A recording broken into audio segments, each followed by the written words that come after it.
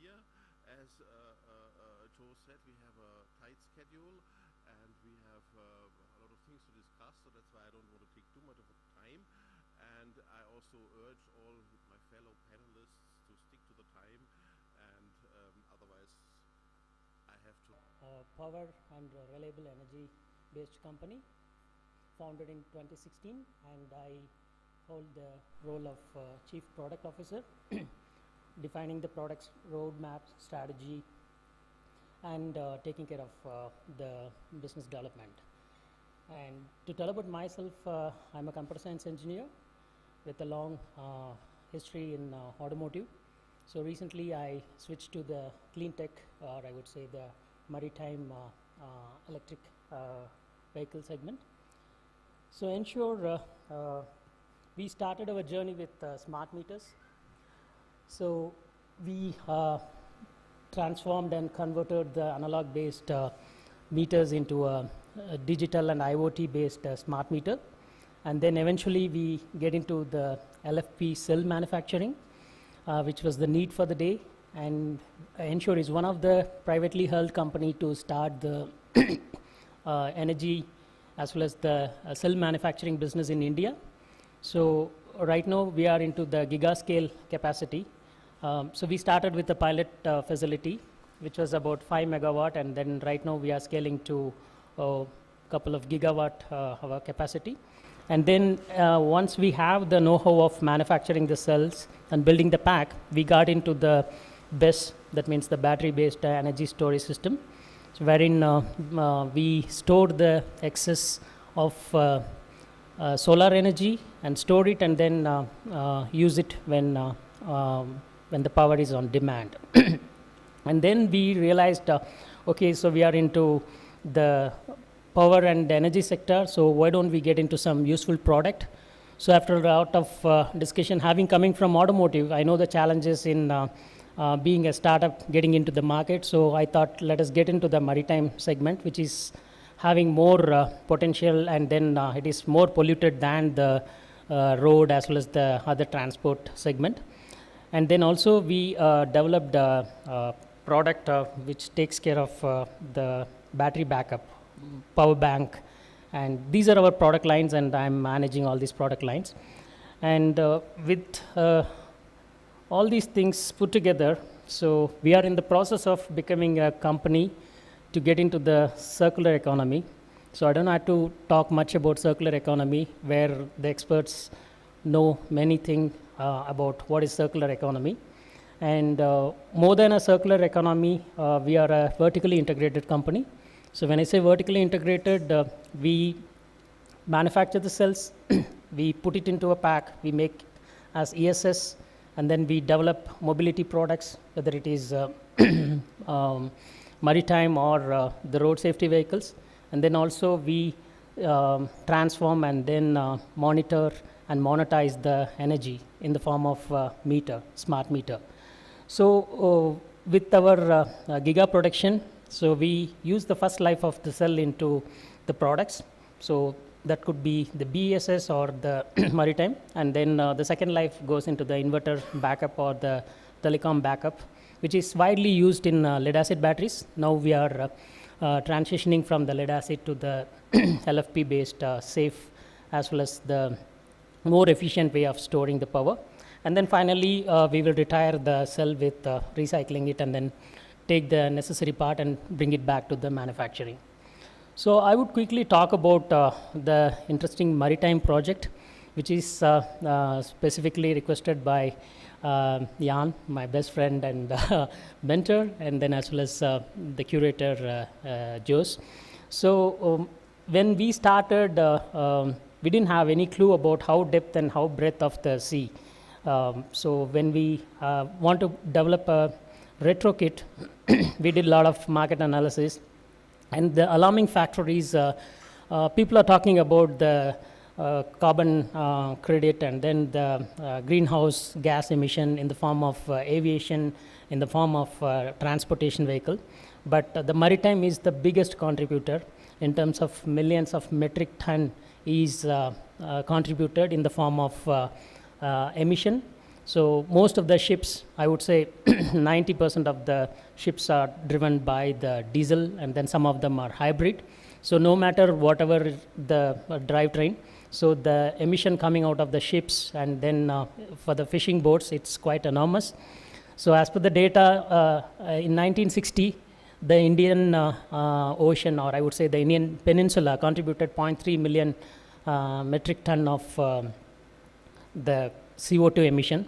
But in 2010, it got almost 4 times, quadrupled to 1.2 million ton. And then 2025 data probably, I didn't have a look at it, or it's not yet available. But definitely it will be more than 3 to 3.5 metric ton of emission. So just think about how much emission is getting into the sea, and then that affects the ecosystem. So what we did is we used our own cells. We built the battery pack. We put the software, electronics. So thanks to my experience in the automotive sector, so it's not a big brainer to build a electric boat with the experience coming from the automotive. And then also we have used the similar motor and the drivetrain. So some modifications were made, and so on the right hand side you could see the product. It's proto. Now it is successfully running in the Bay of Bengal as well as in the Arabian Sea.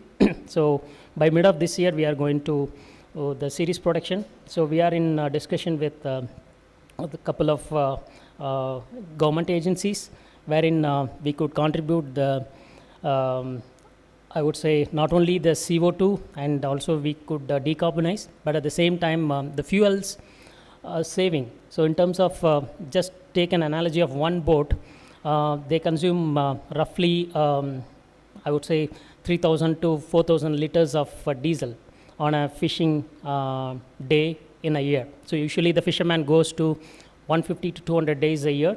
So for a single boat, the contribution and the expenses of maintaining and to bring a livelihood for them is then close to 1.5 lakhs to 2 lakhs. So with the help of these batteries, the cost could be reduced to 1/10. So for 100 rupees you charge, and then you can bring down the cost from 1,000 to 100, which is really a magical number.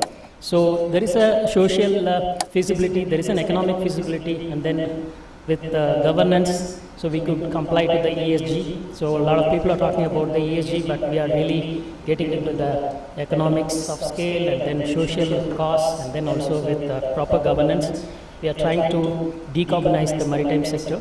So I'm looking forward to connect with someone who comes from the maritime sector, who want to learn, share, and then grow together in the Indian maritime segment, especially on the electrification. You're welcome. And I'm on time. Thank you so much.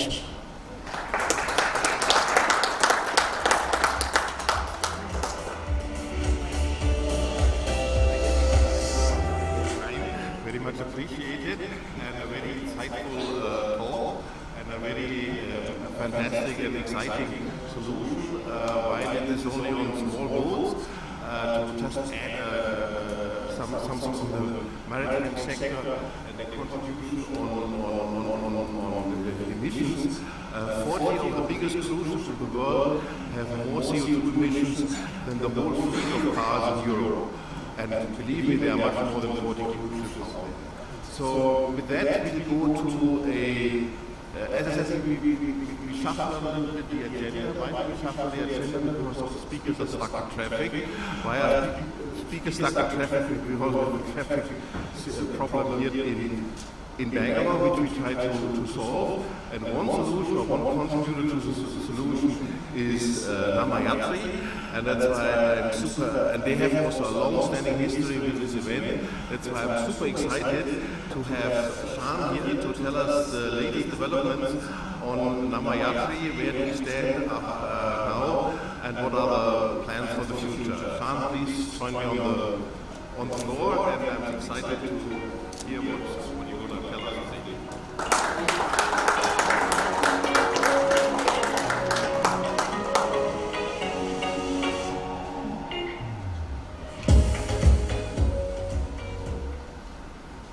Very good morning, everyone. First of all, thanks so much for the organizers and all the participants who have come. So early on the day, a lot of traffic. So I'm going to talk a little bit about what the future of mobility is going to be. Typically predicting the future is always difficult, but sometimes you'll have to take the leap and then see where we land. Rather than predicting specific instances, we will try to see what are the underlying principles, what will be the kind of themes that will emerge as part of our future.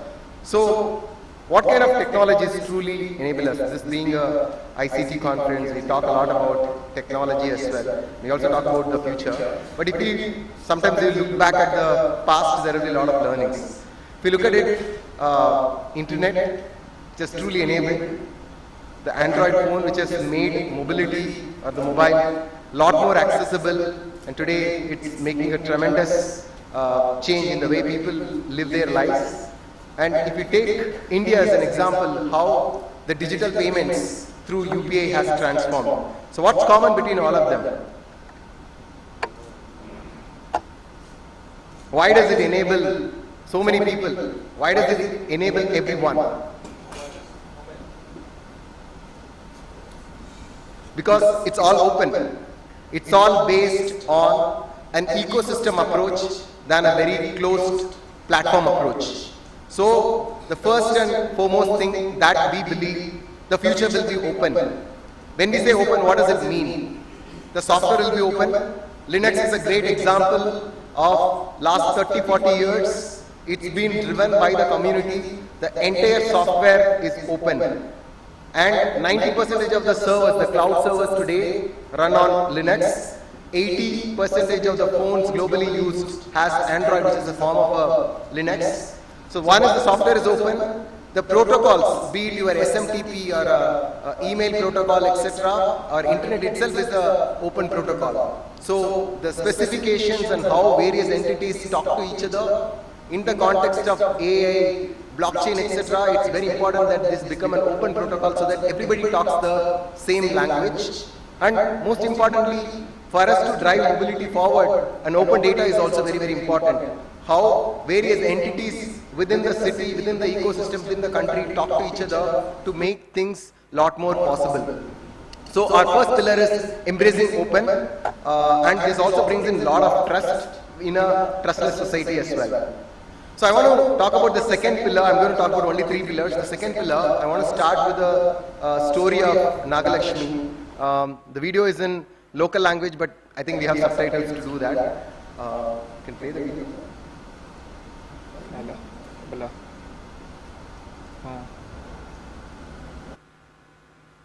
Sound is not there.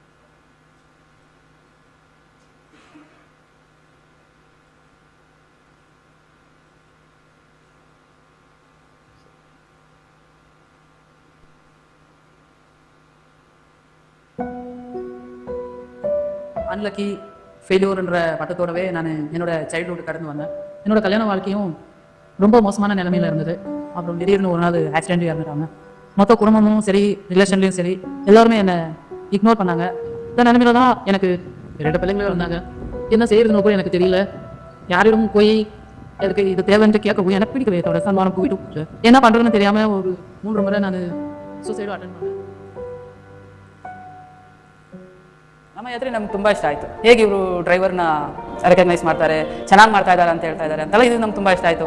So one day ಕಾಲ್ ಬಂತು, ನಮಗೆ ಮಹಿಳಾ ಶಕ್ತಿ program ಅಂತಿದೆ, ನೀವು ಮಾಡ್ತೀರಾ, train ಮಾಡ್ತೀರಾ ನಮ್ಮ ಲೇಡೀಸಿಗೆ ಅಂತೆಲ್ಲ ಕೇಳಿದ್ರು. ಸೊ ನನಗಂತೂ ತುಂಬಾ ಖುಷಿ ಆಯ್ತದೆ, ಯಾಕಂದರೆ ನಾನು ಒಬ್ಬಳೇ ಓಡಿಸ್ತಾ ಇದ್ದೆ, ಬೇರೆ ಎಲ್ಲೂ ನಾನು ಅಷ್ಟು ಜನ ನೋಡ್ತಾ ಇಲ್ಲ, ಇದ್ರು ಅಂದರೆ ತುಂಬ ಜನ ಇರ್ತಿರ್ಲಿಲ್ಲ.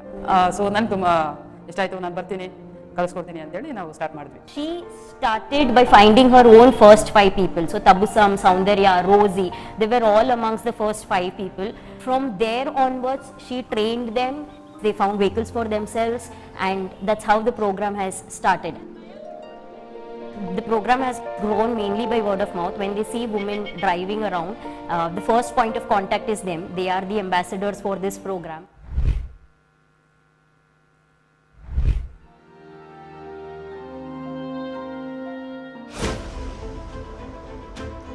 ಮಹಿಳಾ ಶಕ್ತಿ ಅಂದರೆ ಆಟೋ ಡ್ರೈವಿಂಗ್ ಟ್ರೈನಿಂಗ್ಗಳ ಮೂಲಕ ಮಹಿಳೆಯರ ಸಬಲೀಕರಣಕ್ಕಾಗಿ ನಮ್ಮ ಯಾತ್ರೆ ನಡೆಸಿಕೊಡುತ್ತಿರುವ ಒಂದು ಕಾರ್ಯಕ್ರಮ. ನಮ್ಮ ಯಾತ್ರೆಯಲ್ಲಿ ಮಹಿಳೆಯರಿಗೆ ಸಮಗ್ರ ಟ್ರೈನಿಂಗ್ ಅನ್ನು ನೀಡುತ್ತಿದ್ದಾರೆ. ಇದರಲ್ಲಿ ಕ್ಲಾಸ್ ರೂಮ್ ಇನ್ಸ್ಟ್ರಕ್ಷನ್ಸ್ ಮತ್ತು ಚಾಲನಾ ಅಭ್ಯಾಸ ಒಳಗೊಂಡಿರುತ್ತದೆ. ಈ ಪ್ರೋಗ್ರಾಂನಲ್ಲಿ ವಾಹನದ ಭಾಗಗಳು ಮತ್ತು ಬಳಕೆ, ರಸ್ತೆ ಸುರಕ್ಷತೆ ಮತ್ತು ಕಸ್ಟಮರ್ ಸೇವೆಯನ್ನು ಒಳಗೊಂಡ ಸೆಷನ್ಸ್ ಅನ್ನು ನೀಡುತ್ತದೆ.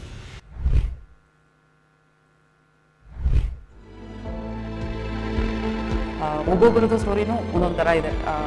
ಫೈನಾನ್ಷಿಯಲ್ ಪ್ರಾಬ್ಲಮೇ ಆಗಲಿ, ಮತ್ತು ಅವ್ರ ಮನೆ ಸಿಚುವೇಶನೇ ಆಗಲಿ. ನಾನು ಹೇಳೋದು ಒಂದೇನೆ, ಇದುವರೆಗೂ ಕಷ್ಟಪಟ್ಟಿದ್ದೀರಾ, ಇನ್ನೂ ಒಂದು ತಿಂಗಳು ಕಷ್ಟಪಡಿ, ಅಷ್ಟೇ ನಾನು ಹೇಳೋದು. ಜಸ್ಟ್ ನೀವು ಕಾನ್ಫಿಡೆಂಟ್ ಆಗಿ ನಿಮ್ಮ ಪ್ರೆಸೆನ್ಸ್ ಮೈಂಡಿಂದ ಕಲೀರಿ. ಇದನ್ನು ಕಲ್ತಾದ ತಕ್ಷಣ ಒಂದು ತಿಂಗಳಲ್ಲಿ ನೀವು ಗಾಡಿ ತಗೋತೀರಾ. ಆ್ಯಕ್ಚುಲಿ ಎಲ್ಲರೂ ಗ್ರೋ ಆಗ್ತಾ ಇದ್ದೀವಿ, ನಾವು ಒಬ್ಬರೇ ಆಗ್ತಿಲ್ಲ. ಇದೆ ಟೀಮ್ ವರ್ಕ್ ಅಲ್ವಾ, ಒಬ್ರಿಗೊಬ್ರಿಗೆ ಕೈ ಜೋಡಿಸಿ ನಾವು ಎಲ್ಲರೂ ಗ್ರೋ ಆಗ್ತಾ ಇದ್ದೀವಿ.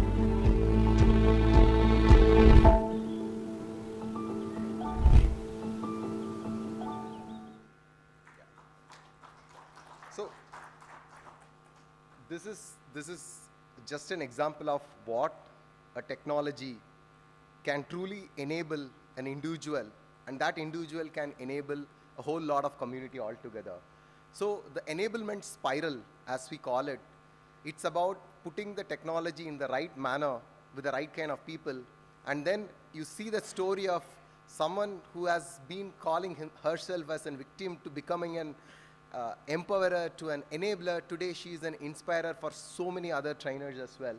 So that's why imagine that this technology can enable so many women drivers as well, or so many other people who have been not having access to this kind of an opportunity. That's why our second pillar is, in the context of everyone talking about AI, technology, automation, etc., all this technology has to embrace people. It has to be a people first approach. It has to be very inclusive. It has to be very, very empathetic. So that's our second pillar. Third pillar, we fundamentally believe that a future has to be more integrated. More integrated in the sense like the Western and the Eastern philosophies have to come together. Your tech, design, and people have to come together. What they call it as Satyam, Sivam, Sundaram have to come together. And most important integral approach in our thing is, how do we get Samaj Sarkar Bazaar, which is government, community and business coming together and truly innovating for population scale at a price which is affordable for the entire masses as well. So we believe a sustainable and inclusive mobility is possible only through an integral approach. So that's why we are building the Linux for mobility, which is affordable, it's people first, it's open, and it's going to integrate a lot of things as well. And in India, we are working with multiple governments, multiple public transport organizations. So the future cannot be just ride hailing or auto. It has to be public transport truly integrated, and public transport has to become as seamless, as convenient as booking an auto or a cab. And that's why government, working with government is very, very important. And being part of open networks like be it Beacon, we have multiple sessions later in the day, or ONDC is important. And embrace the business for innovation and attracting the right kind of talent as well, and truly think of global expansion as well. Future, what will future bring? We don't know, but I think there are some of the things like, okay, new ownership models will emerge. The people who participate and contribute to the network will start owning the network as well. And mobility as a service will emerge, right? You can have a metro at home, as in it will be as convenient as traveling in a metro from home as well. It will be a lot more localized. If it is a local language, it has to be enabled to that. Definitely we all know that, okay, electrification is going to be the new mode, and definitely new modes will start emerging as well. So the third pillar is, it has to be integrated and bridged to the future so that there is a seamless thing. So just to summarize, the future of mobility will be open, people first, integrated, and will be future ready and bridged to the future. Yes, thank you so much. Thanks everyone.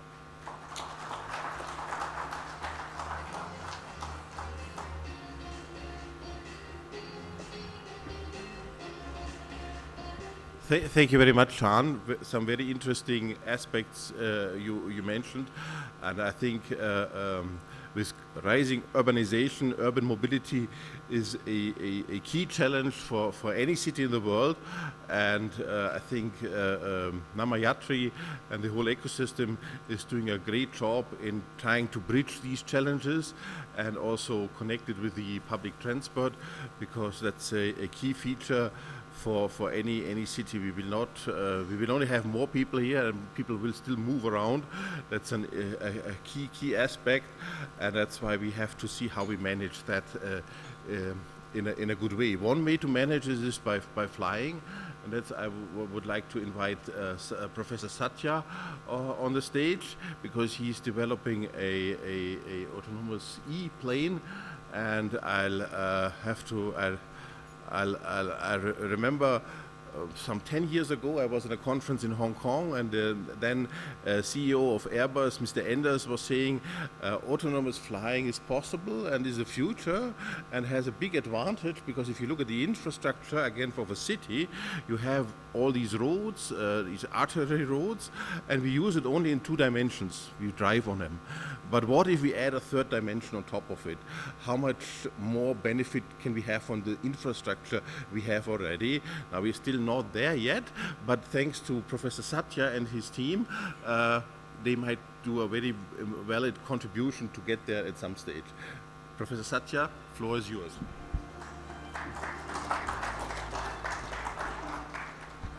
Thank you so much. Very good morning. Very proud to actually follow up exactly after Namayatri. I think the real future would be Namayatri actually starts flying planes that we make. Right, so I mean, why not? We should actually be aspiring for that. So let me just start with a short video. Let me see if I can play this. Is this? Can you play this video?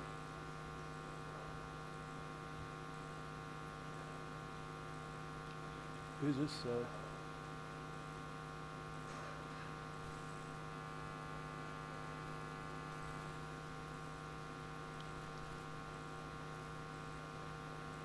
Not playable?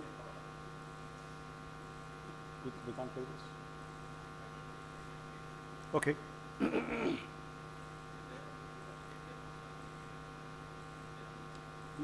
should be, I don't know exactly.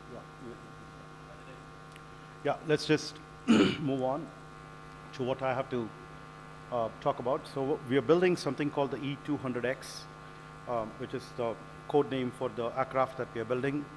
The primary use cases for this are healthcare, cargo, and people transport. Of course, people transport is what many of us would actually be interested in, but I think healthcare in terms of air ambulance is also pretty important. The starting version of this that we will actually commercialize in the nearest future would actually carry 3 people. That would include a pilot, though. So it's actually 1 pilot plus 2 passengers, but upgradable to 1 pilot plus 4 passengers over time. It has the shortest footprint of about 8 meters wingspan. For this kind of capacity, we are aggressively the most shortest in the world.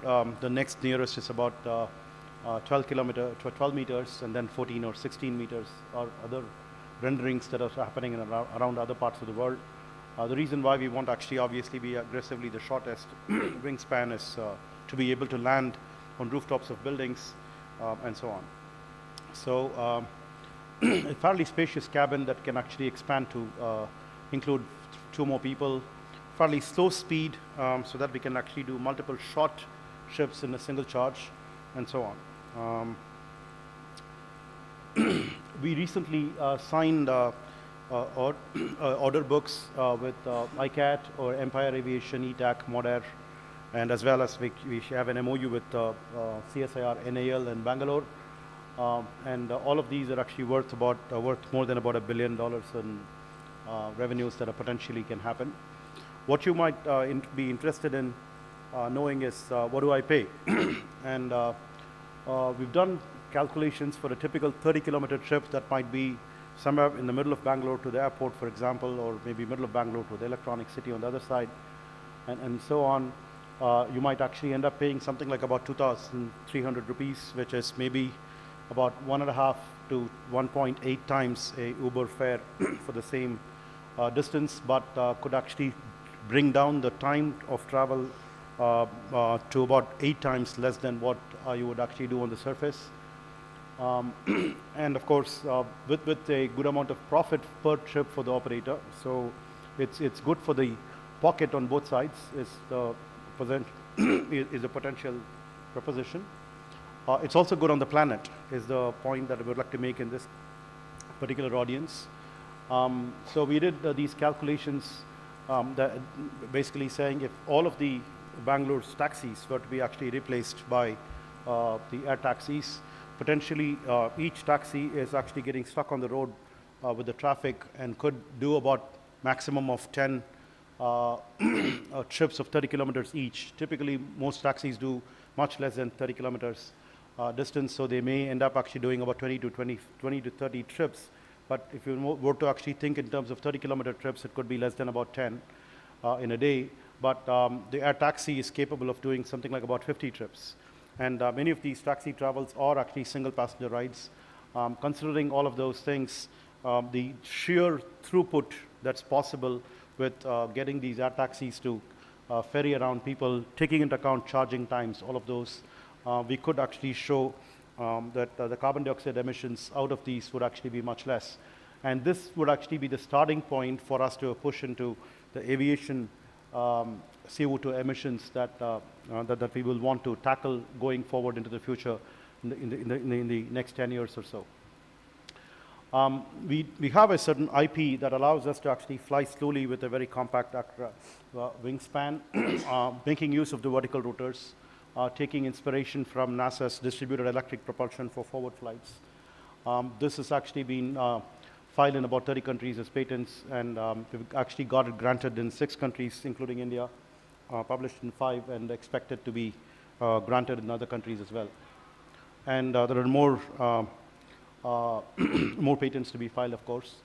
On the left-hand side of this slide are actually all the hardware stack that we develop. On the right-hand side is the software stack that we develop. So we are kind of fairly vertically integrated as far as the aircraft alone is concerned, but we also actually get into things like ground control software, fleet management software, and all of those things for multiple aircraft to operate at the same time. But we do actually have fairly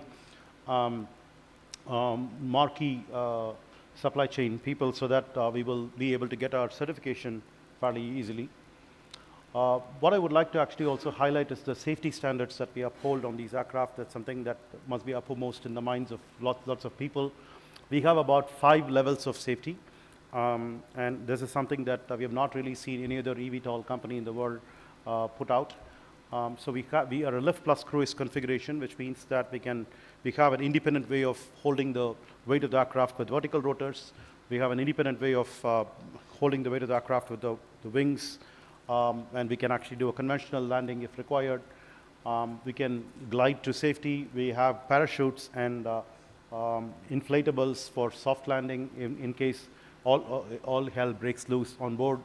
And if even that fails, we can actually, and we happen to crash, we can actually withstand about a 16 G impact, and the cabin would still survive. And the probability of any of these failures that happens also is actually extremely low, with lots of redundancies on the powertrain. When is it all going to happen? It's actually around the corner. We expect to have our first prototype of the air ambulance by middle of this year, by June. End of this year, we should actually have the second prototype.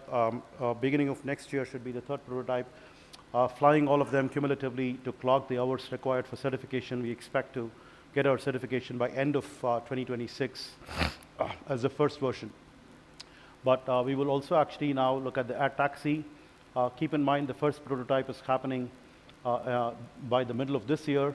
But after we finish the air ambulance prototypes, we will turn to the air taxi prototypes, and then we need to do a supplementary type certification. So once we get our certification for the air ambulance in end of 2026, in about another 3 months, we should actually get the air taxi certified. So the wait is for about a couple of more years for this to happen in reality, with all the testing that we will be able to do and get the certification done. And similarly, the air cargo would actually be another 3 months later in the middle of 2027. We have a team with lots of experienced people. with test pilots and people from the military as well as from aviation sector and software and so on, with cumulatively about 200 plus years of experience from about 120 plus people. I think this is not very important in this particular thing. We have raised about 20 million US dollars in about 3 rounds, and some of the climate. So one of the things that I could actually highlight is some of the climate funding people are actually as part of our cap table, which is something that I'm proud about in this particular audience. Thank you so much for listening to me.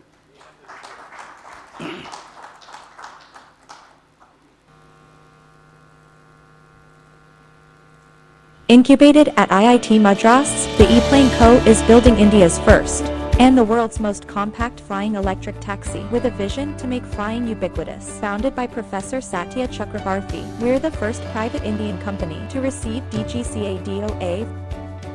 Our team has designed, developed,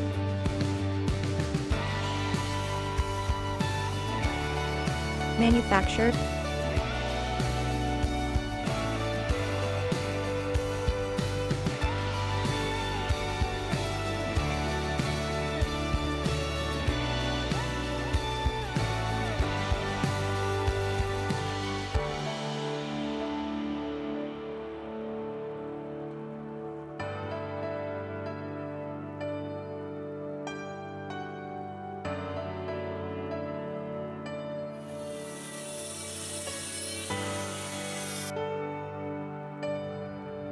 assembled, and tested.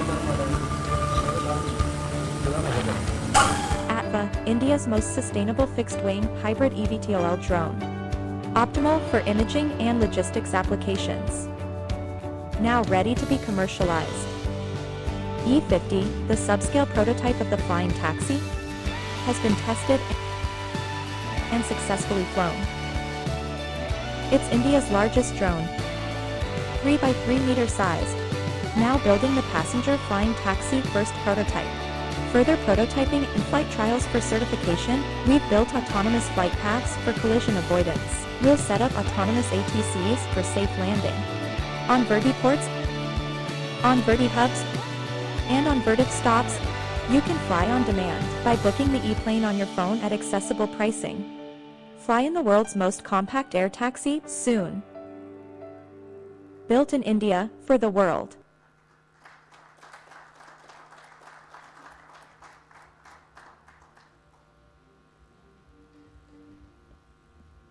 Thank you very much, Professor Satya. This was super exciting, and I hope next year's Future ICT Forum you can land your vehicle here and enter in style.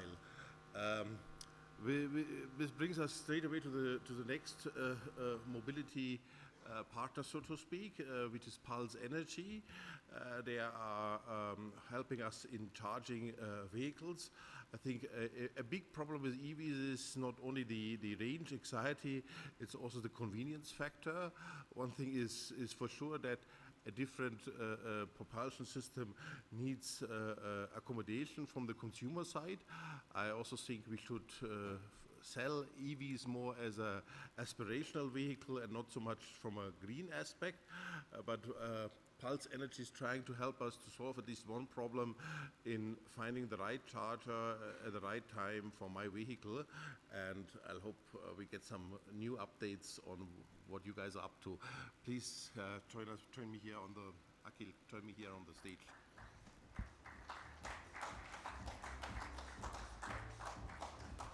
Thank you so much, everyone. Good morning. It's going to be tough following a flying taxi, so I'll try my best in explaining what we do. So my name is Akhil. I'm one of the co-founders at a company called Pulse Energy. We are effectively, think of it as a digital energy platform. We're one of the largest one in India right now. So just to give you, I'll just give you a brief of what we do, and then I'll get into sort of why it's worthwhile kind of listening to the story. So we started 2 years back, impressive growth. We've connected to almost all charging networks in India. Think of our mission is to essentially connect each and every energy resource, be it a battery pack, be it a charger, be it a solar panel. All of them needs to get connected. We're doing this in a privatized way. but our mission is to kind of enable anyone to participate in that ecosystem. And how do we do that, right? So there's a brilliant video, not going to play it now, but definitely up on YouTube. It all started with a very simple problem statement. The Uber cab drivers in India had a difficult problem trying to access charging networks across India. They had to juggle multiple applications. Uber came to us and said, hey, how do we solve for this? Is there a better way to solve for this? And we just said, okay, you know what? One, we have the tech to connect everyone together. Second, we're going to make this really intuitive for the user, which is put this inside WhatsApp, right? So that's the simplest form of communicating to a driver. And that's what's happening, and it's about 2,500 drivers, a lot of transactions that's happening through WhatsApp itself. So let me just go deeper into the guts of it, right? Like, why is this such a problem? And this is just a problem globally. We need to start looking at this as how do you solve this problem at a fundamental level. So what you're seeing here is how traditional networks speak to each other.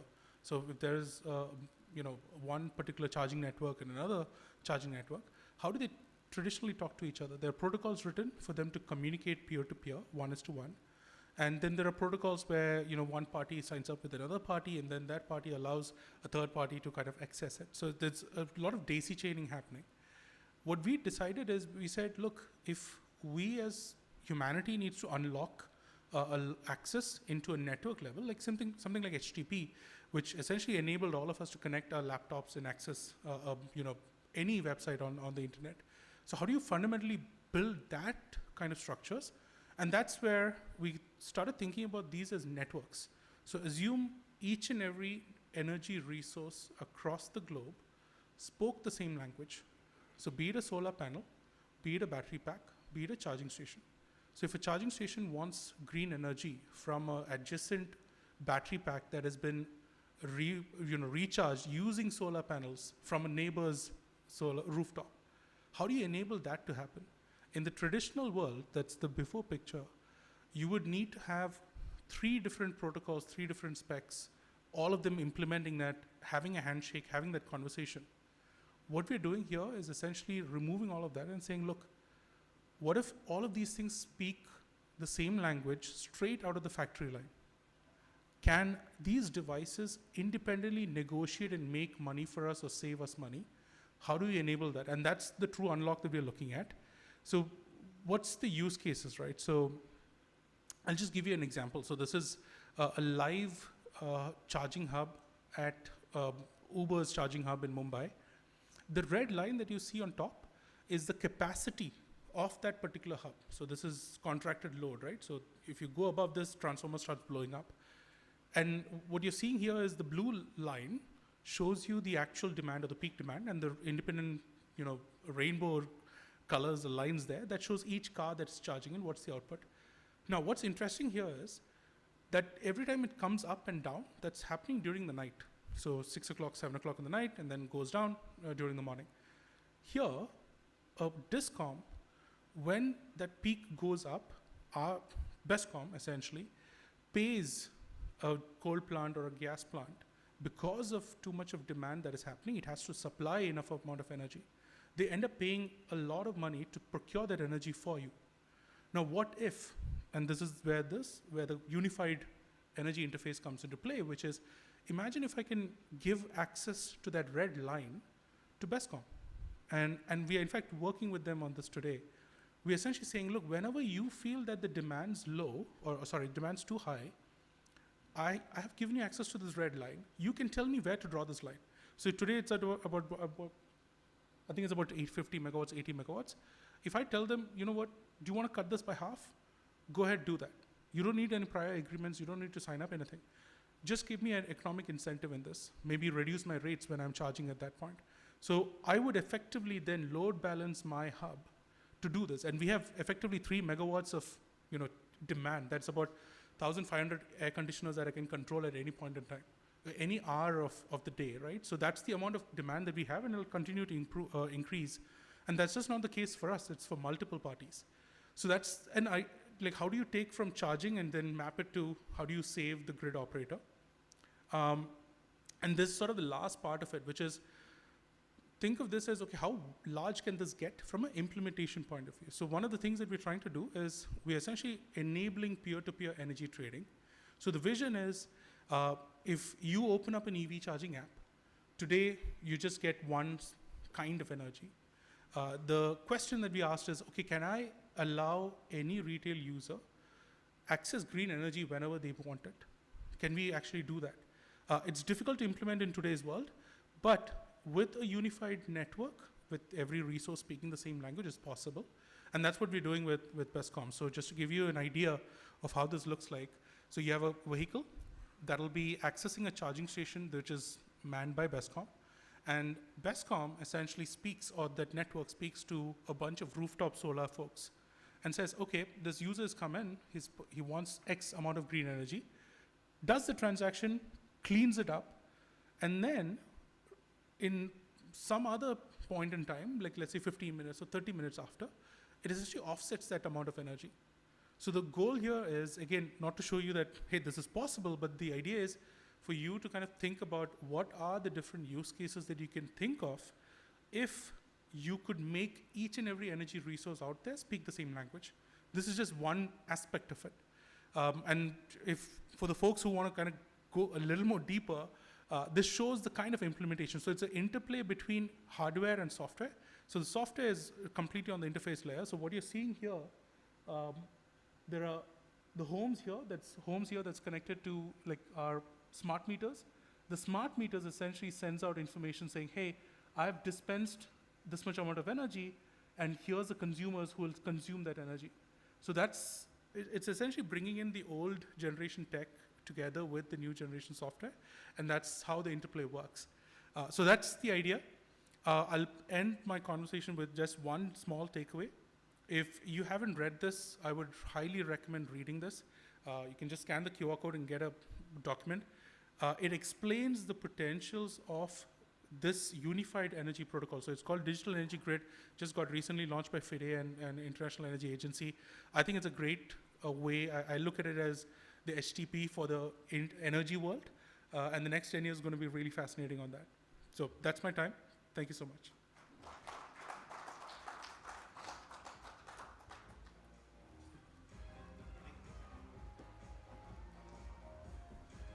Yeah, thanks again.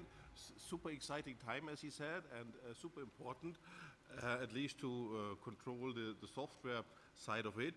Obviously, there's a lot of hardware also to follow. With that, we go to Rohit from Talisma. I'm happy to have him here, and he will. We shift now a little bit from we put now the human factor more into the center. So Talisma bridges, so to speak, technology and the human factor and AI. And I'm super excited what Rohit will present us today. Please, the floor is all yours.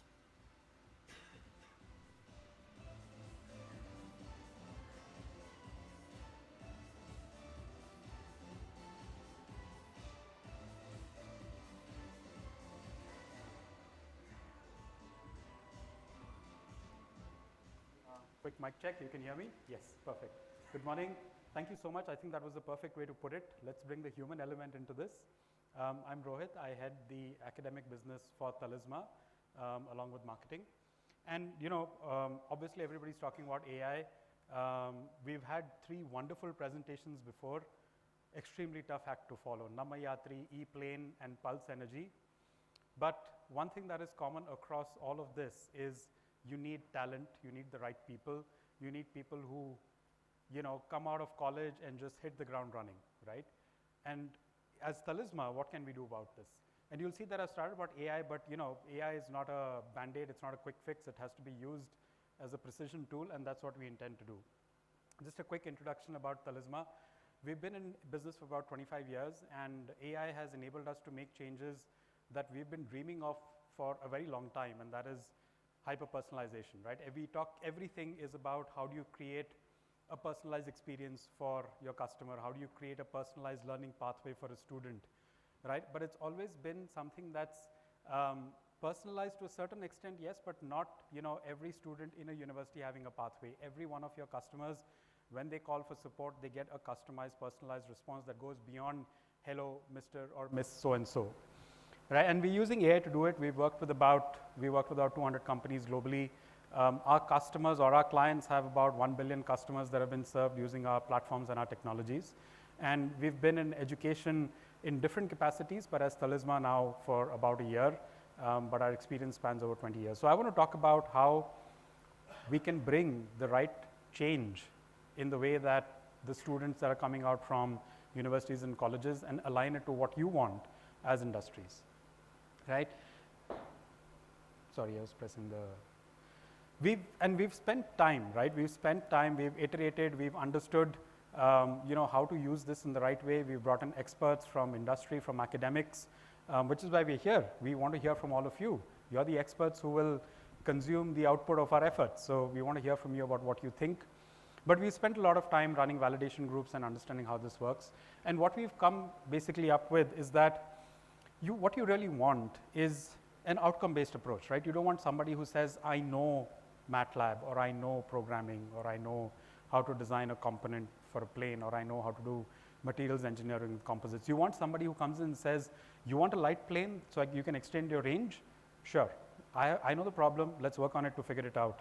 You need to have students, give them the ability to figure out that I'm learning skills. I'm not doing courses in college. I'm learning skills. The test is not to test what I know or don't know. It's about testing my competency level in that skill. But equally important is how do you understand where to apply those skills, right? If I know, something that's phenomenal, but I don't realize that this is the area where I apply it, then what good is that?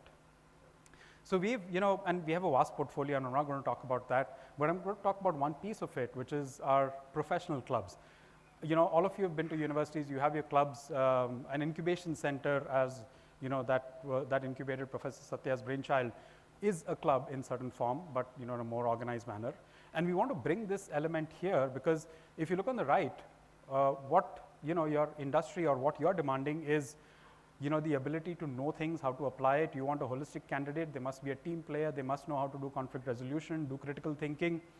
But our education sector is saying, here are your subjects, here's the test, here's the exam, write it. If you get good marks, you pass, you go for campus placement, or you apply for a job elsewhere, right? The second biggest problem is for our students, and we really, we work closely with Atal incubation cells, because one of the biggest challenges today for students is how do I go out and talk to people in the industry? How do I meet the titans of industry who are doing things that are different? How do I understand from them, what has been their thought process? We all see the, the success or the output of it, but we very rarely get to see the steps that built up to it, which is more informative, which is more insightful. Hopefully we can learn from others' mistakes. It's easy to say, very tough to do. So we're looking at solving these problems, right? This is what a professional club is intended to do. Now, there are multiple ways in which that we can use this. We use a lot of AI in order to curate the job market, understand what skills are being demanded. You could have a job posting, for composite materials. You could have a job posting for, the protocol that Pulse is, devising. You want those skills, and you put that in your job description. We have about 3.5–4 crore job database only for freshers, and we've mapped out what are the skills that are required, what are the underlying degrees that are required. And then we're able to go back and match that and say, this are the skills that you're learning in college in your course. These are the skills that the market is demanding. What's the delta? Let us help you not only understand how to fill it, but also understand how you can apply it. What is the industry view on it, right? Equally, this is for job seekers, but what about the job creators, right? Understanding what the market is doing with insights from all of you here. Think of the power that it would have to a student who has an idea sitting in second year or third year of college, a BSc degree, BCom degree, an engineering degree, and saying, I have this great idea. How do I know whether it's valid or not? If somebody came from you, from this community here, and said, this is how you think about fleshing out your idea. This is how you validate it. This is how you take the next step to bring it to something that actually is relevant to the market today. That market insight becomes critical. The input from experts become critical, right? And then, of course, it's very straightforward from there to use AI. AI has caused a lot of problems for us, but it's also the magic bullet that solves a lot of those problems. to create, very customized profiles. Students can go in and look at what industries are there, what are the various verticals, what do they offer, what are the job roles within it. Who would have thought that an AI ML engineer could potentially get a job as a radiologist? And this is what the job market says, that they want radiologists who are able to use AI and ML tools to quickly understand and analyze things that otherwise may not be visible. That's how you do early detection. You look at patterns. You're not just looking for, something that is explicitly there in your imaging. Now, what we're doing with these clubs is we're helping them learn topics, which is, straightforward. But more importantly, how do you apply that in the real world, right? How do you help a student stand out? That's equally important. A very simple thing, how do you get a student to be confident when they're talking to somebody senior in an interview? How do you not just, get them to just stay quiet because they don't want to, say something that they think is incorrect? How do you give them that confidence? So we've curated a whole bunch of clubs, and we'd love to have, some of you come in and be a part of it. These are the clubs that you're already working with our customers across the country, working with NITE, working with Erode, Muthoot Business School. And as we move forward, we'll keep building it.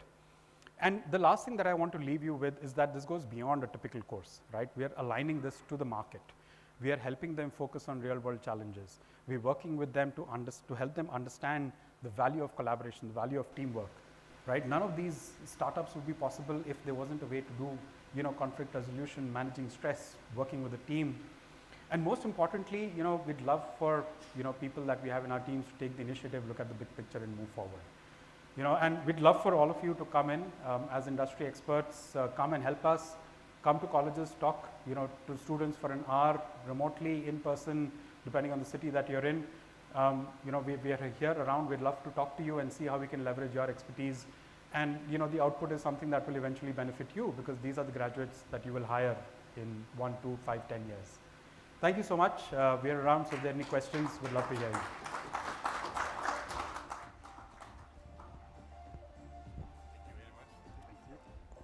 Thank you very much, Rohit. This was very exciting and very, very important also, how to get the human resources in control. The next, I'll have the colleagues from DigiSafe joining me here, and we can talk for hours and in conferences endlessly about climate change and about sustainability. First of all, climate change is here to stay. Whatever we say, it will not go away, and I also don't think that the famous 2-degree goal will be achieved. It will be rather 3 or 4 degrees. That means we need to be either more resilient, and we have to mitigate risk. And one way to mitigate risk in our system is an insurance. And that's why I'm super happy to listen to Anupam and Sonam to tell us what kind of products they have on offer, especially for the agri-tech side. So please join me here on the stage.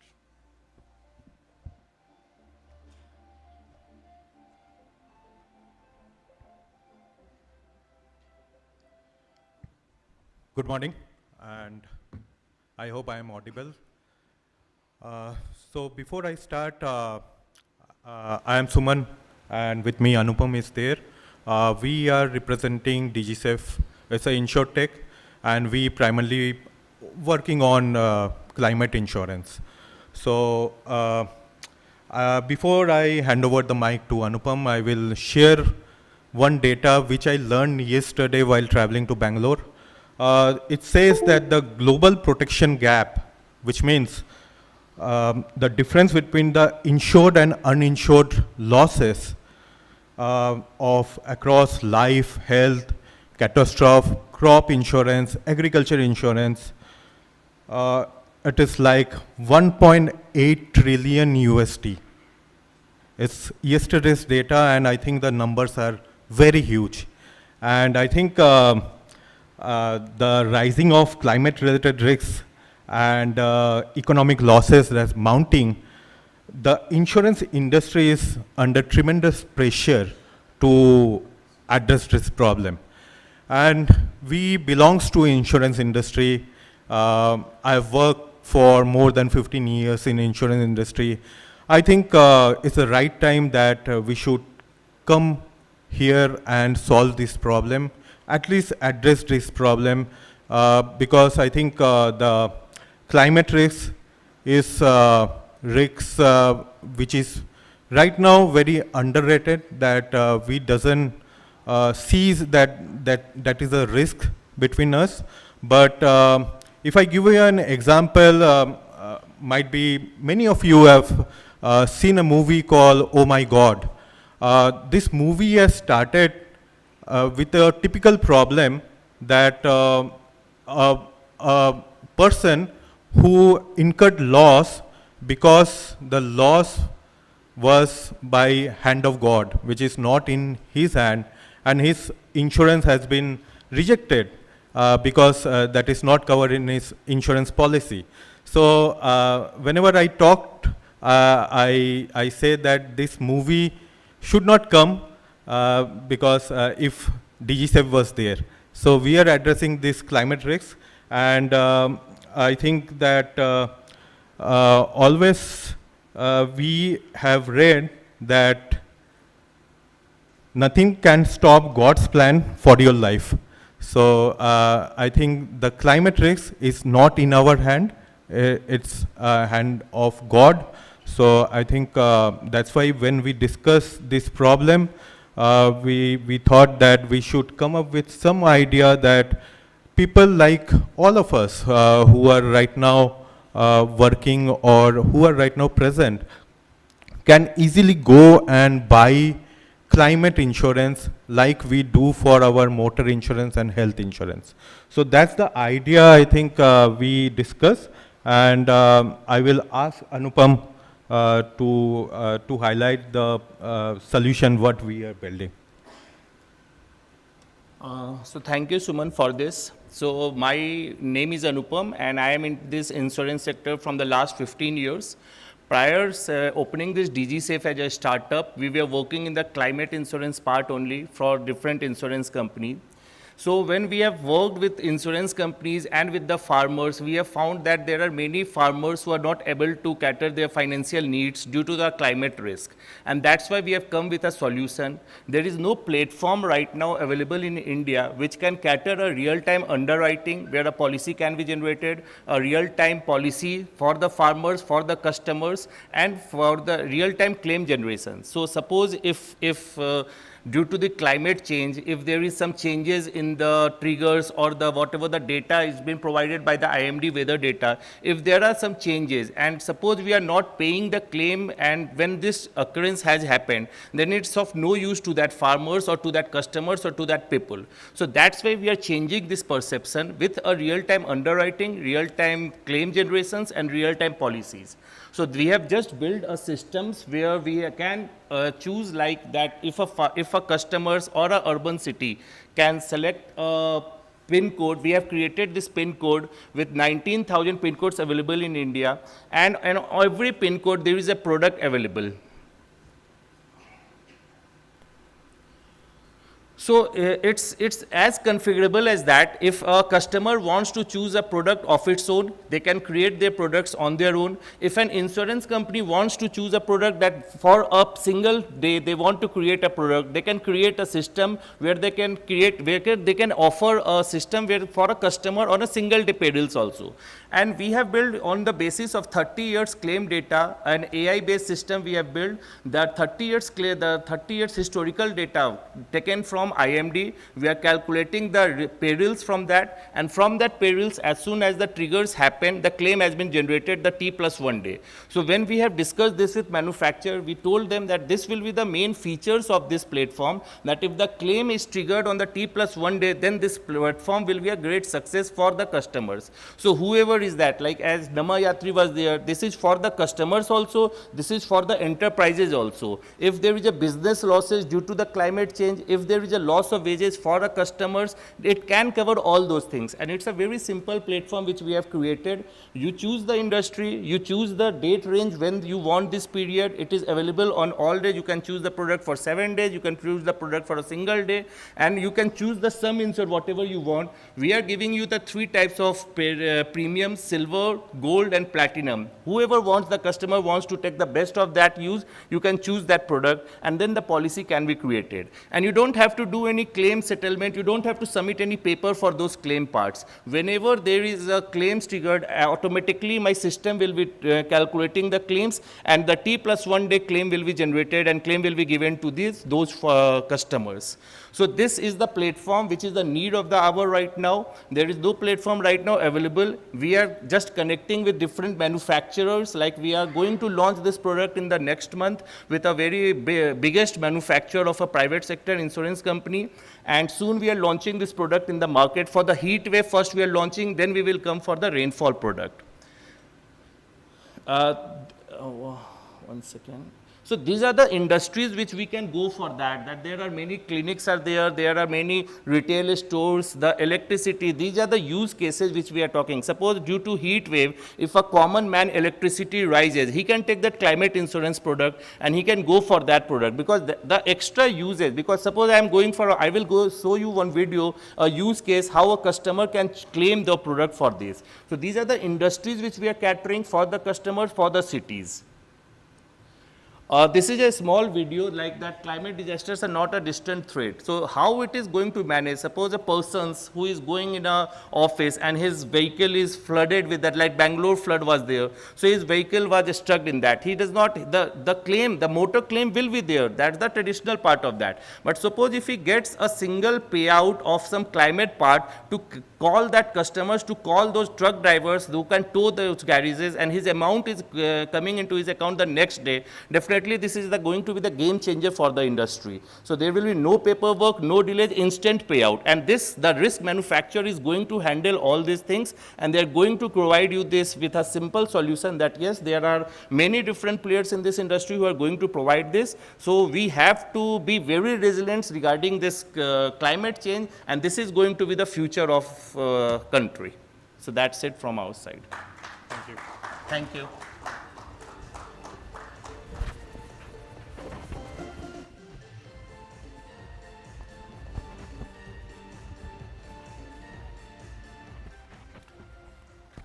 Thank you very much. So, this is, I think, very important products, and we'll see a lot of use cases in the years to come, I'm afraid.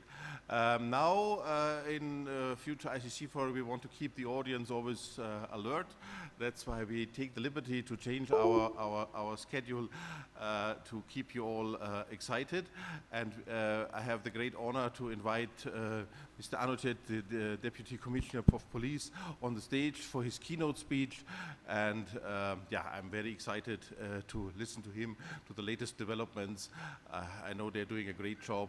And yeah, please join me on the stage.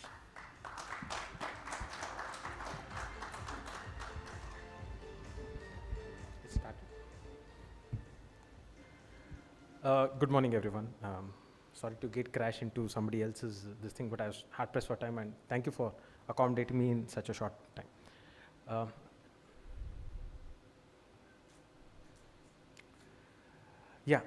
So in the previous ICT forums, I was able to present on what we were trying to do with regard to use of technology and leveraging AI for traffic management, and today I'll just present on how they have impacted and yielded results in traffic management.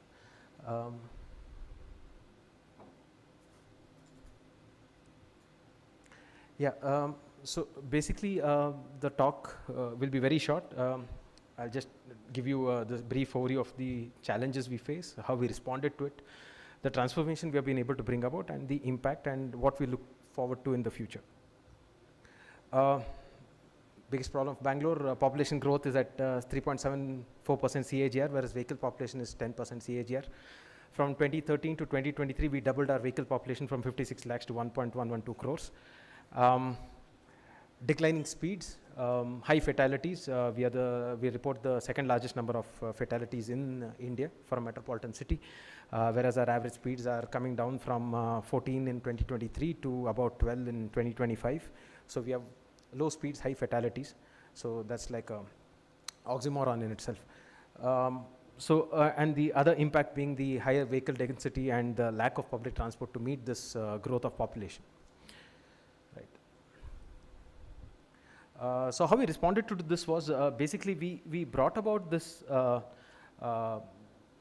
two technological interventions. One at the macro level through a platform called Astram, which is a stands for Actionable Intelligence for Sustainable Traffic Management, which is a big data platform, uses AI, collates data from multiple sources, gives us insights, actionable insights, helps us in response management, and we can then take data-based decisions and then also communicate to public through various forums. And what Astram does is it basically helps in congestion management, it helps in special event management, it helps in incident management, and helps in formulating policy and our responses to certain events which might occur. So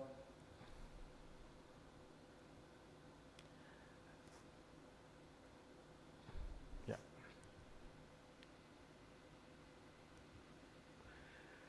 So the transformation that we have seen in journey started in September 2023. We started with giving automated congestion alert whenever the congestion went beyond the tolerable limits, and we have traveled from reporting incidents, we went to adaptive signaling. Right now we are doing traffic simulation modeling, and we have done the first rudimentary form of an agentic AI by name of Pragna, which gives us automated responses to what we need to do and take decisions on its own. Now, at the micro level, we have been able to implement this Bangalore adaptive traffic control systems in about 165 junctions, which basically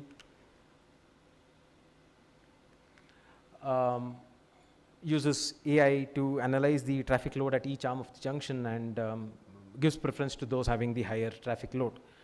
And what we've been able to do now is that we understand what is happening by way of taking data from multiple sources.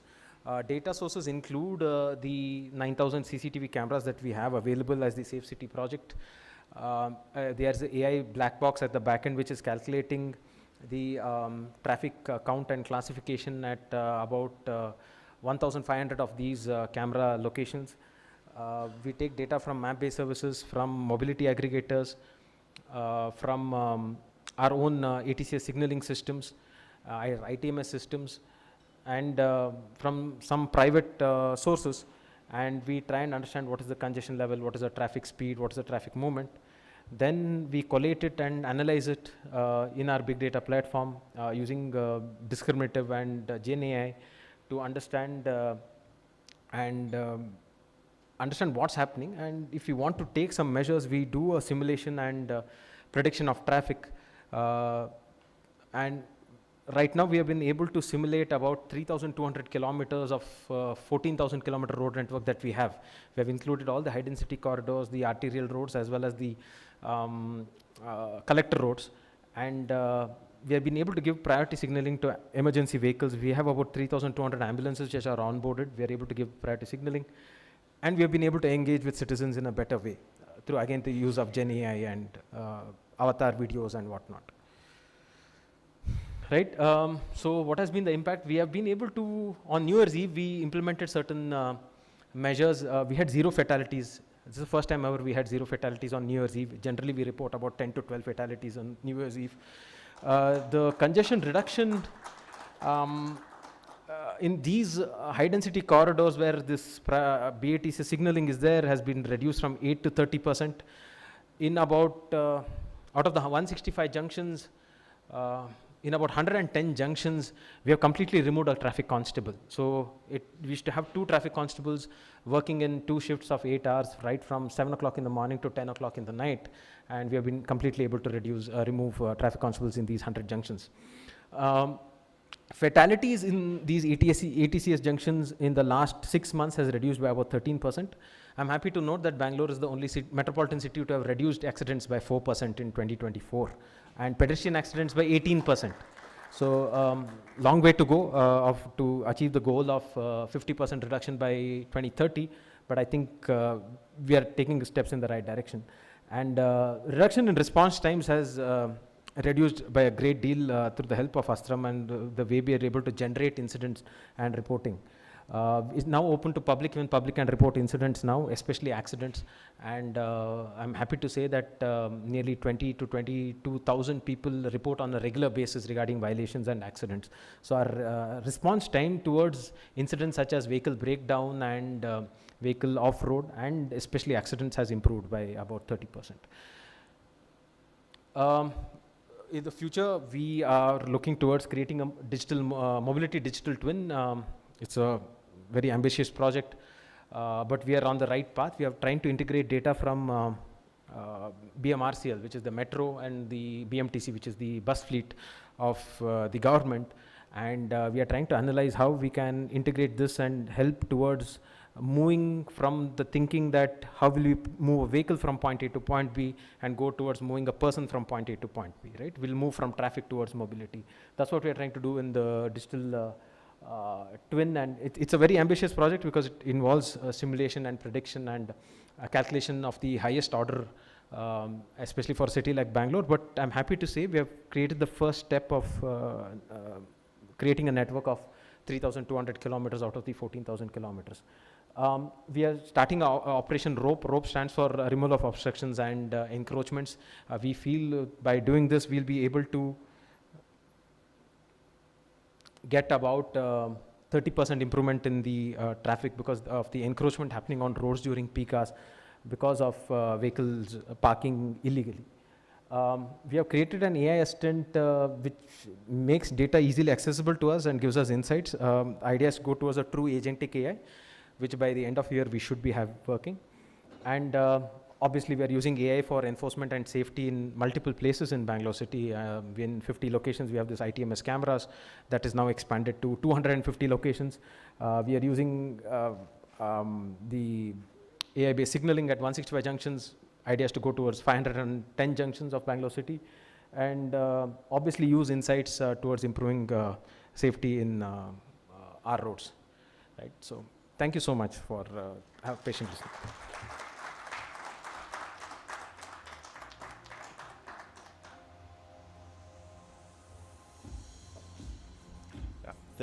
Thank you very much. I think they're doing a wonderful job here, and but one thing we should all ask ourselves, how can we support them also? Because I always believe that half of our traffic jams here are due to bad driving, and that's ourselves. So let's try to make their lives easier and be more disciplined. The next, since we are in the mode of keynote speeches, I would like to invite Sanjeev Gupta from KDM to join me here and give his speech. And yeah, KDM, many people know already, and I can, especially to international companies, always recommend them as they are a good first point of contact, and I strongly also support their Go Beyond Bangalore initiatives. Please, the floor is yours. Thank you. Thank you, Jose. Very good morning to all of you. Jose, I always wonder, how do you design these topics, right? Future of urban living, technology, trust, and sustainability. And I was thinking, what should I speak on this topic? To be very frank, I have to take help from many people, including ChatGPT as well, right? But, you know, it's like a topic which is very important for all of us. Are we thinking seriously on this topic? Is a question mark which comes out. And even if you're thinking something, are we doing something for that? It's another level of question which comes up. So my point of view, which I want to put forward, is that no matter what technology is inside you, outside you, going to be more deeper in you, going to be more outside of you as well. You like it, you don't like it, it's gonna be there. Now, if that's the case, then there's a question mark in terms of how do we see the future of the urban living? Well, some of the statistics might be very simple to say that in India itself, approximately 900 million population will be living in urban areas.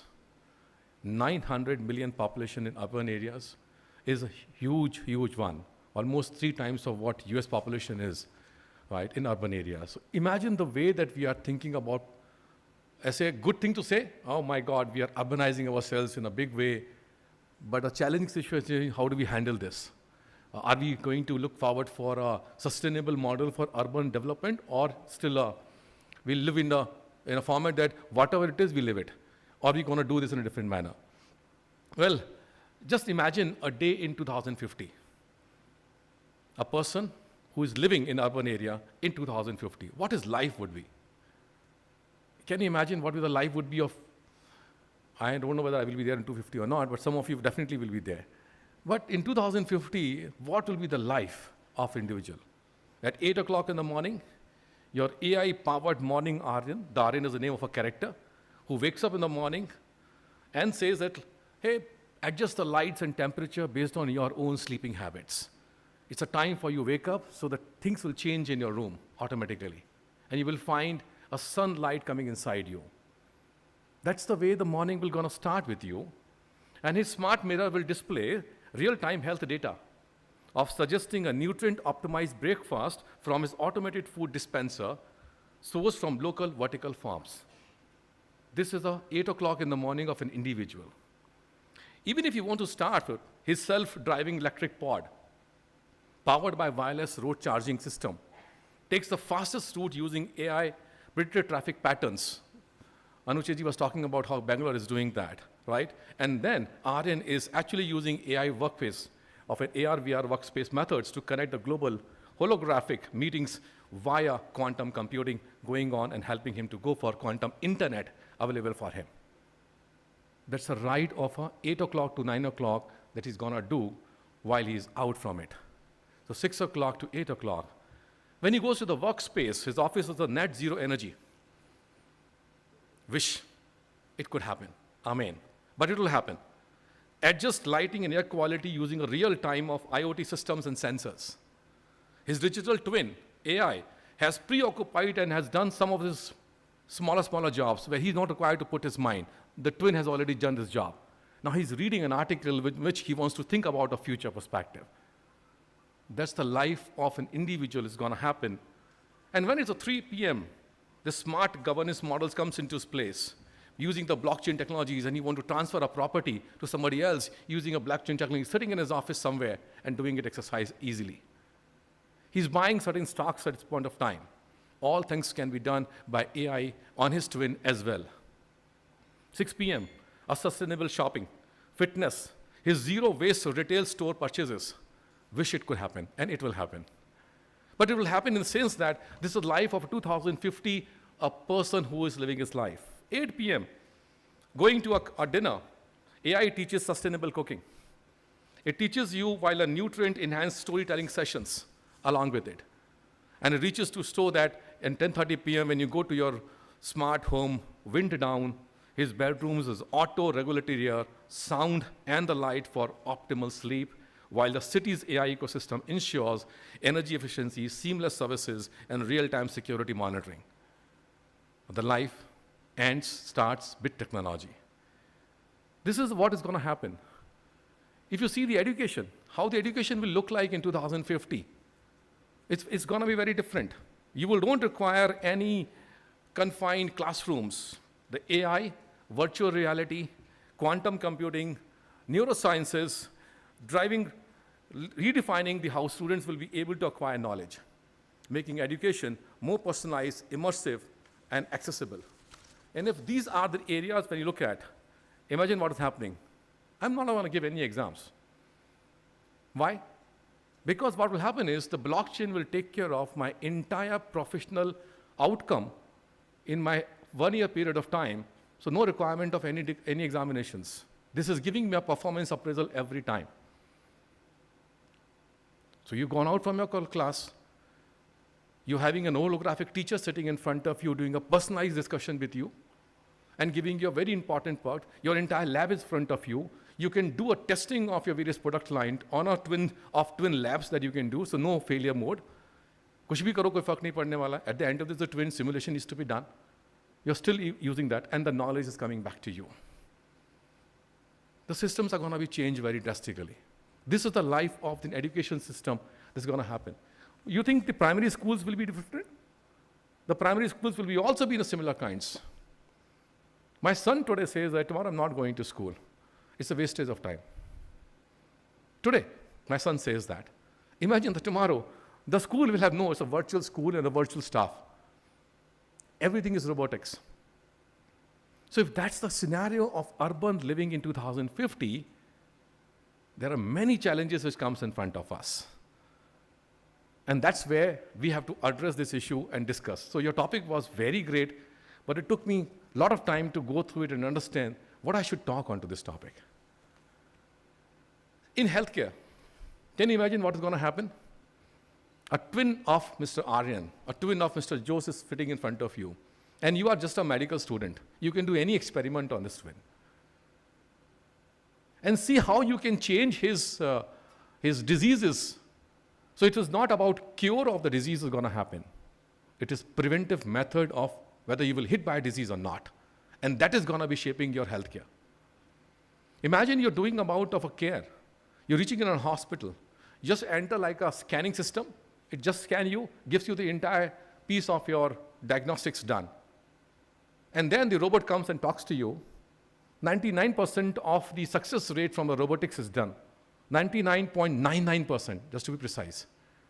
As on today, imagine in 2050.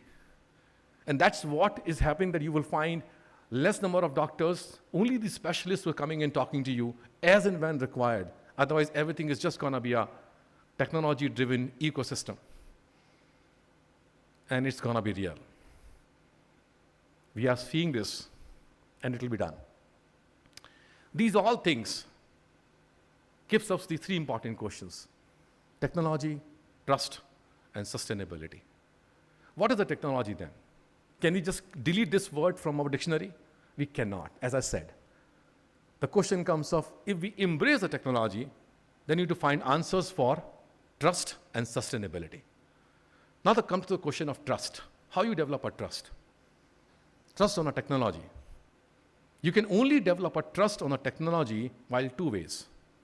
One, use it, face it. The second one is work on the larger good of defining certain frameworks.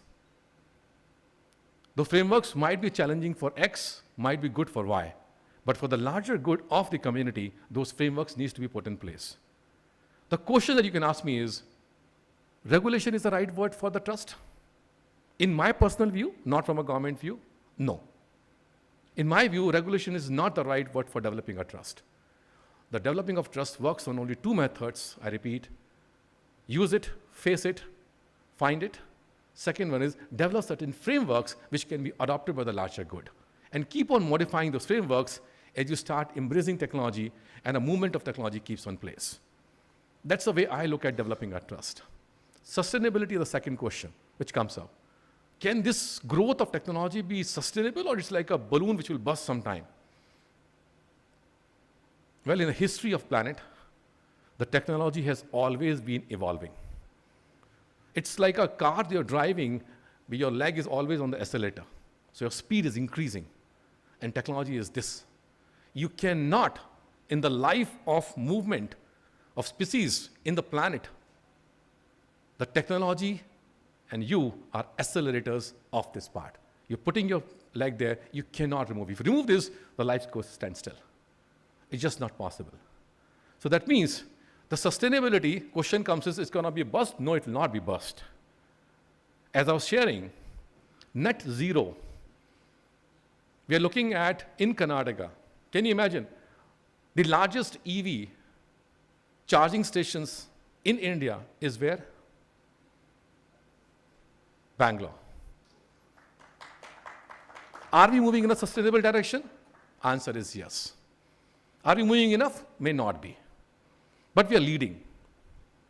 61% of your power that you're consuming is from renewable sources. 61% of your power. Friends, when you talk to your clients, you can proudly say that I'm serving you with a clean energy, at least 61%. We are going to make up much more version of this, 16 gigawatts of renewable energy. And that's the direction that we are taking up. Net zero from the perspective of building an architecture of the buildings is on a work on. Any industry that you pick up today, a semiconductor industry, a manufacturing industry, or service industry, everybody talks about an agenda of circular economy. Even the government is talking about the agenda of circular economy and talking about net zero. our Prime Minister talks about of net zero. Though we are, as you all know from the history, we have been pushed by the various developed economies to be unsustainable. And I'm very open with that front. We have been pushed very hard by the developed economies to be unsustainable. And this country stands up and says, we're going to be the most sustainable as early as possible than anybody else, with the way that we design our technologies for us. It's India for India and India for the world. That's the way we are designing our own ecosystem. So for me, the sustainability is a journey. Can we be sustainable one day? 70, 80, 90, 99% maybe, but it's a journey. You cannot reach that stage of sustainable because something new will be upfront for you to looking at this. The question that we should look at is, are we in the journey of sustainability or not as an individual? And here comes the principles of our own father of the nation, Mahatma Gandhi. He says very clearly that if you want to start something good, start from your own house. Make your house better, your society and the community will be better, the state will be better, the country will be better, and then the world will be better. So let's make a promise for ourselves. Use technology, embrace technology, live for it, accelerate that technology adoptions for the better good, develop certain frameworks that we can adopt or communicate, and third is drive your sustainable models in your house today with your own efforts that you can do and collaborate in industry. Karnataka is on the journey of that. Karnataka is demonstrating that in terms of the leading state while talking about of clean technologies that are coming out from the state of Karnataka. I can go on with some of the facts more and more on this, but my passion that it comes out very frankly is a difficult topic for me to talk. But my passion also says that I'm with you to make a change from my house to the state and to the country. Join me in this community. Look forward for this. Thank you so much.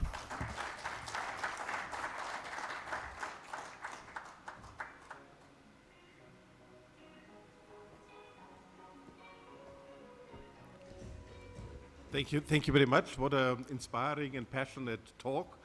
A lot of things to take away. Also very good to that you shared your vision with us, because no innovation without vision, maybe not everything might come true, but we have to start somewhere. Thank you very much for that. So now let's go back to the panel. We have one more speaker, Anirban from FIDE. We have already heard a lot about backend protocol. We've seen a lot of use cases already. Now let's hear from the people itself what they have on offer going forward. Anirban, please join us here on stage and give us the latest. The floor is all yours. Thank you. Thank you. You have the slides, right?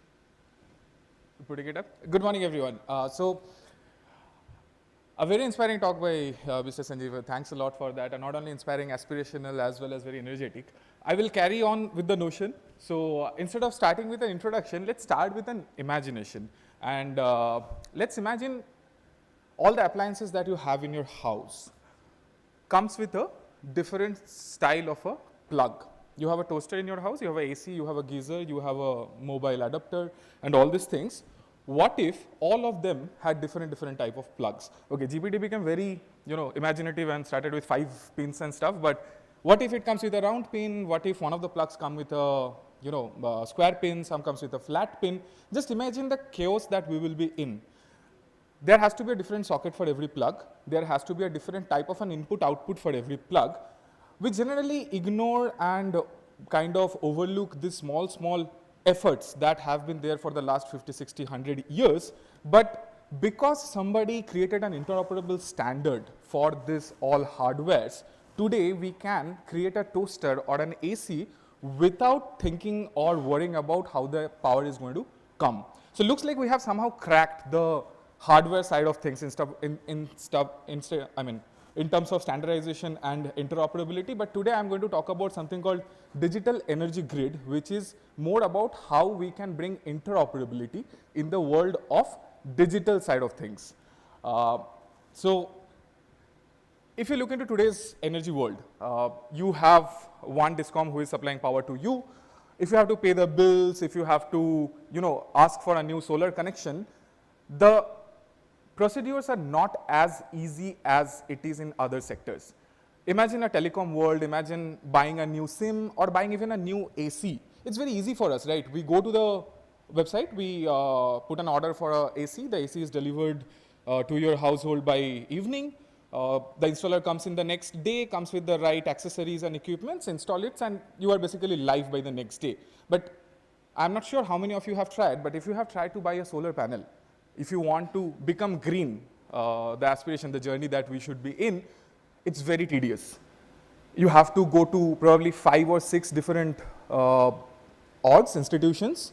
You have to go to the DISCOM, you have to go to the bank, you have to go to the subsidy manager, you have to go to the manufacturers, installers, and then only you can do this small aspiration, you can make it happen. So we started thinking about this. Why is it so difficult when it comes to the digital side of things while the hardware has been cracked? And that's when we started thinking about this idea of digital energy grid. So who am I? I come from this small foundation led by these 3 gentlemen. They have been together from the days of Aadhaar, UPI, FASTag. We call it collectively the digital public infrastructure journey of India. I lead the energy story in the foundation. The foundation is called Foundation for Interoperability in Digital Economy. And we have also been, I missed the talks by Shan and Akhil, but we also have been the co-creators and co-partners in the journeys of Open Network for Digital Commerce, Namayatri, UEI, and many of this. So enough about us, but if I come back to the topic of what is digital energy grid, digital energy grid is an aspiration of how can we create one unified infrastructure, how can we create one internet for all energy interactions. Today you have internet where you don't have to worry whether somebody is plugging in a bank website or an e-commerce website or a mobility website. The internet doesn't care, right? It can accommodate everything and anything. But in the world of energy, in the world of many other industries per se, this is not true, right? So we are trying to create that energy internet, which we are calling digital energy grid. It's nothing but just a vision. It's an aspiration. It's a journey of creating one unified network.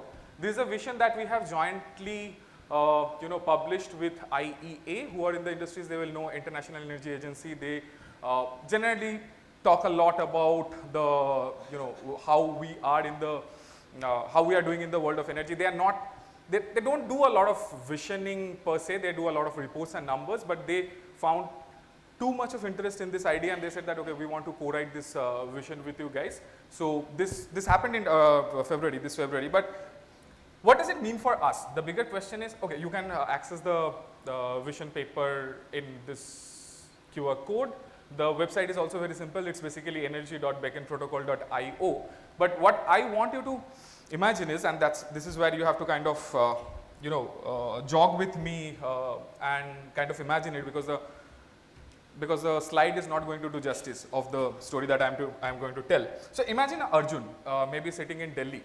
He has a electricity bill of 8,000 rupees, monthly 8,000 rupees, and he found out that, okay, solar panels, installing a solar panel is not only a step towards green, but it's also very economically suitable for me. So he wants to do that. But like I said, how can he get a solar panel installed on his rooftop? Let's say he has a rooftop, let's say he has a villa or a bungalow where he has an independent house.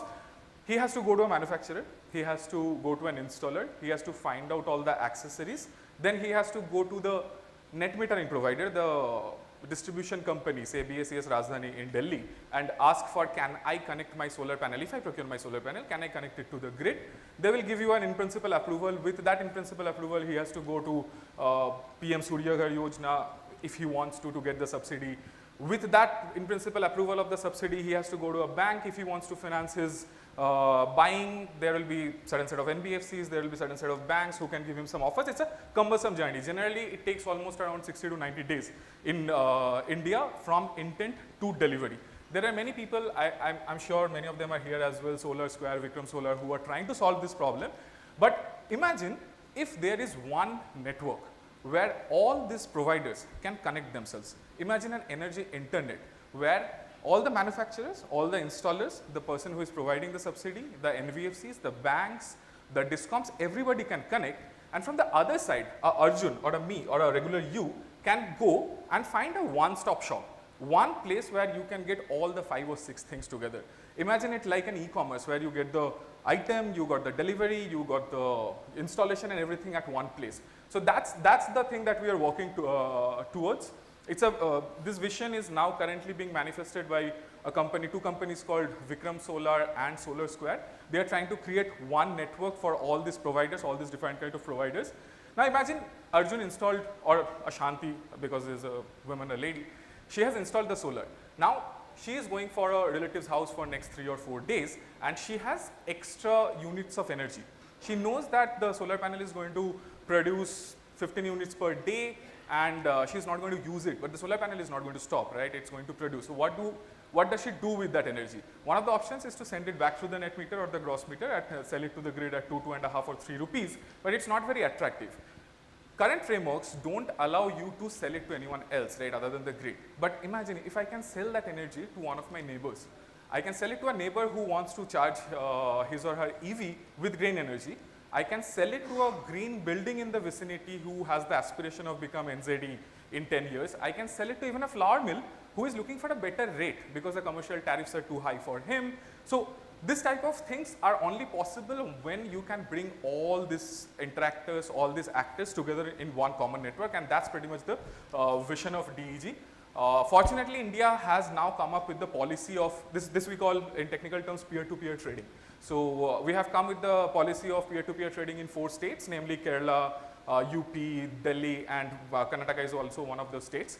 So these are the 3-4 things that you will probably find in the digital energy grid vision paper that I talked about. There are more, there are some 8-10 use cases that if you guys are interested, you can go through.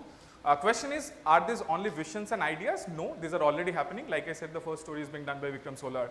I have also Akhil and others who are working on the peer-to-peer energy story.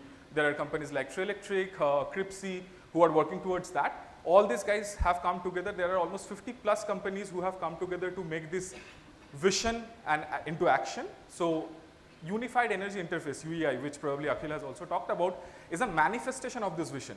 Is a happening, making this happen in the jurisdiction of India. It is being driven by the Alliance, UEI Alliance, which is a consortium of 50 plus organizations. They have done almost 3.4 million transactions over the last 1.5 years. It's 16 plus gigawatt hours of total energy dispensed. There are many use cases that they are making happen. So all these cases are either live or kind of going to get live in the next 1 month. EV charging, solarization, P2P trading, demand response, and so on. So my request to all of you guys is go through the paper. I know we may be in different businesses and different parts of the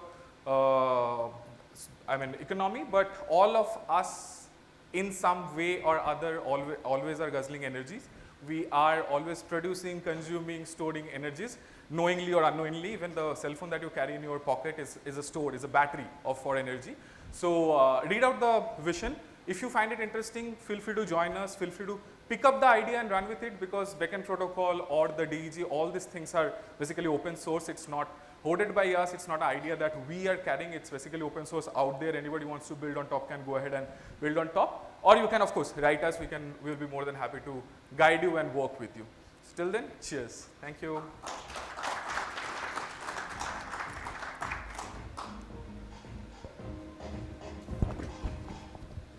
Okay, thank you very much. First of all, I want to thank everybody else also in the panel for being so disciplined and stick to the time limit. That is makes me very happy.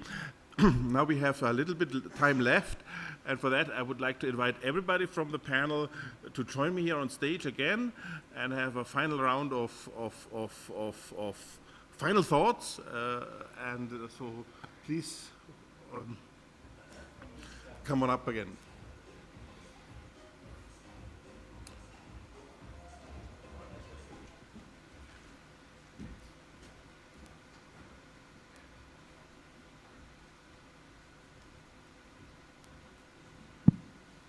Yeah, could I request those that's sitting at the back, you can come forward, no problem. In case people come a little later, they can join. So there are places available here. Okay, great. We need to add some more chairs. I think I will ask them to bring some chairs.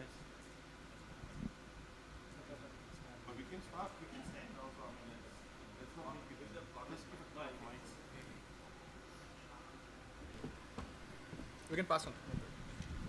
Yeah, hello? Yeah. You have one more mic, maybe?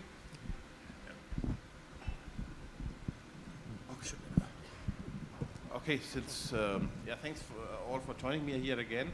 I think as a final round, maybe I would like to ask each of you in a short notice, a personal, can be also beyond your professional work, a personal wish or personal vision on what you expect from smart urban mobility to come in the near future. What's your wish and what's you're missing and how you would like to see urban mobility to transform. So maybe I'll start with you. I can start? Oh, sure. Can you hear me? Yeah. So for me, personally, I'm very invested in this idea of green energy and green mobility.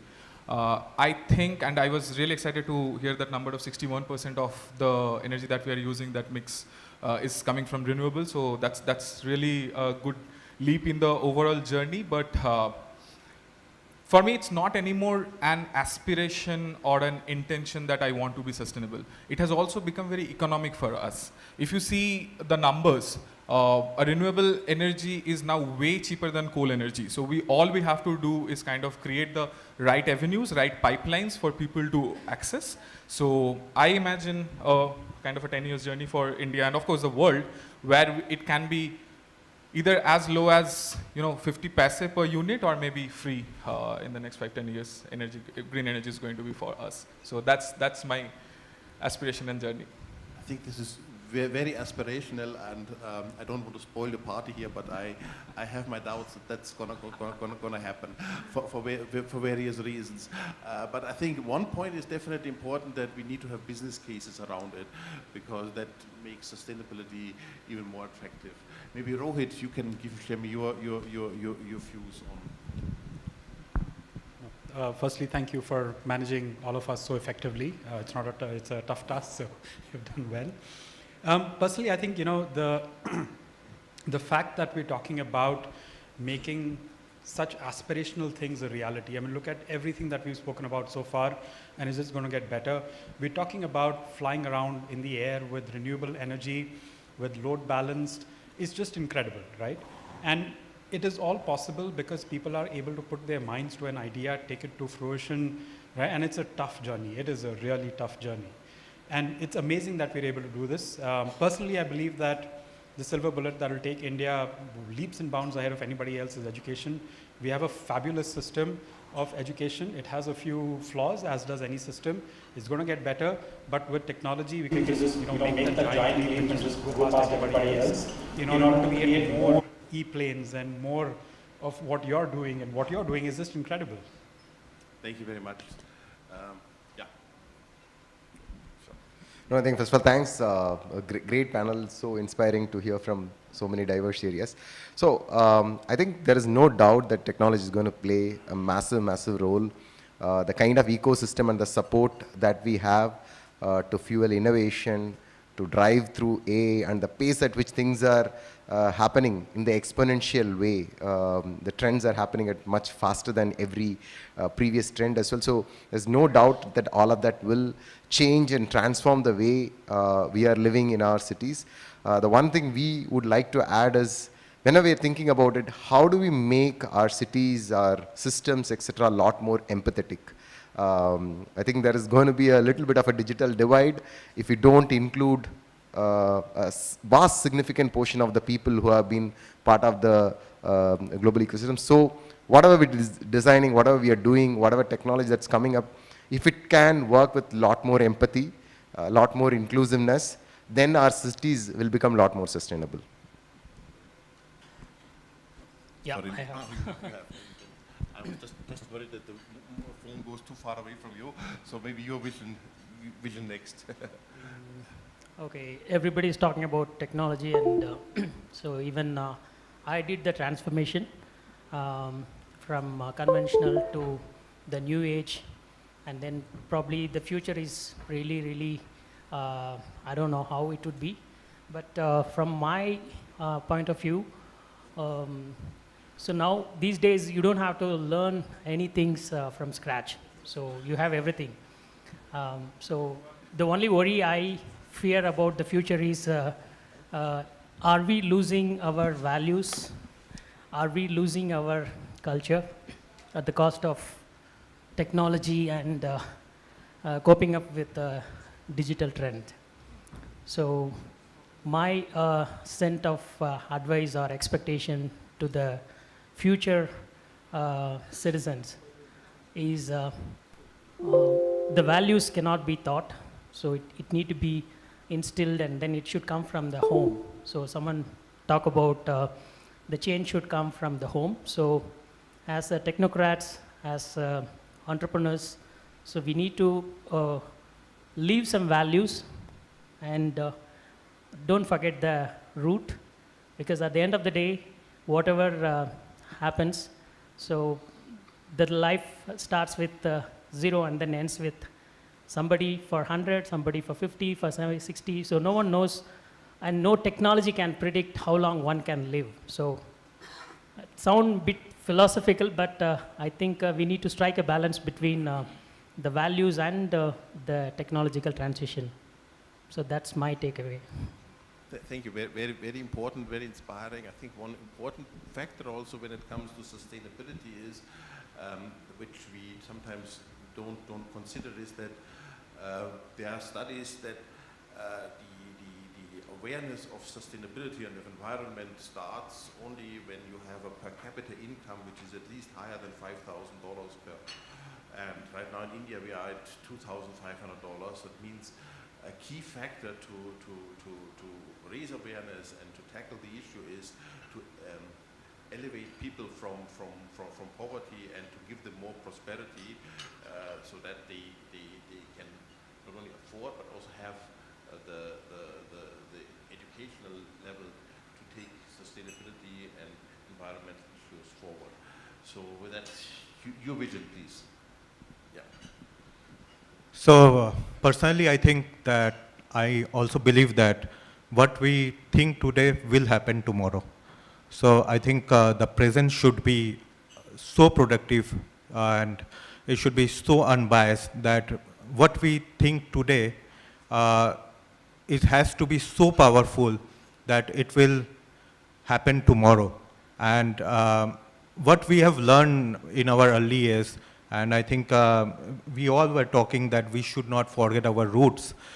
In our roots, we learned that everything will happen. It's required your intention to make it happen. So when I joined insurance company and insurance, so we are just learning that insurance for all by 2047. So everyone should be covered under insurance. Insurance will give you the wing for doing innovation. Ultimately, for innovation, you have to take the risk. And for completing or safeguarding the risk, you require insurance. I think, I hope that in coming future, today I am thinking that it will happen, that all of us will be insured much before than 2047. So that's my vision. Thank you very much. So I will also add in that, because right now what we are building, and my personal view is that because insurance right now in this room also everybody must have taken motor insurance, health insurance, enterprise insurance. But right now what we are bringing the changes, how this claim is going to happen and how this claim, a paperless activity can happen, and how can we, when the insurance, whenever the event can occur, the claim can happen at a within T+1 day. That's the only changing as a personally we are going to bring. We as a solution provider from an insurance, I can only give a solution from the insurance point of view, but we have to connect with different enterprises to have a basic solution for every customers or for every enterprises. So we are going to do these changes in the near future, and we are building the climate insurance from India for the world only. Thank you. Thank you. Shall I? Yeah. So I think the renewable energies utilization for mobility actually will make sense only if mobility is fast enough. There's just absolutely no point in having electric cars and electric auto rickshaws getting stuck on the roads, and you're just wasting energy. mobility also actually has to be differentiated from transportation. It's not a fancy word in the third decade of the 21st century that we are using to replace transportation. There is a reason why we are calling it mobility. Mobility is actually user-oriented. Transportation is mode-specific. We have to actually look at the user. If I have to actually go fast, I can't do it on the roads, so there are these metro stations. I don't know if Namayatri, for example, actually does a feeder service to metro stations in a way that you pick an app, you want to go from one place to the other in Namayatri. Namayatri takes you to the nearest metro station and picks you up from the other side, right? Is there an app for that? That is what will actually make fast transportation possible in a more sustainable manner. Coming back to the e-plane that I was talking about, which is another fast way of going from here to there, we expect that batteries will actually get better. We are working on those ourselves. We will actually get much longer ranges, which will essentially mean we can do multiple short trips much more when compared to what we can do now, and decrease the downtime on charging and increase the throughput of people and goods per day, as well as also take you to far-flung locations and try to actually make cities a lot more spread out into the countryside where people can actually breathe much more fresh air and get you in and out of cities much faster. Going forward, we expect that we will actually transform aviation to land and take off with much larger aircraft in conventional airports and runways. We expect that metro station rooftops will actually transform into runways in the cities. And there are about 449 airstrips in the country, whereas we have less than about 150 airports. So we need to actually convert all of them into runways. Ubiquitous flying is essentially the mantra that I have in my mind. And ultimately, we will actually also get into Hyperloop, which is very, very sustainable and can get you from Chennai to Bangalore in 15 minutes. And think about cities as interconnected rather than just isolated. And we will work to actually develop what's called as an intercity metro. And these are the things that I think will actually happen in the next 25 years. Thank you very much. Finally, Akhil. I'll just make it real quick as well. My aspiration is pretty simple.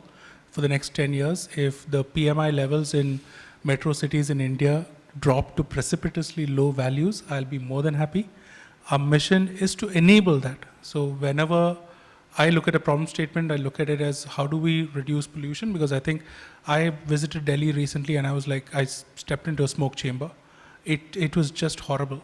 So my mission is that. I believe the work that we do at Pulse and the work that we're doing with connecting every single energy resource will derive or deliver these outcomes. Like if an e-plane or a Namayatri trip, every ride could be green just by the fact that we're unifying all the energy resources. I think that's mission accomplished. So thank you. Thanks. Thank you very much. And now okay. We should not stand longer between us and the coffee. And thank you very much to all the panelists here for your discipline also, I think, and for your valuable insights. And thank you so much, Marcus. Let's give a big round of applause to the wonderful panel. Please come forward for a picture while you can have some music playing. So I know that some of you already picked up coffee, so we have a 15-minute break. So please bring your coffee and come back. We will restart at 11:15 with two wonderful keynotes and a very, very interesting institutional panel that will follow after that. And since somebody please come forward together, you can have music, please take the group picture as well.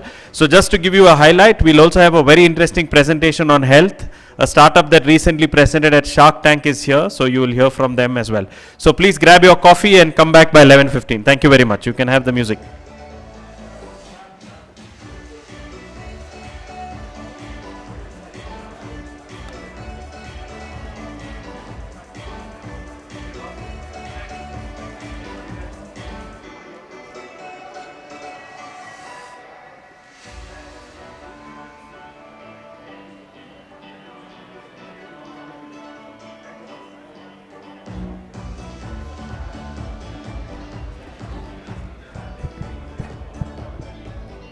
Check, check, check, check, check.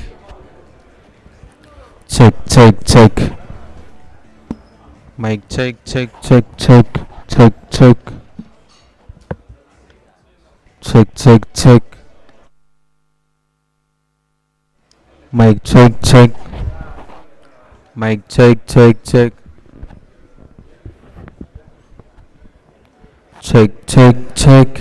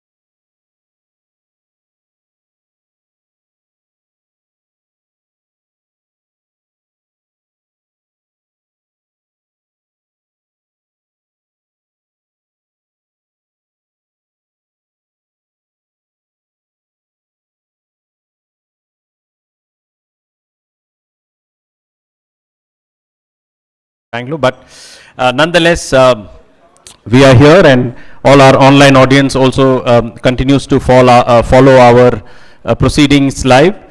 May I request somebody to ring the bell outside and ask people to bring the coffee. So in about a couple of minutes, we'll start with the first keynote speech.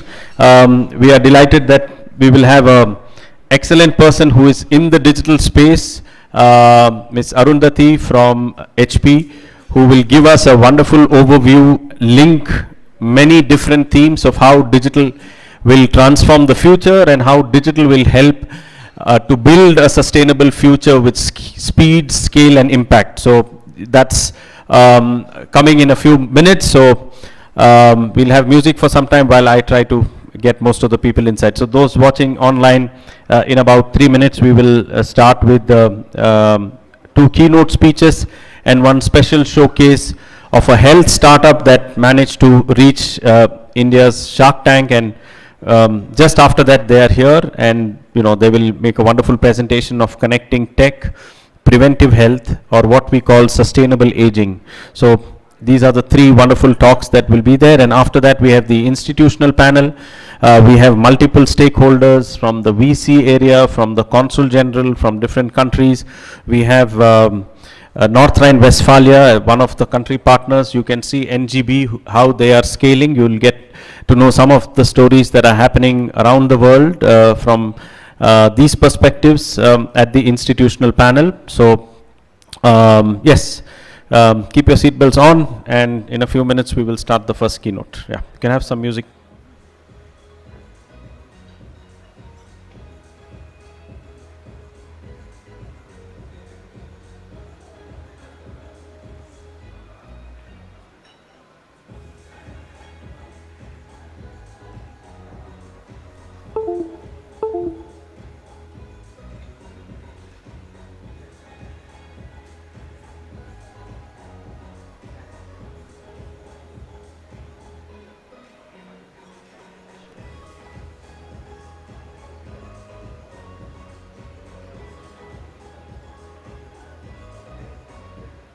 Beat, just a little bit, yeah, it's working. It's just the mic test, concentration test, concentration, 1, 2, 3, yeah, rock, rock, rock.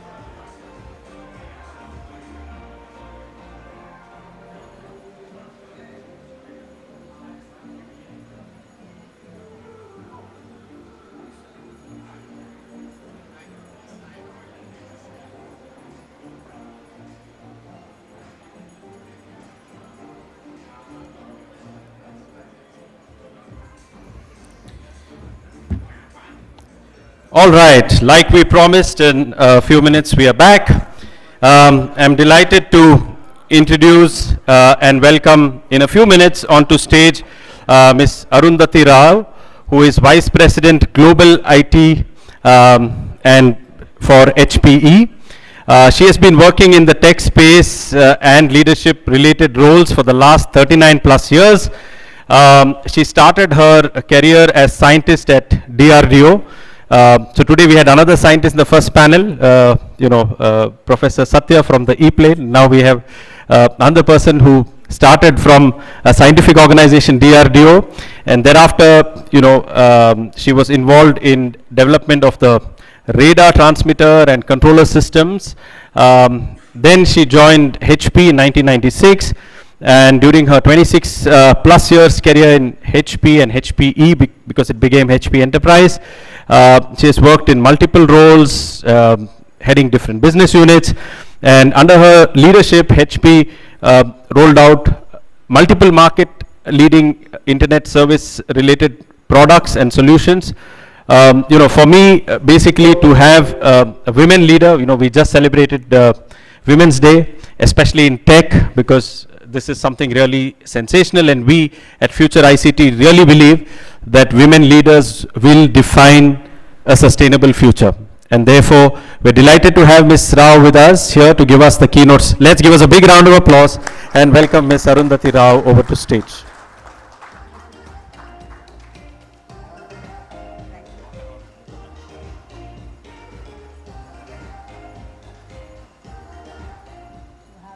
On? Yeah. So a very warm welcome, a very, very happy morning. How are you all doing? Good. Coffee was good. You're all awake now after the heavy Bangalore traffic. And talk about sustainability and Bangalore traffic. I think we all have a responsibility to do something about it, right? So for the next 15 minutes, I thought I'll have a longer time, but I'll make sure that I finish it within my time. And some of the things, when I look at the audience here, I think some of it I can just flip through because you guys are the masters. I don't have to talk about those. So with respect to what we have accomplished in sustainability at HPE is what we are going to discuss for the next 15 minutes. So the importance of sustainability and net zero, I think we all know why. And with all the changes that are happening, in order for us to be able to live, we need to do something. And what are HPE's sustainability efforts? What are the key drivers, HPE's commitment? And what is the framework that we all could use, especially in the people who are in the digital world, in the IT sector, in the technology world? There is a framework that we could use. What are the efficiency levers that we can look at? What are the key learnings and outcomes? And then case studies, okay? I'm going to flip through this. We know what sustainability is, right? Without exhausting the resources, we leave the earth a little better than what we found it to be. And net zero is about making sure that you're not emitting more than what you can replace with, right? So that is what it is. I'm going to flip this.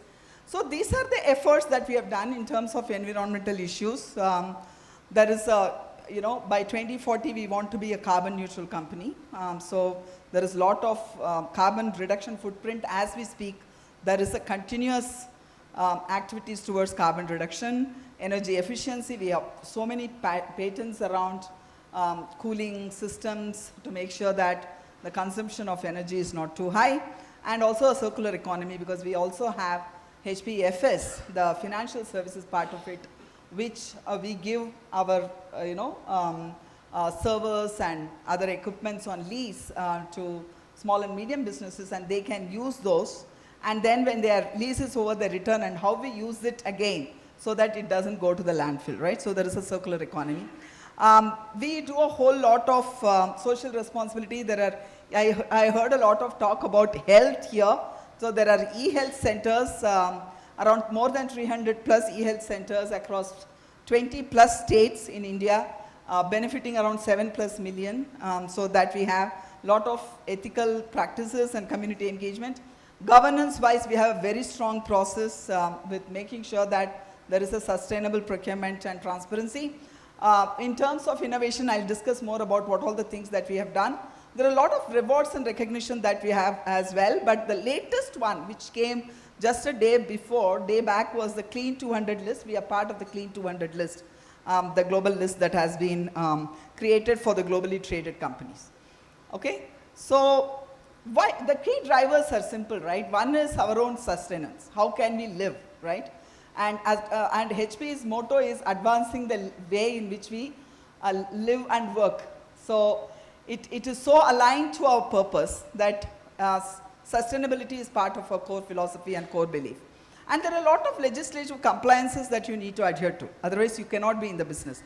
Last but not the least, many of the people who are doing business with you, they would not do business with you unless otherwise you show that you are investing in sustainability, you are not leaving those carbon footprints which are damaging to the nature, right? So it is a business imperative to show the sustainability efforts and initiative from each of the corporate, right? So those are the drivers. Now, the goal is to be net zero by 2040. There are some of it is very direct, you know, our own transportation, the way in which we develop our products and all that. There is upstream stuff which we need to take care of it as well, right? In terms of the procurement, our business travels, a whole lot of stuff that we do, we need to make sure that we leave as much least carbon footprint as possible. And then the downstream, once the equipments get shipped, how is it handled? How is it recycled? How is it catering to the circular economy? All that part of it, right? So if you observe, the scope 1 and 2 is not that huge because it is within your control. You can tell that you will not do business travel for any and every purpose. It needs to have a very strong purpose for you to do business travel, otherwise do virtual. So there are a lot of things which you can control. That is why the scope 1 and 2 are a little smaller, whereas once the machine goes out and it is in somebody else's hand, how do you make sure that it is not leaving the carbon footprint, right? So that is the one which, and even that we will be reducing it by 2040. That's the goal.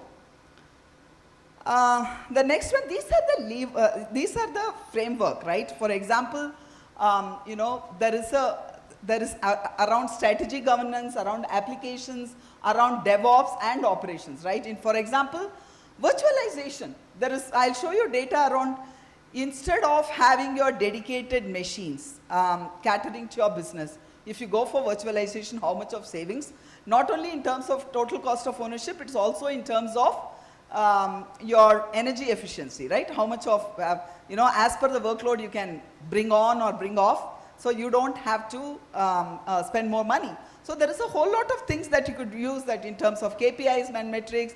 You need to have your executive alignment in terms of applications, modern configuration practices, and DevOps is one way in which, you know, you have a whole lot of automation framework. You do not spend too much of, you know, in the world in which the AI is going, it's no code, right? Zero code, no code kind of situation. So those are the things which are going to be much faster and energy efficient, and you will not need to leave too much of carbon footprint. But at the same time, AI is a fuel guzzler, right? When we talk about AI, it's a fuel guzzler, but with the technology, the way in which it is improving, I do believe that it will eventually come to a state of balance. Right now, it is too much of energy consumption, but over a period of time, I do believe that that is the one problem that needs to be solved, and it will be solved, right? In terms of operations, you know, many of the times we work with legacy systems, and the legacy systems are again very energy consuming. They don't perform as high as modern technology. So those are some of the things that we could replace and then asset decommission. And these are some of the things which every company can look at to see how they can make it a sustainable IT. So these are the energy levers. As I said, if you use your virtualized environments, right? If you go for virtualization, you could increase your, you know, CPU utilization by 30% at the minimum.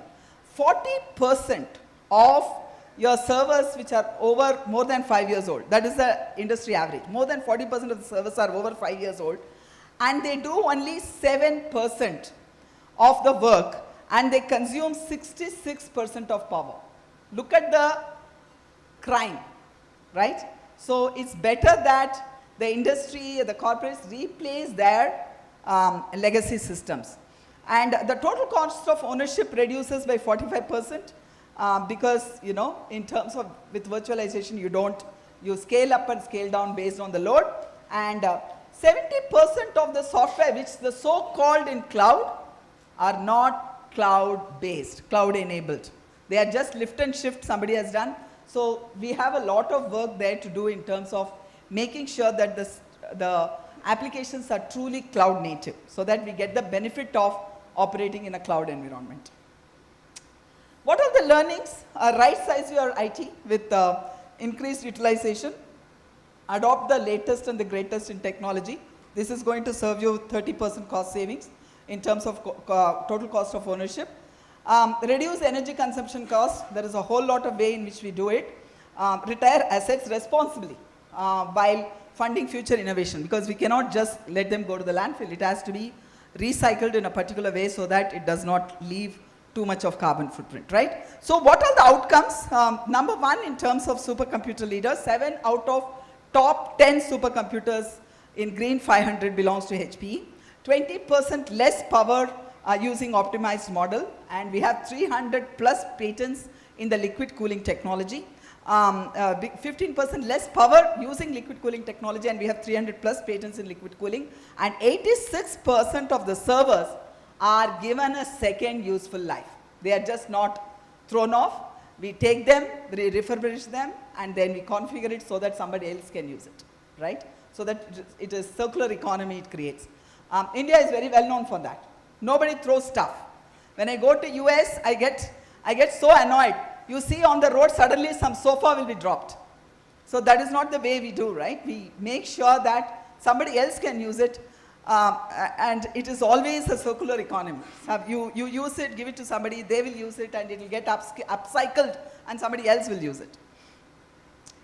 So these are the quick case studies that I wanted to show.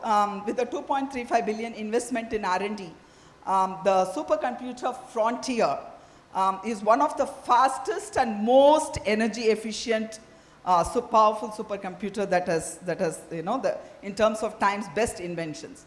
And we have done asset upcycling to reducing environmental impact. As I told HPEFS, we have we have 93% of the machines are given a second lease of life so that we do not send them to the landfill.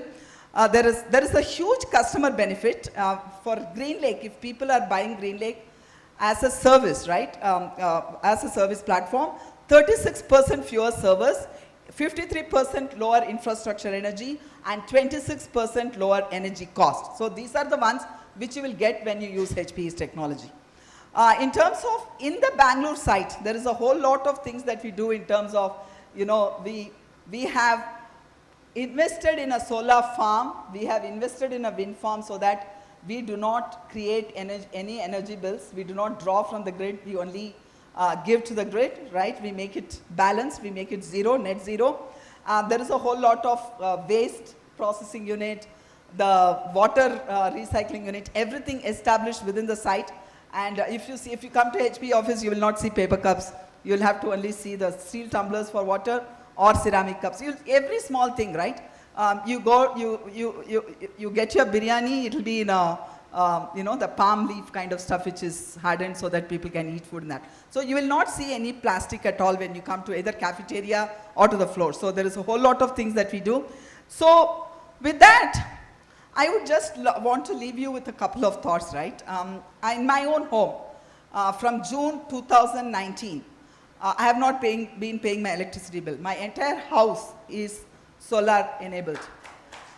And the 6 yard that I'm wearing today, it can last for another 2 generations. It is hand woven, it is in silk, and for another 2 generations it can wear. And because of it is a 6 yard of sari, people of any size can wear it. So this is the one which somebody talked about, the culture and value system. This is what you have. Please do not lose it. Because this doesn't have to, this will come for another 30, 40 years easily. This cloth doesn't have to go to the landfill for another 30, 40 years. And I have worn it for, some 3 or 4 times in the last 3 years. And it looks still new, right? So this will not go.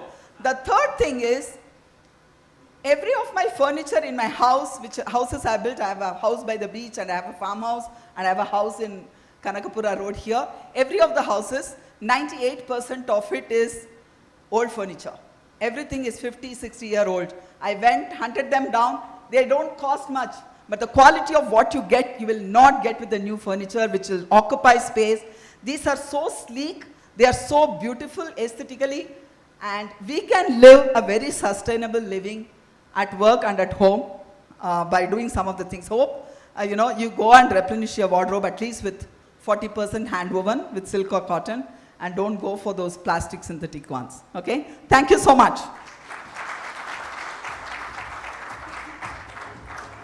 Awesome. Thank you. You know, excellent. You know, it's really amazing that she could bring that message home. Finally, what each of us do also makes a difference. Happy to acknowledge presence of Professor M.V. Rajiv Gowda, former Member of Parliament. Thank you, sir, for being here. He'll be joining our institutional panel because he has some great ideas up his sleeve. You know, every time you meet him, you come back with some wonderful ideas. So we will have him unpack that in some time. So before that, we have Jan Kune, the digital nomad who is all over the world. You know, sometimes when I meet his wife, it's interesting that, you know, she almost says, you know, I have to think, where is Jan now, in which part of the world. Amazing guy. He's on the advisory board of TIA Summit, has been great support, has been a regular at our summits. So this time I told Jan to do the network weaving and stitch all the different tracks together and give us a very interesting, coherent message. So let's give a big round of applause to welcome Jan Kune onto the stage. Over to you, Jan. Take it away. Thank you.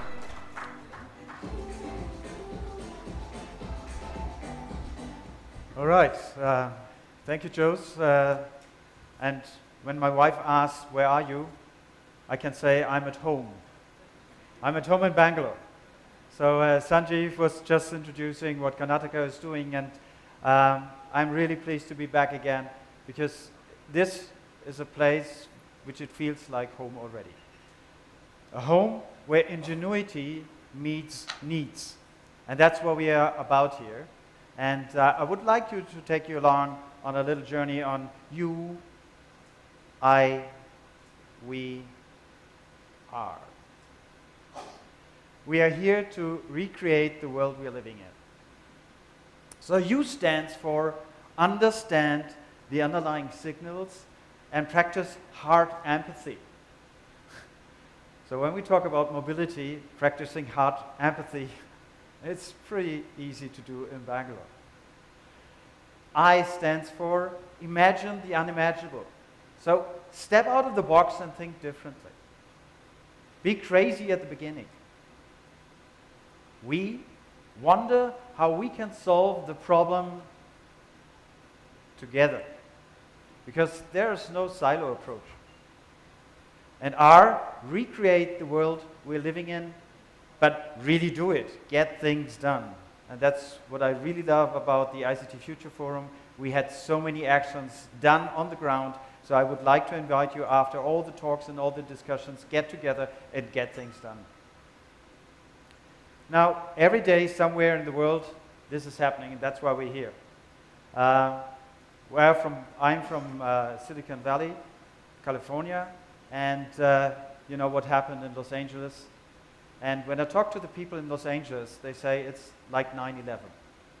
That's what they experience at the moment, after these wildfires. I just saw that 10 hours ago, 16 people drowned in Argentina. We're talking about droughts. Maybe Hamburg, you know Hamburg? Okay, Hamburg is not known as a very deserted city, but the rainfall this month, so from Jan to Feb, was 95% below average. 95%. And when we talk about cyclones, Australia is just hit by a cyclone. So this is happening everywhere in the world all the time.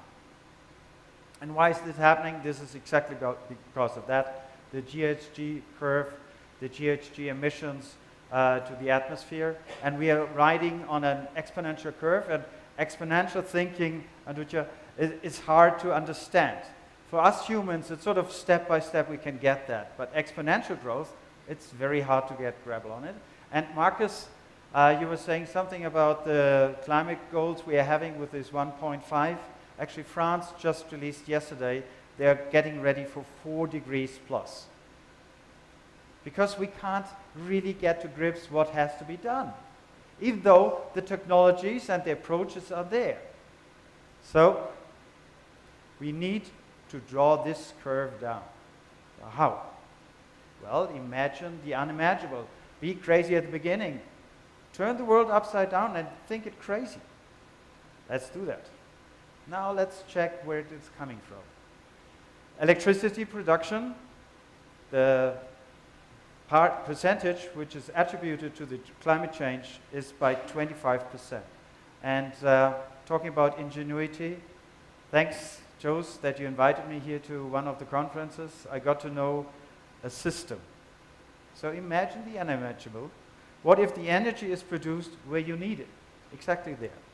What if the energy loss, and you know, when you produce centralized energy, 30% of the energy you produce gets lost. This is crazy. So how can you do it without this 30% loss? How can you do it with hardly any CO2 emission? And what if we could, and Shan very much, thank you very much for this one, from Namayatri, how can you include the community into this? Well, it's happening. This is the island of Tres. It's in Croatia, a beautiful island in the Mediterranean. And you've got two ways to go. Either you go to Italy or you go to Croatia. I advise you to go to Croatia. It's a beautiful country. And you've got a beautiful coastline there. And you've got islands there. And one of these islands is Tres. And on this island of Tres, people had this public transport system. This public transport system was a bus running 3 times a day across the island with some stops, but that's it. And of course, the people got annoyed about it. And they said, I don't get any transport, what I needed. So the mayors came together and said, what if we do it differently? What if we provide electric minibuses for mini services within the cities, within the island? But do we want to run them on combustion engine? No. So what if we provide our own energy on solar panels for these minibuses? Yeah, why not? And by the way, we are taking the solar panels and putting them above the trenches where the fresh water is running in. So the evaporation is stopped. Yeah, why not? And how do we get all these pieces together? Well, there's an answer. The Unified Energy Interface. Developed by the ingenuity coming from your guys. Anivan, thank you very much for this one. This is what's happening in Croatia. Let's talk about sand. Yeah, sand could be a battery. And whenever you have been on a beach on a sunny day and you step in it, you know what is happening there. It's very hot. It keeps the heat a long time. So this is happening in Finland. It's the first sand heat battery which is deployed. So it's not high tech, it's low tech. Just take sand, make it a heat converter into it, and that's it. So Jose asked me to be short and precise, 2 things for energy, electricity. Now move on. Agriculture. Agriculture and land use is 24% of the GHG emissions. So imagine the unimaginable. What if we could give nature a say? What if we will follow the nature's needs and rejuvenate, regenerate, and harvest at the same time? What if we could use the digital power to enhance that process? By giving an aadhaar for nature. Just think of it. Just think of a river. A river having a digital identity, and suddenly this river can go to court and say, hey, something is going upstream here. I don't want to have that happen. Someone is releasing something into my river, into me, which is not nice. Someone is taking out water where they shouldn't do it. It's possible. It's possible by giving nature an identity. And actually, it's already happening in New Zealand. In New Zealand, one of the rivers has a natural person, and this natural person can go to court. So what if we can make nature talk to us via an aadhaar? And actually, the first steps are happening here in Bangalore, and actually started here as well on this ICT Future Forum, together with Hasten Regeneration, and together with the backend protocol team. So what is happening there? They're helping farmers to understand what's happening in their soil. They're giving an aadhaar for this plot of land. they're taking all the measurements with smart sensors out of it, supply that to a bigger services, and then to enhance the learning to rejuvenate their fields and their land. And by using the backend protocol, which is helping to discover, order, fulfill, post-fulfill, to get to the market as well. And at the end, actually, you can trade carbon credits at the same time, giving the credentials to the people who are really needed. Talking about industry. Industry is contributing 21%. Imagine the unimaginable. What if there is an industrial production happening and the CO2 emissions do not enter the atmosphere? Wouldn't that be nice? Someone was talking about Delhi. Yeah, I totally understand. How could we do that? What if we're able to capture the waste heat? And what if we are even able to capture and store methane and hydrogen with exactly the same technology? If you think this is a dream, nope, it's reality. There's a company called Atoko. So what is this company doing, Atoko? This company was founded by a Palestinian, Professor Yagi. He was running out of water in the refugee camp. So he thought there must be a way to do it differently. He made his way up to Berkeley. He's a professor at Berkeley, and started to do, and I had to train that word, reticular chemistry. So what is reticular chemistry doing? They're changing the structure of metals. And the beauty of this one is they changed the structure of metals. So with the 1 gram of this changed metal, they achieve a surface of 1 soccer field. Now, I'm not a chemist, but I can imagine on 1 soccer field of surface, you can capture a lot of things on top of it. And exactly that's what they do. So what you see here is the first plant of capturing CO2 directly out of the production line and convert it and store it. And you don't need, as other companies need, a lot of energy. They just need the waste heat of the production. So there's no extra energy needed, which is beautiful. Some other big companies, and they've got a lot of money at the moment, they're using a lot of energy just to capture a bit through vacuum cleaners out of the air. Talking about transportation, that's one of my heart stories, of course. I was working with BMW for over 35 years, so transportation and mobility, as we distinguish today, which is, thank you very much for this one, is a very hard thing.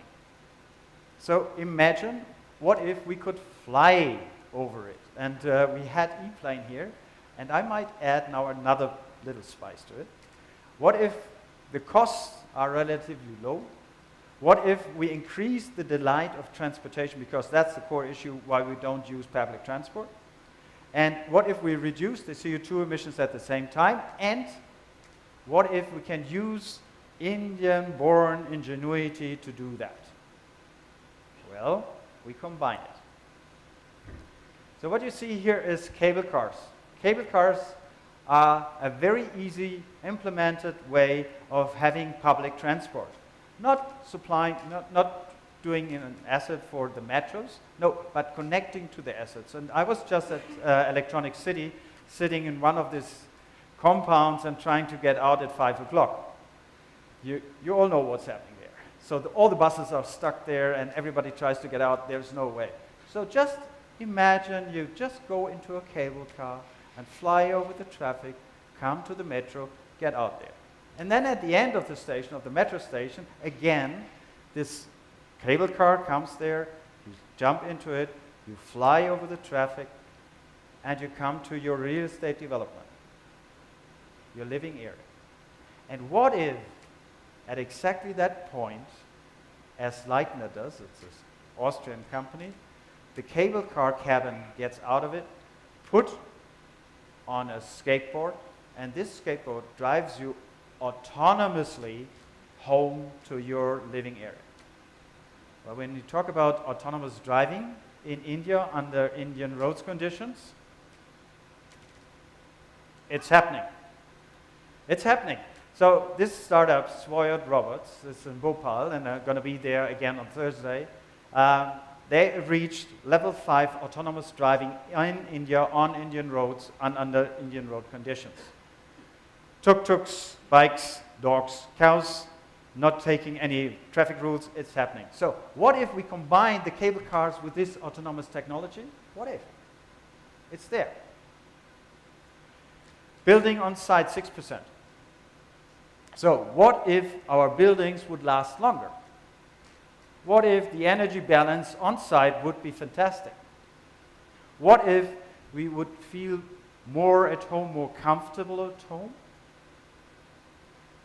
What if it is even easier to be built with reduced CO2 emission and even capturing CO2? Well, one way to capture CO2 is Climeworks, as I told you about it, is having these big vacuum cleaners and trying to capture CO2. What if we use this very traditional thing called tree and timber, and using timber, the stored CO2 in there, and then you say, you can't use that for skyscrapers. Yes, you can. So that's the first skyscraper which is already there, 18 floors in Finland, Moyes Starnet, that I hope I pronounced it right. It's 18 floors, 84 meters high, and the next one will come up in Wisconsin with 45 floors built in this year. So what if we could use timber for exactly that and store the carbon and having a better living there? So this is what's happening. We have to draw the curve down. And so wonder how you and we together can solve the problem. This is what we're doing here together. We as EDG help you along this journey. And please recreate the world with impact now. Thank you very much.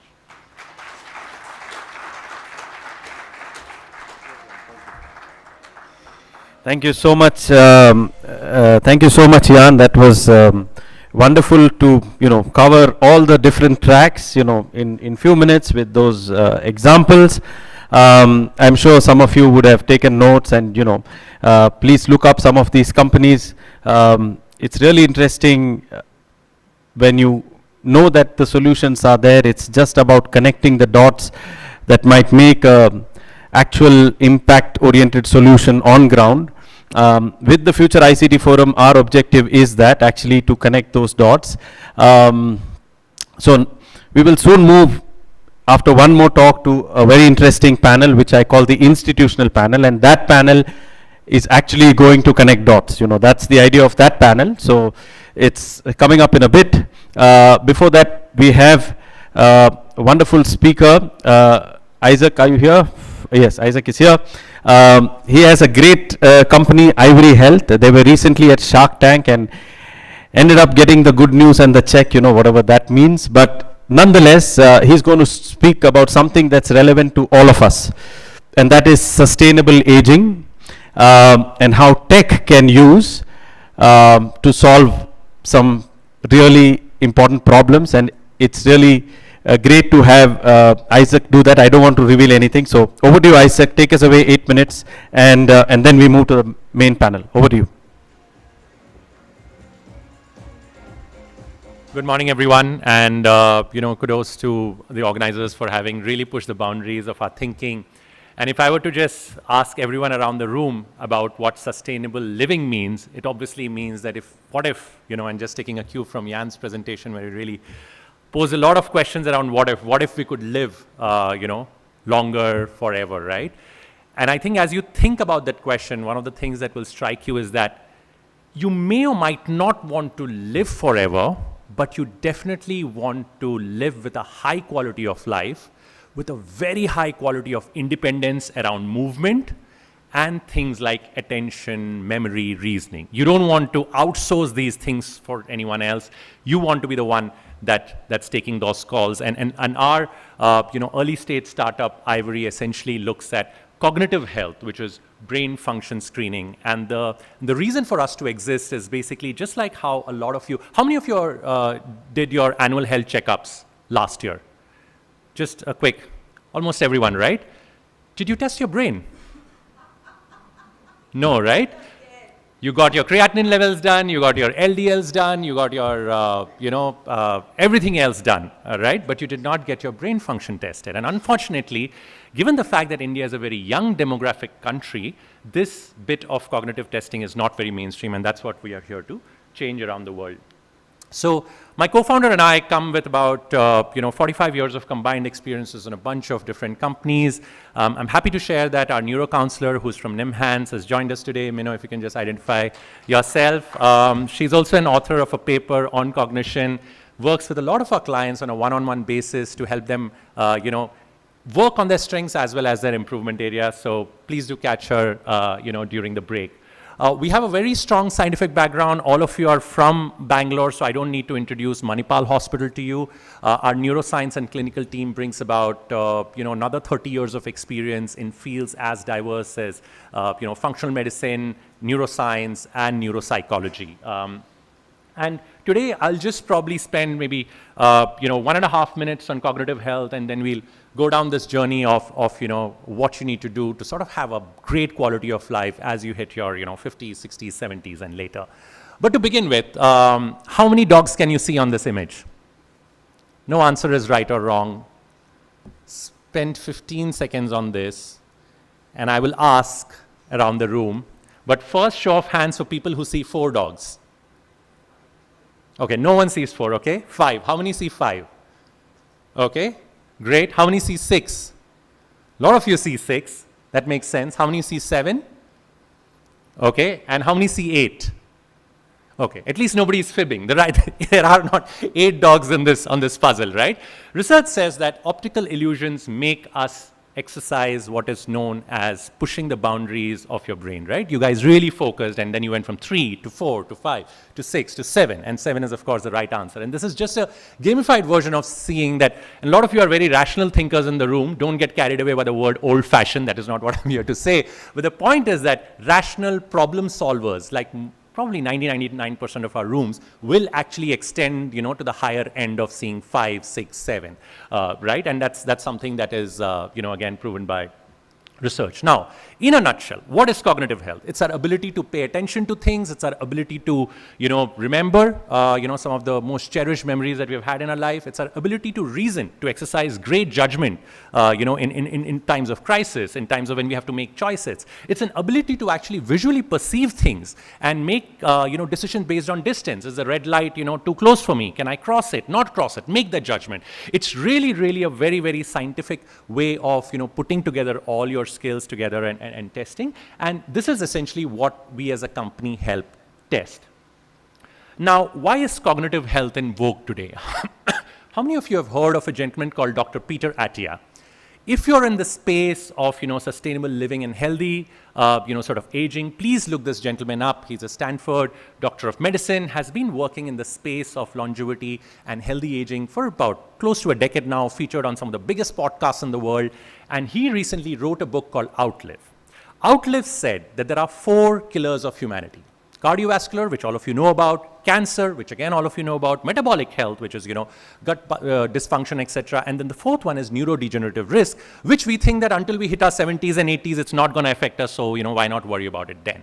Well, the thing is that if you are on an accelerated path of decline, there are ways and means in which we can detect today with scientific tests and help you arrest that decline, or at least help you maintain your cognitive health. And this is essentially why cognitive health is in vogue today. There's so much of VC money that's going towards longevity, towards, saying that, can we live forever? Brian Johnson was in India, and I believe he was in Bangalore as well, definitely was in Bombay. But the point is that, do you want to maintain a high quality life as you hit your 60s and 70s is what is the action for that needs to happen today. The pillars of cognitive health, however, are not just about whether you can solve puzzles and, play Sudokus and all of that. It actually is got to do with stress management, which is kind of equated to, are you sleeping well? It is definitely equated to, physical health. If there is one thing I want you to take away from, this session today is not that, you should download the Ivory app, not at all. It should be that, you need to work out every single day of your life, even if it's for 20 minutes. That's the only thing I want you to take away, because that has the greatest impact on your quality of life. How quickly, how strongly you're holding, a jar of jam, how much weight can you carry as a farmer? These are all old evolutionary exercises which, our current lifestyles do not incorporate in our day-to-day living. And that's why physical health is the #1 indicator. Apart from that, obviously, socially being connected to people, cognitive testing and training and pushing yourself to learn new things, new hobbies, not staying alone, not being socially isolated. These are the kind of things that really contribute to it. Now, how Ivory helps, and what Ivory does is basically we work with corporates, drive, these cognitive assessments for the middle and senior managements. I mean, I'm not going to go into the specifics of it, but this is what we have done over the last 6 months. We actually have a snapshot of some of the data that we're presenting later today at the Indian Institute of Science, and this is what, India's cognitive check-in looks like. And this is the first of its kind report that we released, just this week, and we are going to talk about it. But Indians actually are doing pretty okay, at least as per some of our early data across about 5,000 odd cognitive assessments that we have done. 10% were at risk. Now, these are people that Minnow works with on a daily basis. When I say daily, like on a monthly roadmap kind of basis, figuring out as to whether the cognitive skills are able to see at least either stay the same or are they increasing, worsening, decreasing over a period of time. Now, this is a very, very important part of what was released in the report. People who said that they were either anxious or clinically diagnosed with depression, unfortunately scored 15% lower on our test. And that sounds very obvious, but we are able to put a number to it. So if you have employees in your organizations who are probably going through mental health, just answering questionnaires won't help. You have to sort of help them take a test which actually tells them whether, their attention, reasoning, memory, etc. is as good as it needs to be. This is what the stacking order looks like.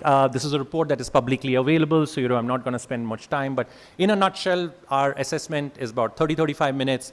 Can be done from the comfort of your home. We request that you do not do it while you're checking SMSs and WhatsApp and driving and things like that. Please pay attention to it whenever you do it. And these tests are available in actually urban hospitals, etc. But people unfortunately take this test when something has really gone wrong in their life. A parent has not come back home because they forgot the way, or a mother is telling the maid again and again what to make. So those are the kind of signs that you do not want to wait for.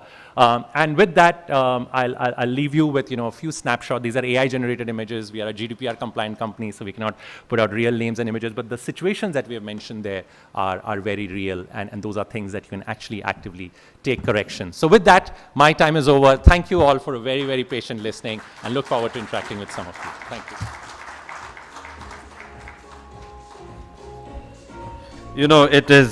It's really interesting when we hear that old saying, health is wealth. I think it's really critical to remember that and to keep that in mind. Thank you, Isaac, for that wonderful thing, and congratulations on successful pitching at Shark Tank, because there actually health became wealth, So good, and really hope that in your journey you can help a lot of people, because what I see as the greatest use case is corporates getting at least their parents at home to take the test, getting to know a little early, and then taking corrective steps. Prevention is better than cure. We also have Noora outside, they are a health partner. They also do a lot of interesting things. Later in the afternoon at the health panel, they will speak about it. All right, so now we move to our institutional panel. So may I call upon all the key members of the institutional panel, starting with Consul General Ewout from the Netherlands, Professor Rajiv Gowda, our chief guest for today. Please come on to the stage. Ms. Ambika Banotra, Stephen from the chairman of the Indo-American Chamber of Commerce.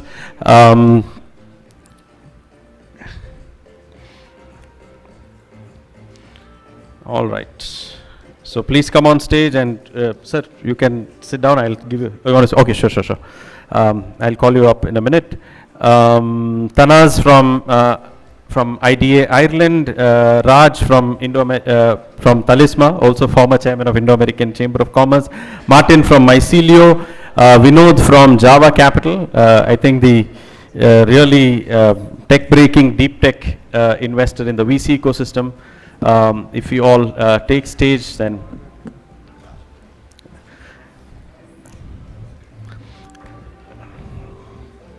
yeah, you can keep it. Give it. Excellent. So now may I call upon Professor Rajiv Gowda. Maybe you prefer to speak here or from there. What would you like to do? you can make some opening comments and then we get into the panel. So over to you. Let's do it from here. Yeah. Okay. No, first I wanted to congratulate Jose for this initiative and the theme that he's put together. And when we're talking about urban and sustainability, I thought I'd give you a couple of examples from Bangalore itself. Over the decades, we've actually messed up Bangalore. And if you think about how long it took me to get from just a few kilometers away, I thought I'm going to be late, you know, seriously late, given the roads were all dug up. I was trying to outwit Google Maps, and in spite of that, it really took enormous amounts of time. But, you know, this city has been growing at an extraordinarily rapid rate. But along with the growth, we have messed up the ecosystem.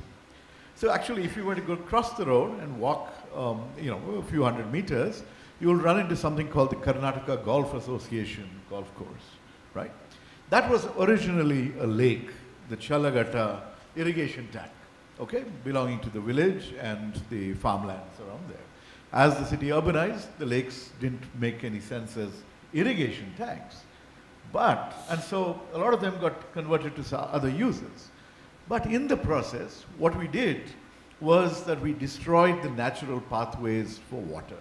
Because in this region of South India, we have built a lot of water harvesting structures, water flows from one to the next. So now when we're trying to repair things, when we see a city like Bangalore, 3,000 feet above sea level suffering from floods, right? We think about what's going on. Well, we're trying to figure out solutions. And one solution, of course, is under our current government, we've come up with something called a climate action plan for the city. But from the previous government itself, we launched a program called the KC Valley program, with taking the water that we pump in from the Kaveri, treating it in another huge lake here called Belandur, pumping it again over into another watershed, and now letting the water flow to the neighboring districts of Chikwadapur and Kolar, which are also historically suffering from, you know, low groundwater levels and things like that. So we're hoping that this kind of an initiative will actually turn the region into a green breadbasket, okay, and instead of dry desert. So that's just, I thought I'd give one example of urban sustainability that, that many people may not know about. Perfect. Thank you. Thank you so much, Professor Rajiv. And we know wonderful initiatives that you are trying to undertake through also the State Institute for Transformation, Karnataka, plus many of the other pro bono initiatives you are leading, you know, giving your time and energy to bring together multiple stakeholders. Thank you so much for that. As we go around in the questioning, I will come back to some of that so that you can also make an open call to some of the stakeholders here who can join the coalition of the willing, let's say. So since we ended on the note of money and wealth and health, let me first go to my friend over there, Vinod from Java Capital. You know, this whole business of VC is very exciting, and sometimes it's only about money, right? Where money is the core optimizing element where you have to maximize the returns. And I saw Vinod completely on a different path, in the sense, it's not that they don't want to make money, but they've put deep tech at the heart of their VC, which is called Java Capital. I like the name because, you know, it reminds me of coffee in that sense, and so, you know, coffee always makes one think a little deeper. So let me start with you, Vinod, because you have funded a few companies. I think 2 of your portfolio companies are speaking here today, so mention that also. Just take us in 1 or 2 minutes your thesis of why you went deep tech, and you know, how is it that you are able to convince your LPs to look at the longer term impact than just being quick money-making machines. Over to you. Hey, thanks, Jose. I think, you know, Bangalore is the reason, you know, in a way, for me to do deep tech. I'm born and brought up, you know, engineer, like most people would say, spent like 5 years in technology, then marketing. I think it's a unique flavor that the Bangalore gives. and the ecosystem is there. That's what, why I'm there in deep tech. I think so many people could be there. I think that's the reason why I'm trying to invest in deep technology companies. And of course, you all listen to Professor Satya, who's building E-Plane. That's one of our companies. Apart from that, we've invested in various companies, which also addresses at the root cause, solutions, which could be for cities, it could be for the country. The larger thesis that's starting to play out, it's not that I came up with the thesis 5 years ago, but what we've crystallized now, right, that's something that I just want to talk about quickly. And I think like Bangalore, right, like in the 90s, we just had the IT revolution with the Infosys and the Wipros. And there, we really needed jobs, and that's what started, as a first place. And of course, we had the ecosystem in Bangalore with Bell and BHEL and HAL and all that. That is also the reason, it got started in Bangalore, not in any other city in the country, right? And two was, after that evolution, people started building product companies like Flipkarts and Meeshos of the world, which emerged from Bangalore. And the third wave, I think is fundamentally, I believe, is all of this is going to come together and people are going to get into innovation. And that is where I think it's starting to get to an inflection point. And today, right, deep tech is at a critical inflection point. And also, of course, we have the government policies, say the national deep tech policy or the in-space space tech policy. And now we have the SEMCON policy, we have a quantum mission. I think all of this is just adding up and creating enough momentum. And I think we are at a critical inflection point. I'm saying that with lots of, inputs, because I'm seeing today, deep tech is not just talked about by us who are like early in the system, like the last 5 years that we've been investing in deep tech and climate. Today, almost every other investor, of course, everybody is involved in making money, wants to do deep tech. It's starting to look like deep tech is a place where we will get to see a lot of innovation and also capital that's going to flow in. And of course, we'll all make money, I'm sure. Great, thank you. That's starting with a good note. So many of you are here who are either part of a startup or advising a startup. You know whom to call when you need money, right? All right. But of course, you need to have a strong thesis and something viable, something scalable. So thank you so much. I just now want to go a little deeper as I shift to Martin. Martin, you lead Mycelio, which is building a mobility ecosystem. And one thing that everybody in the room would say that they suffered to reach this venue is a mobility solution, which can be predictive, which can be timely, and so on. So I just want you to first of all explain what Mycelio does as an ecosystem, because it's not just about one company, but you're building an ecosystem, and how you're using tech to basically get all the founders to look at a larger solution and not just solving one piece, but rather to solve a larger aspect which can create impact and create a sustainable future. I also know that you actually initiated and anchored Asia's largest clean mobility summit, which you do every year, giving awards to startups. So please highlight these two aspects and what's the thought process behind it. Over to you. Thanks, Jose. Congrats for putting up this event. I know it's not easy. Like you said, I do this and I know what goes behind to put up an event like this, so congrats to you. Yes, mobility is something that we focus at Mycelio. Just to take one step back, for the last couple of years at Mycelio, I get the opportunity to speak to a large number of mobility players. And we focus on clean mobility. So I get to speak to the large OEMs, startups, VCs. We are also a VC fund of a $30 million fund. We both have a common startup investment in E-Plane and others. We have the largest portfolio of clean mobility startups in the country, about 11 of them. So we do investment, we have an engineering facility, and we have a community. So I get to speak to across the spectrum of mobility. And one thing that I've seen in the last 2 years, I've speaking to large automotive giants, is the definition of mobility has been changing. And it's just not transportation, but it is an connected ecosystem. And it's the user-centric experience which is at the forefront of mobility. So the definition of mobility is evolving today. So in this front is where at Mycelio what we've done is we have a vertical called the Mycelio Discovery Studio, where it's a test bed for startups as well as corporates, where we give them a space to test, innovate, and refine their innovations. Like Vinod mentioned about innovations, we believe innovations will solve the problems of the mobility space and bring the user experience that is evolving today. So Micellar Discovery Studio is the space that we create for startups as well as corporates to put this together to innovate, refine their innovations.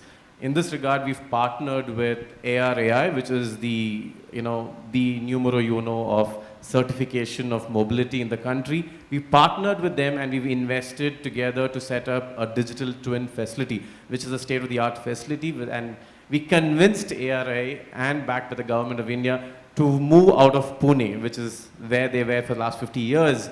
And he said, come to Bangalore, set up an entity, a small hub and spoke model. And for the first time in 50 years, ARI is ready to share or have a business relationship with a private entity. So we've kind of moved that bar of how even governments also work in the area of innovation and how to work with startups. So that's one aspect of what we do.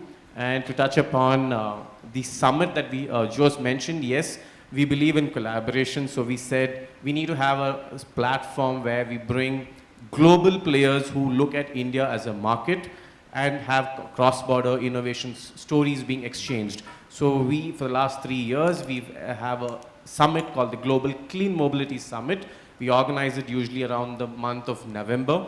So we bring in VCs, corporate startups, stakeholders, we release reports, etc. And then we have an exchange of one-to-one platform, everything around clean mobility space, be it water, air, or road, and across the value chain of clean mobility. So that's a nutshell, Jos. Yeah. Excellent. Sometimes they say start where the money is. So I think it's very, very clear from both of you that all the VC ecosystem is looking at full life cycle solution, not just one piece. So thank you very much for that. I think our lives will be better in the future. We really hope for that.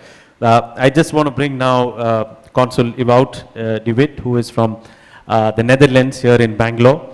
He has been a champion of sustainability, of course, the Dutch version of sustainability. So I would like to ask him, given that Netherlands, I think in Europe, everybody sees Netherlands as for their unique model of mobility, of, so many wonderful things. So can you unpack that for us a bit and give us a few innovation, or maybe it's not even high tech, but something innovative that's happening over in the Netherlands. Over to you. Thanks, Jos. Yeah, when you invited me, I said, it's not only about tech, but I was happy that Jan already mentioned some of the nature-based solutions. How do you make cities more livable? By making more space for nature and people and reducing the space for cars. That's what we do in the Netherlands. The city of Amsterdam is taking away 10,000 parking spaces.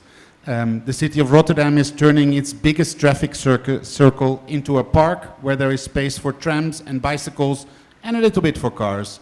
The Hague and Utrecht both have turned roads in the 60s, it was canals that were paved over to make 6-lane highways. We are turning them into canals again. Of course, that means you need other solutions as well. It's not only about this. Of course, cycling in the Netherlands is our last mile connectivity solution. We don't need cable cars, just get a bicycle. More than half of the people arriving at a train station in the Netherlands come by bicycle and leave by bicycle, also because there is almost free rental bikes at every train station.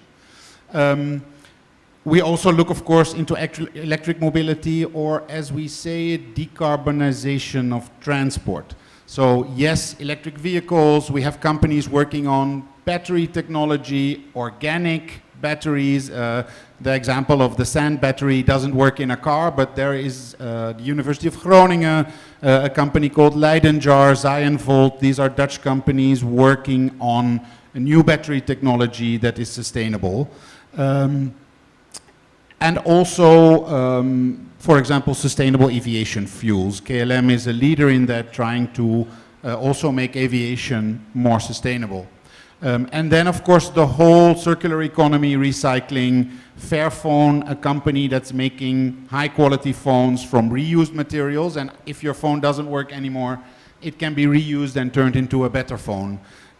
We have a company called Daiko that's using recaptured carbon to replace water in the dyeing process of fabrics. They are working with Nike, eliminating the requirement of water for dyeing fabrics and instead using carbon from the atmosphere or from other sources. So these are things that we as the Netherlands focus on, these technologies: recycling, circular economy, decarbonization of transport, and giving more space to nature also in our cities. Wow, that's excellent. You know, I mean, I know he mentioned so many names. I'm happy to say that at the website futureictforum.com, all of this is live streamed. All you need to do is pull the cursor back and you can hear him 3 or 4 times and take down all the names, all right? Thank you for... can reach out to my office and yes, we will respond. Also, yeah. Once you know which company you want to find out about, you can send him a specific email, and, you know, I know he's quick to reply to emails and will be happy to make the connections. Thank you so much. Now I want to jump to the other side and come to Raj. Raj, you had Talisma as chairman and CEO. You know, we were just meeting the other day and you were saying how, you know, given that we've discovered this wonderful thing called ChatGPT and AI model, you are basically creating an engine which can overlay across different business verticals and get AI to solve for many problems, whether it's discovery, whether it is connecting, whether it's capacity management. So can you unpack that a little bit, you know, because we also needed a corporate perspective and somebody working actually in Gen AI, creating Gen AI agent products, which can be applied across a company to drive innovation. So can you just tell me what you told that day privately so that more people can benefit from, you know, what you're doing at Talisma? Over to you. Thanks, Jose. I'll take the liberty. First, I'll give you the example, and I want to talk about sustainable employees next. I think if you think about AI, ChatGPT, I mean, everybody is excited about ChatGPT. Actually, AI has been around for many, many, many years, right? I mean, it's just that you got a UI to work with. I mean, normal person got to have a UI, the visual interface, which wasn't there earlier. Now, everybody got access to the visual interface of an AI, and everybody's excited. Whoa.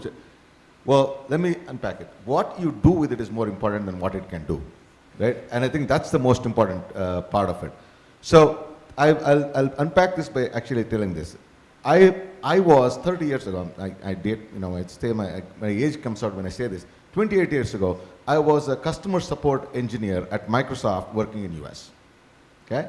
And what I had there was a CRM software, a knowledge management software, a phone call, and, you know, a whole bunch of seniors around me whom I can go reach out to if I have a problem. Fast forward 30 years now, how do you think call centers are operating? Exactly the same. So you talk about all the technology and excitement that has happened all around you, and you say, oh, 30 years later, we're doing the same thing. Right? So there's something fundamentally wrong in the way we have thought about technology all along. And I think if you think about AI, what it is effectively, you know, you break that down. I mean, I don't want to give a lecture on AI, but I know all it is doing is predicting your next word. That's all it means, okay? The LLM model, when you talk about large language model, it's a probability distribution of predicting the next word and the next word and the next word. That's what it's doing, right? And it does it so beautifully that you think it's actually more intelligent than you are. But you now take that and see, how do I apply this to drive better productivity in like a call center, customer support center that I just called you? Can I apply AI there and make somebody be more knowledgeable? You can't change anything that the person does because you call, they have to answer. But can I make that person more knowledgeable and more productive? That's where we are applying the AI. We're not creating businesses because AI is there. We're actually applying AI to what you can do with it, right? That's the application of it. So I'll tell you, one of the most important applications that we're doing is on employability. Okay? Today you think about the challenge of a student who's studying, and you know, I was looking around the room and sustainable cities and, you know, all this fantastic topic. Average age in this room is probably, you know, not very optimally the people, and then you look at the average age of the country, there is probably a bit of a mismatch, right? So you want younger people to be thinking this. This is not an afterthought. Sustainability is not an afterthought, right? It's not like you created a mess, so I'll go solve it. You have to be thinking ahead. So what we are doing is one of the things we're doing is as an employability aspect of it. How do you bring this knowledge upfront to the students? And we use AI for this. We actually are looking around and saying which companies, what they're doing, what are the areas they're doing, what are the latest trends they're working on. It actually brings the whole consolidated view based on an aspiring, creating a pathway for a student and say, I want to actually go there and I want to be this, astrophysician. And so what does that even mean? What are the new technologies that they're using? All that information we surface up using the AI layer. Bring that to them and say, I want to be this. It tells you, this is what you can do. Here are all the things you can do. And then we actually create professional clubs which they can go and learn about this. They can actually get engaged with this. I want to be an entrepreneur. There's an entrepreneur club. You can go get engaged with this. So everyone sitting in this room, with your knowledge, you can help me. So I think you can actually be a great advocate for driving that employability angle. You can partner with me and actually take this to a whole new level, because that's what we all need, sustainable employees. Right? So that's a use case of what an AI can do. And I talked about the call center use case. So there are several. I can go through this. This is what we do at Talisma, is basically take the AI. Our models that we're building, we don't use LLMs, we use SLMs, because a large language model is an overkill for everything that we do. A small language model is all you need. For most 90% of what we do requires a small language model, which means it's 10% of the power usage of what an LLM would be using. That's the thinking that we have applied. And how do you bring that small language model, being able to give a comprehensive view about your organization? Like ChatGPT, think about you asking a question about your own company. Who is my customer who has not paid me? Who is the employee who has not done well? Ask about a question about everything about your company and actually think about a ChatGPT for yourself, for your own company. That's the easy way to define what we do for a living. Hopefully that answers the question. Excellent. Thank you, Raju. Basically personalize something that seemed up in the air somewhere, and everybody can actually use it for their company, their organization, and take it forward. And of course, being also sustainable, because it's 1/10 the power for a small language model instead of a large language model. Thank you so much. Now I would like to, ask Ambika, because Ambika represents the North Rhine-Westphalia region in Germany, and it's traditionally known as the economic powerhouse of Germany because of all the industrial base, and now it's changing and it's also fostering innovation after being the industrial powerhouse. So I want Ambika to share a little bit about the NRW ecosystem, what areas of digital technologies and AI are there, or are they emerging, or at what stage they are, and how NRW is shaping that digital future. I have to tell the audience, when I asked her, she said, let me actually use digital technology to outline some of the points. So, she also has a few slides that will go around. Okay, over to you, Ambika. Thank you. Thank you so much, Jose. And first of all, thank you. You're connecting the dots, and collaboration is the key word, right? And I'm very glad that I'm sitting next to my colleague from Netherlands, because we are the largest investment partners actually together across the technologies, industrial as well as the emerging sectors. So yeah, NRW, so you spoke about wealth figures and all. Let me also state few figures actually, and across the room I'll also try to give few of the example which is relevant to the earlier speakers, what they have quoted actually. So NRW, as you rightly mentioned, industrial powerhouse, known as heartbeat of Europe. Of course, working together with very brilliant partners as well. So the GDP of NRW is 20 billion, okay, and which is 20% of the, 853 billion, which is 20% of the German GDP. Now we are talking about digitalization and AI. So 15 billion euros is purely from the digital sectors. And how did it happen? It's because of the conducive environment, right? So all these AI, digitalization, technology, what do they really need? Of course, wealth is definitely a factor, but R&D, and that's our forte. So we have the dense research and technology landscape, where we have almost 60 universities, Fraunhofer Institute and other research institutes which are focusing purely on these emerging technologies, and of course giving the companies a conducive environment to develop the new technologies. Now, you spoke about, again, the same word, collaboration. There are almost 2,000 German companies here. We spoke about the digital twin. Henkel is already using the digital twin. And there are 130 Indian companies who are already working in NRW. So if I have to give some examples, right, that how AI is changing, what are we doing in field of AI, we have various institutes, right? When we speak about the cluster or the competence center who are focusing purely on research and development in area of AI digitalization, I'll take few names here. There is the village called AI Village, which is totally digitalized campus in the region Youth. We spoke about collaboration. Microsoft is coming up with 2 data centers in NRW known as hyperscaler, which will not be catering to the German market, but across Europe as well. Then, of course, the Ulish. I think there was one of the colleagues, the startup in the health sector.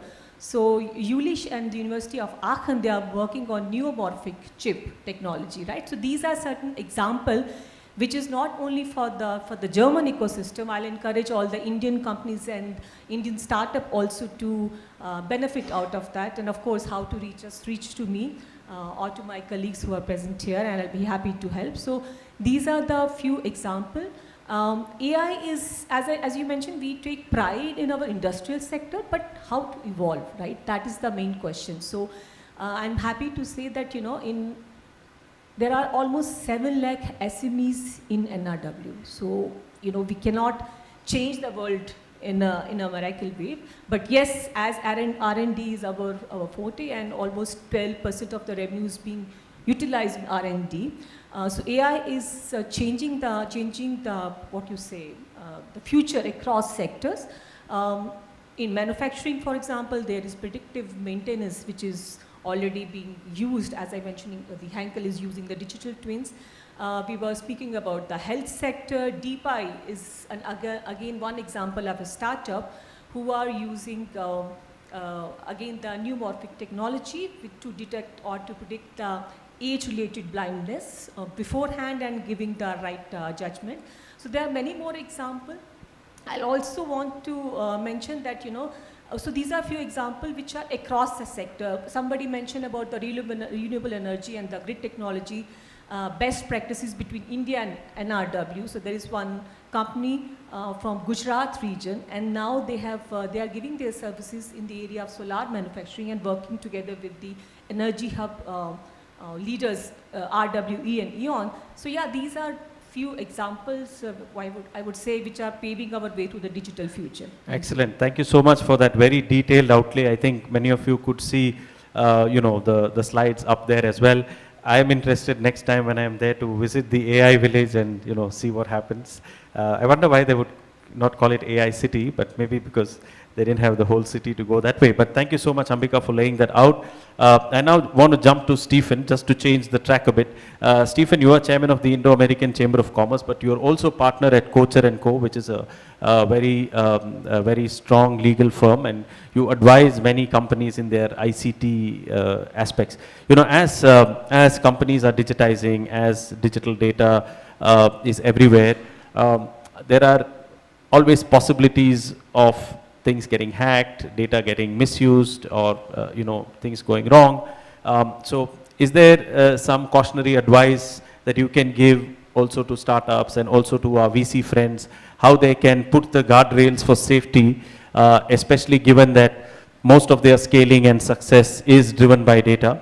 So can you unpack that for us a bit? Thanks, Jose. You know, one of you mentioned about connecting the dots. So one thing that's kind of common with pretty much every business is the use of personal information. India is one of the only major economies, or probably the only major economy in the world, that doesn't have a privacy law. And we have a law that was enacted about a year and a half back, still not yet come into force. Some rules have been issued. So what I want to caution everyone about is there's somewhat of an earthquake about to happen when this law comes into force, because most businesses are not prepared for it. And the main reason they're not prepared for it is because we've not really had a law like this before.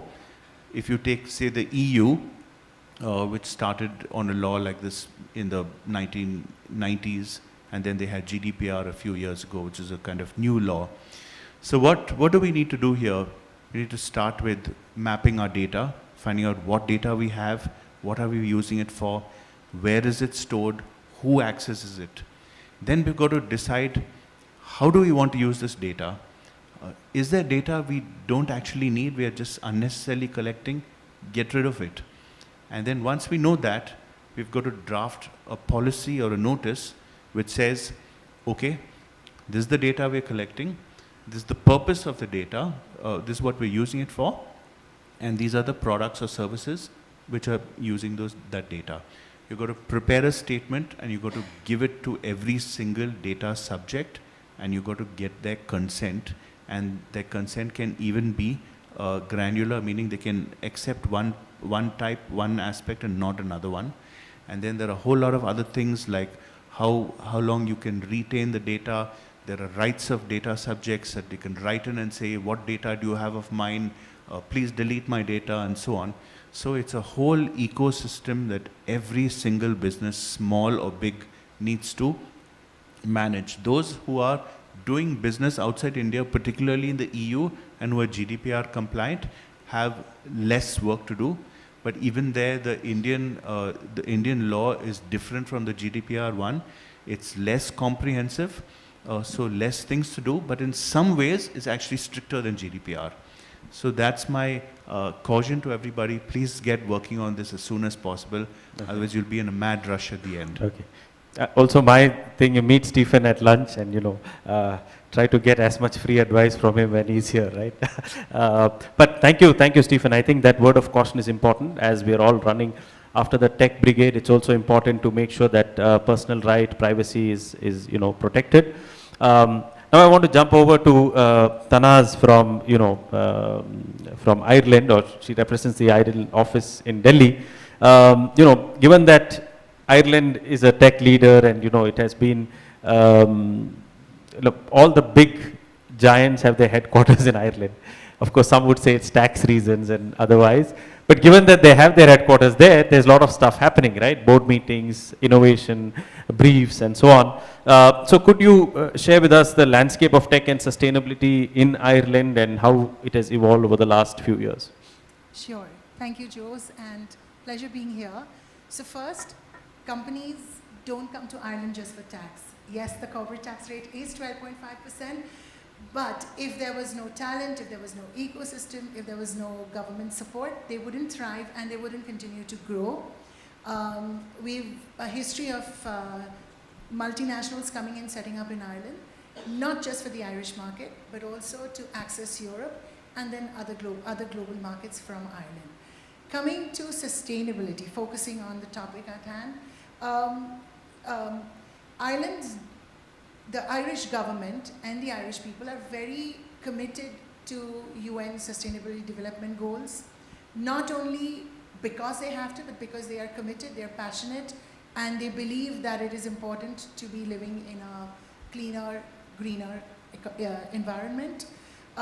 They've been on this journey, which is a consistent journey, a sustained journey for years now, and I can quote that last year, in 2023, 32% of the of the electricity requirement came from wind energy sources. There is also a commitment by the government that by 2030, 35% of all energy requirement in Ireland will come from renewable sources. So that's a big commitment, and they make this because they know they can work on it. There is commitment by companies and people alike, like I said. I represent IDEA Ireland, which is the Irish government's FDI agency, and we help foreign-owned companies set up in Ireland. In my case, we help Indian companies set up in Ireland. Now, over the years, we've had many manufacturing companies across pharmaceutical, heavy engineering, etc. And we are, at this point of time, working closely as government. So through IDEA Ireland, through Science Foundation Ireland and other bodies, we're working very closely to help them decarbonize their operations. This is through government grants. This is through consultation. So we bring in experts who come and speak to them, talk to them about their particular case, but equally we also have knowledge sessions, gatherings like this where people are invited and there are conversations. So all this is towards ensuring a more sustainable operations. There was conversation around funding, and there was also, so Vinod referred to the funding, Martin referred to the ecosystem. Both of this exist in Ireland. There are companies, Irish companies, who my colleague will touch on later, but also the multinationals that are been working on clean energy projects. There is funding available. So again, I'll quote a Tech Ireland data here. In the last 3 years, $1 billion has been raised by startups and scale-ups in the green clean tech space. So this speaks about the funding available. If I go to speak about the ecosystem, and just because future mobility was mentioned, JLR has a center of excellence in Ireland, more than 360 engineers working on cars of the future, infotainment, etc. There's a future mobility campus in Shannon, which is a part of Ireland. So there's a lot happening, whether it is around future mobility or smart cities. We have small parks which have been converted into smart parks or smart stadiums, and various technologies have been deployed there to test on a small, so they're test beds, to test on a smaller scale, and of course then to be deployed into larger cities. So there is a lot smart traffic management, and overlaying above all of this is government support. And then we also have, regulatory support. So there is regulation, but also support over implementing within your organization different activities. So this is in a nutshell. I'm just trying to concise everything. Absolutely. And happy to take any questions later. Thank you. So I think the takeaway is all the aspects are covered. Now I have to go to Professor M.V. Rajiv Gowda. I think we should give him a big round of, no politician listens, right? So you see, you had him listen to all the speakers. And our second round of questioning is about collaboration of India and the world, the VCs and everybody else, how they're open to collaborate. So I thought I'll ask Professor Rajiv to share his amazing idea, which I heard a few days back, and I was quite excited. He is doing something very, very amazing. So I thought let him put that out there, and then we'll get everyone to respond and see what they can do to connect, plug in, collaborate, scale, energize, power from there on. So over to you, Prof. Thank you, Jose. Some words that I listened to, words like ecosystem, connecting the dots, etc. Right? Now, when you think about the city that we're in, we have lots of institutions that work on R&D and innovation, startups that are working in these domains. We have lakhs of students, we have lots of faculty members. But one of the things that we're missing in this city is an ecosystem that actually connects these dots in some ways, right? The Indian Institute of Science is its own silo. IIM, where I used to teach before I became a member of parliament, is its own silo. And the numerous private sector research institutions, whether it's, somebody mentioned Mercedes-Benz has a research center right here, or the Jack Welch Center of GE, there are numerous research entities, Novo Nordisk, there are lots of activity going on all within the walls, and no one is actually creating the environment to allow collaboration and then essentially to literally open up people's minds to the fact that they can push the frontiers of knowledge. Now, if you were to look at a global map of innovation, and there are such things on the internet, you'll find spikes on the west coast of the US, you'll find in the Boston area, you'll find Western Europe, you'll find Korea, Japan, you'll find Israel, but you won't find any spikes emerging from this subcontinent, right? You literally, and those spikes represent publications, patents, things like that, citations. And so we have massive underperformance, right? And so what I'm getting to is I'm going to be launching, so I didn't listen to the people enough. I contested the Lok Sabha election and lost from Bangalore North. So now I suddenly have time and bandwidth to do new innovative things. Okay, so here I am, focused on creating a Bengaluru Research and Innovation Consortium. So this is a platform to bring all these institutions together. I'm also on the board of governors of my alma mater, St. Joseph's University. So with the educational institutions, I'm pushing the idea that, you know, you've got the real estate. Why don't we devote one weekend to, say, biology weekend? We will get faculty from, IISc to come and talk about their world-class research. Let's open this up to students and faculty from everywhere. Let's connect with other countries and their scientists and institutions. Let's engage with our own diaspora. And before you know it, the latent talent and capacity and productivity for research and innovation that this city has, we would be able to unleash that. But this means that all of us around here, including the lawyers, and this is not confined only to STEM. This can be across domains, right? And then, of course, everyone else who you brought together. I think we can find ways to collaborate across domains and really make, change that map. See some spikes emerging from Bangalore. I am very confident that if any place in this country can really get on that global innovation map, it is Bangalore. We've got what it takes. Oh, excellent. Thank you so much for that. Let's give a big round of applause, for that thought. Bangalore Research and Innovation Corridor. Excellent. Thank you so much for, announcing that at the Future ICT Forum. We are about the future and to see how dots can be connected.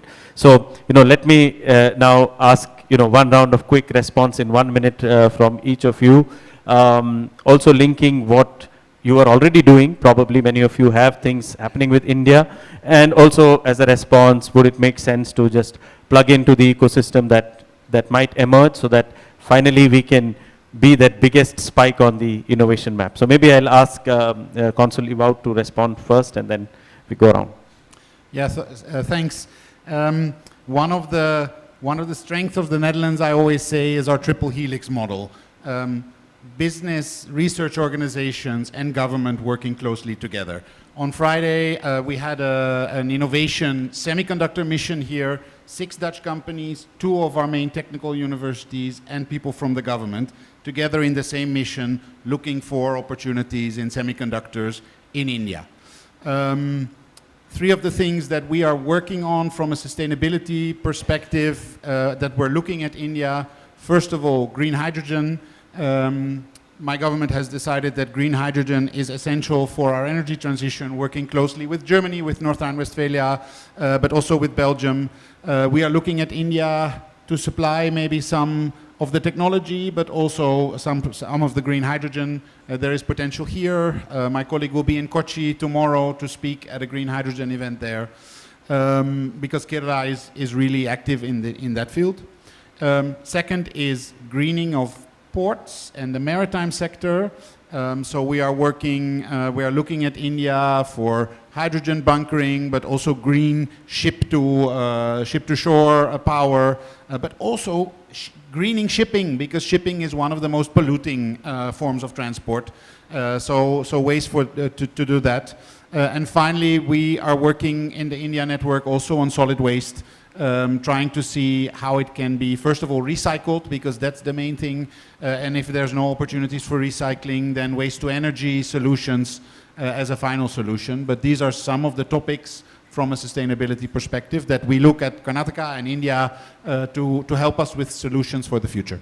Thanks. Perfect. Thank you so much. Maybe I can ask Ambika also to continue, and then also maybe to add a line if it sounds interesting to collaborate with Professor Rajiv. No, of course, actually, very well said and very well, summarized everything. So I'll not touch the renewable sector because it's the same idea in across the Europe, what we want to do with India.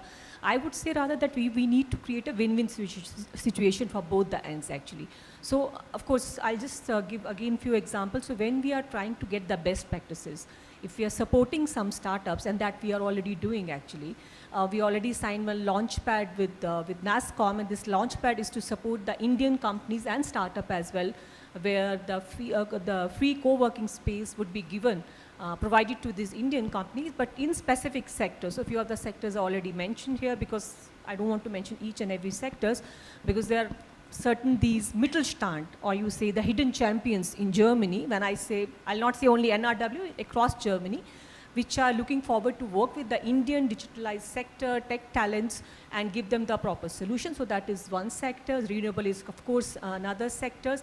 And likewise, so we are supporting, or we are, rather than supporting, I would say collaborating with Indian tech talent or Indian companies, so that they can come forward and create a kind of win-win, or the benefit from the both the ends. And the welcome package, of course, I'll also like to mention there is a welcome package introduced for this Indian startup. When we speak about the R&D collaboration, the University of Aachen is already working very closely with the IIT Chennai. IISc is also working with the Dortmund and the University of Cologne. In fact, I am also, we spoke about sustainability. So sustainability we have discussed across sectors.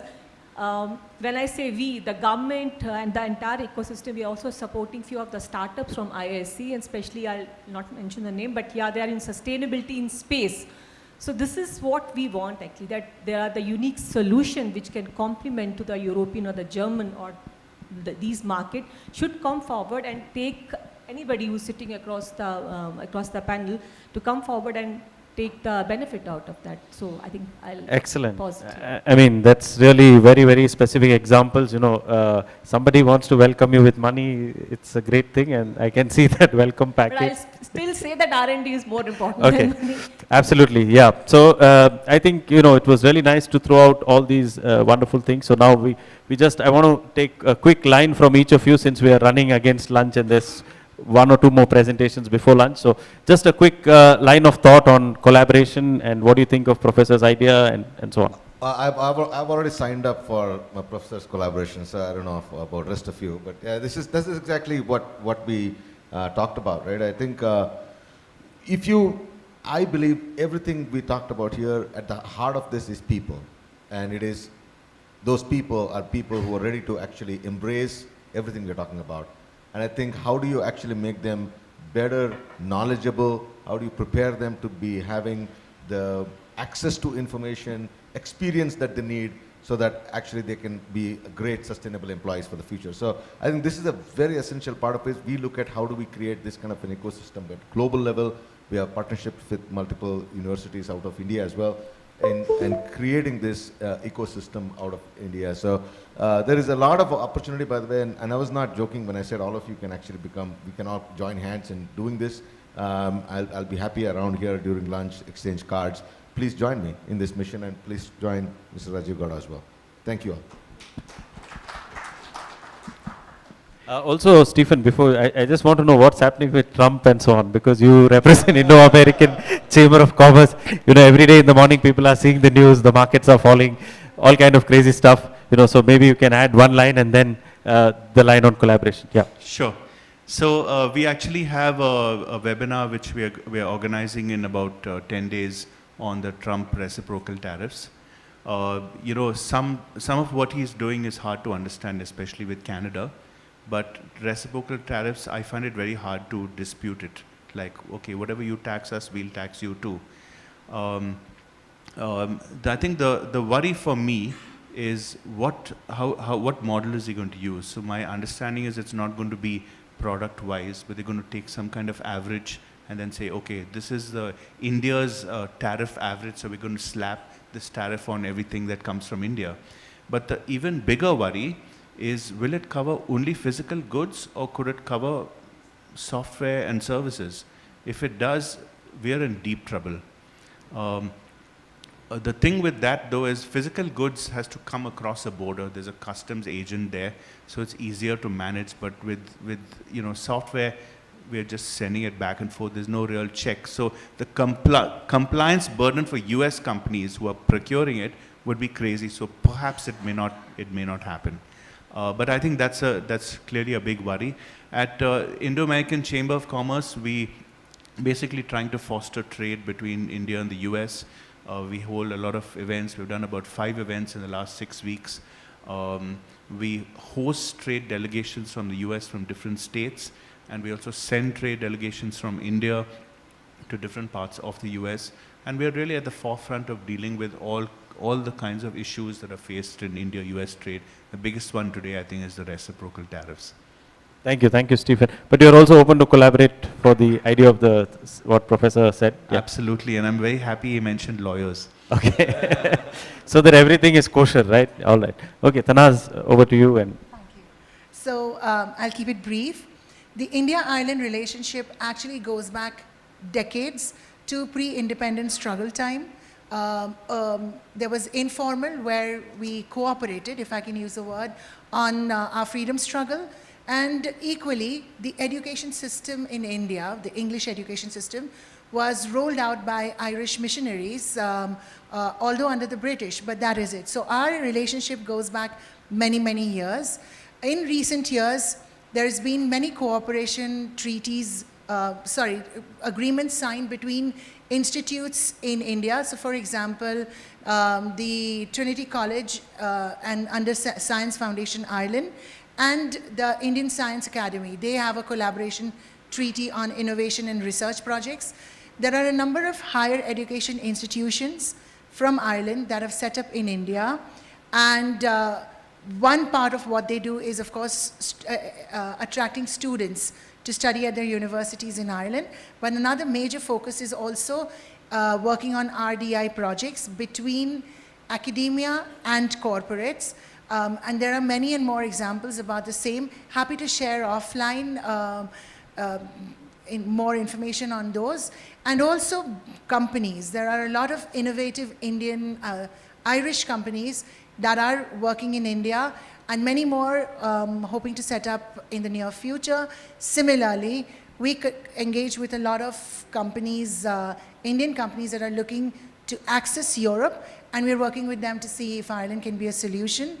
And on a final note, this is all supported by the Irish and the Indian government. We had Minister Jaishankar in Ireland last week. We have an Irish Minister for Education, Research and Innovation visiting India next week. So there's going to be much more between the India-Ireland corridor going forward. Thank you.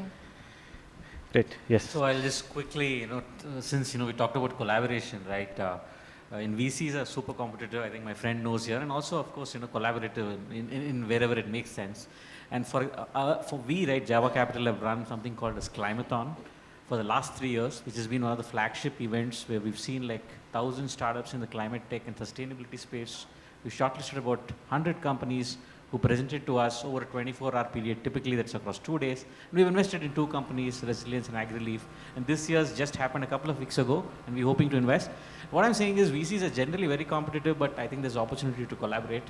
And I'd love to work with Professor Rajiv Gada and see where we can take deep tech and climate and sustainability. Happy to be there. And also excellent to see that initiative is coming out of something closer to the government. So there is going to be some amount of government support. I think Bangalore, as Professor said, right, I also fundamentally have a vested interest to see that Bangalore, and actually it is the only possible place, even mentioned in the economic survey, couple of lines which has got a great amount of diversity than any other city in the preface itself. And I put that on Twitter a couple of times. I think somebody should read that and see that, that's the only place it's possible in India to actually become an innovation and a deep technology hub in the country.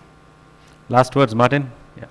Yeah, since it's the last words, I would like to end by, say this. Somebody says collaboration is the key, right? So as the saying goes, if you want to go fast, go alone. If you want to go far, go together.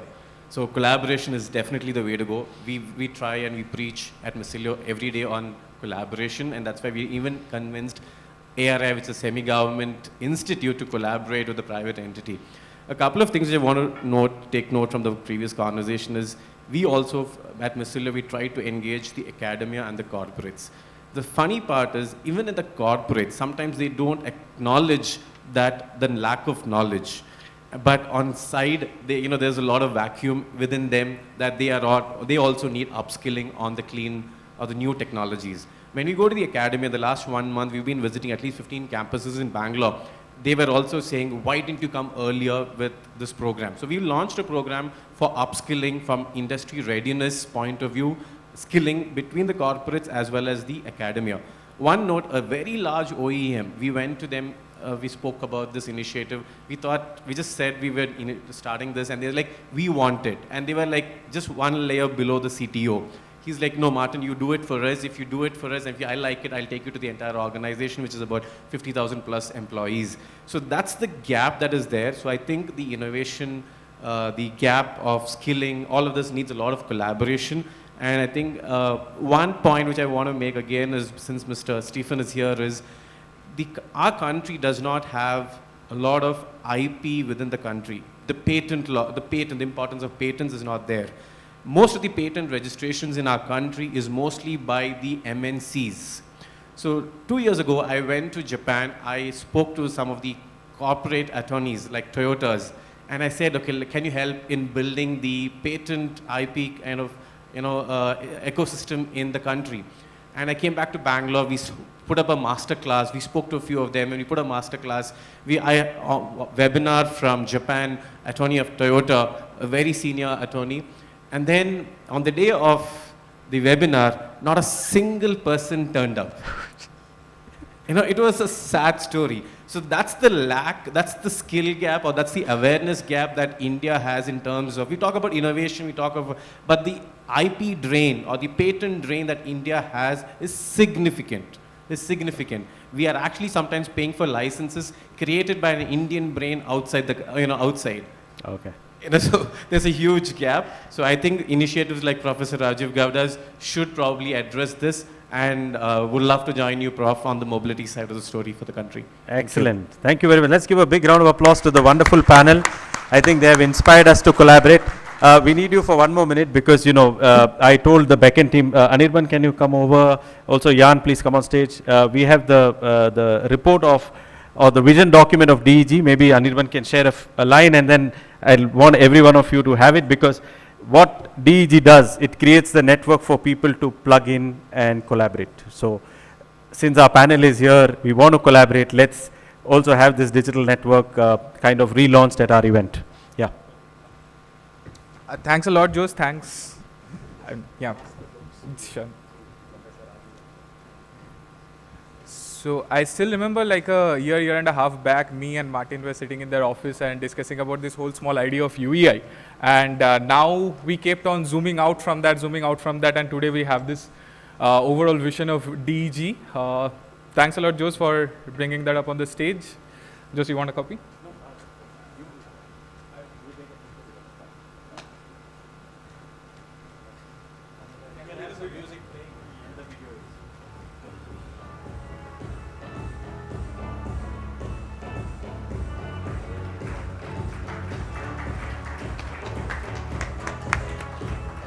Thank you so much, and we really hope many more startups. Big round of applause to our wonderful speakers.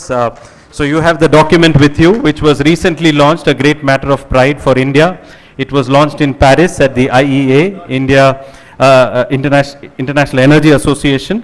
So now we have the last two talks. We are running about 10 minutes late, but after lunch we will catch up. May I invite Ross Curran, who is here from Ireland, basically, but he works in Delhi. So he'll give us some really high-tech stuff that's happening. Remember I told you about flying drones delivering stuff to your window? So you might see some of that in his presentation. After that, we will have the digital twin, which is, I think, first in the world for traffic, done by Arcadis. So these two presentations, and then we have lunch. 8 minutes each. Over to Ross. Yes.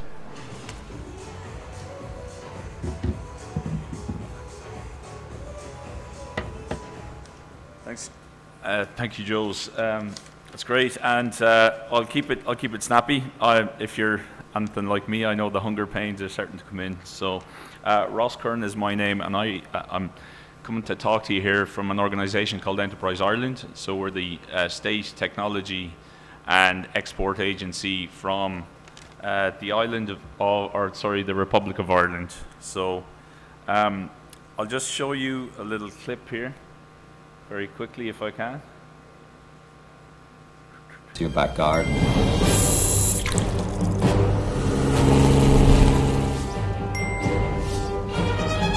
In what world can you open an app and get a coffee delivered to your door in 2 minutes and 40 seconds? Mana Drones, this is an Irish company, a last mile logistics provider. We heard about last mile logistics earlier on, almost like a small cargo airline. Brings everyday products, groceries, medicines to the front or back garden of your house. So up until now, drones have mainly been used for deliveries of medicines, medical products. So I think this is really showing a vision of transporting everyday things to everyday people everywhere.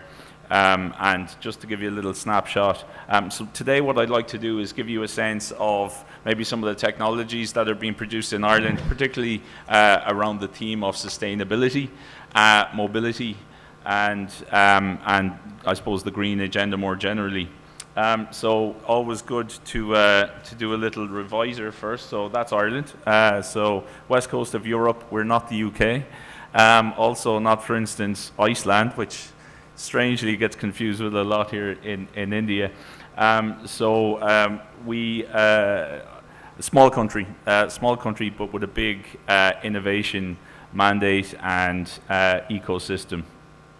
So really, just a few snapshots really in terms of innovations coming out of Ireland at the moment around three key areas today. First one is around efficiency. So really in terms of technologies underpinning urbanization that we see globally and making our urban environment more efficient. Also around connectivity, mobility we've heard a lot about today. And finally, something that hasn't been talked about too much, but I know it's in the headline of the conference, which is trust and security and obviously a really core component of sustainability going forward. First company I'd like to talk to you about is City Swift. So cities throughout the world are changing. They're getting larger, they're getting smarter, and our vision of a green future is a city that's more efficient, more connected, and more secure. So in order to get to your destination, very relevant for Bangalore, I've been here many times, and the traffic never fails to surprise me. A company called City Swift from the west coast of Ireland, really transforming the way data around transportation is analysed and actioned. So they work with, for example, the New York Subway, Transport for London, National Rail, National Express in the UK as well. And really what they're all about is monitoring statistics, passenger numbers, peak locations, usage, delays. And it really allows transport authorities to plan their networks better and more efficiently, improving the passenger experience, making transport more reliable so people want to take transport instead of jumping in their cars. So that's City Swift, really good company. Talk about Siren as well. So we talked about security and trust. So Siren, they work with police forces, intelligence agencies and law enforcement agencies, and really what they provide is essentially think Google or Google search for law enforcement agencies. They also work with corporations as well. So it's to protect their assets, networks against fraud, cyber criminals, etc.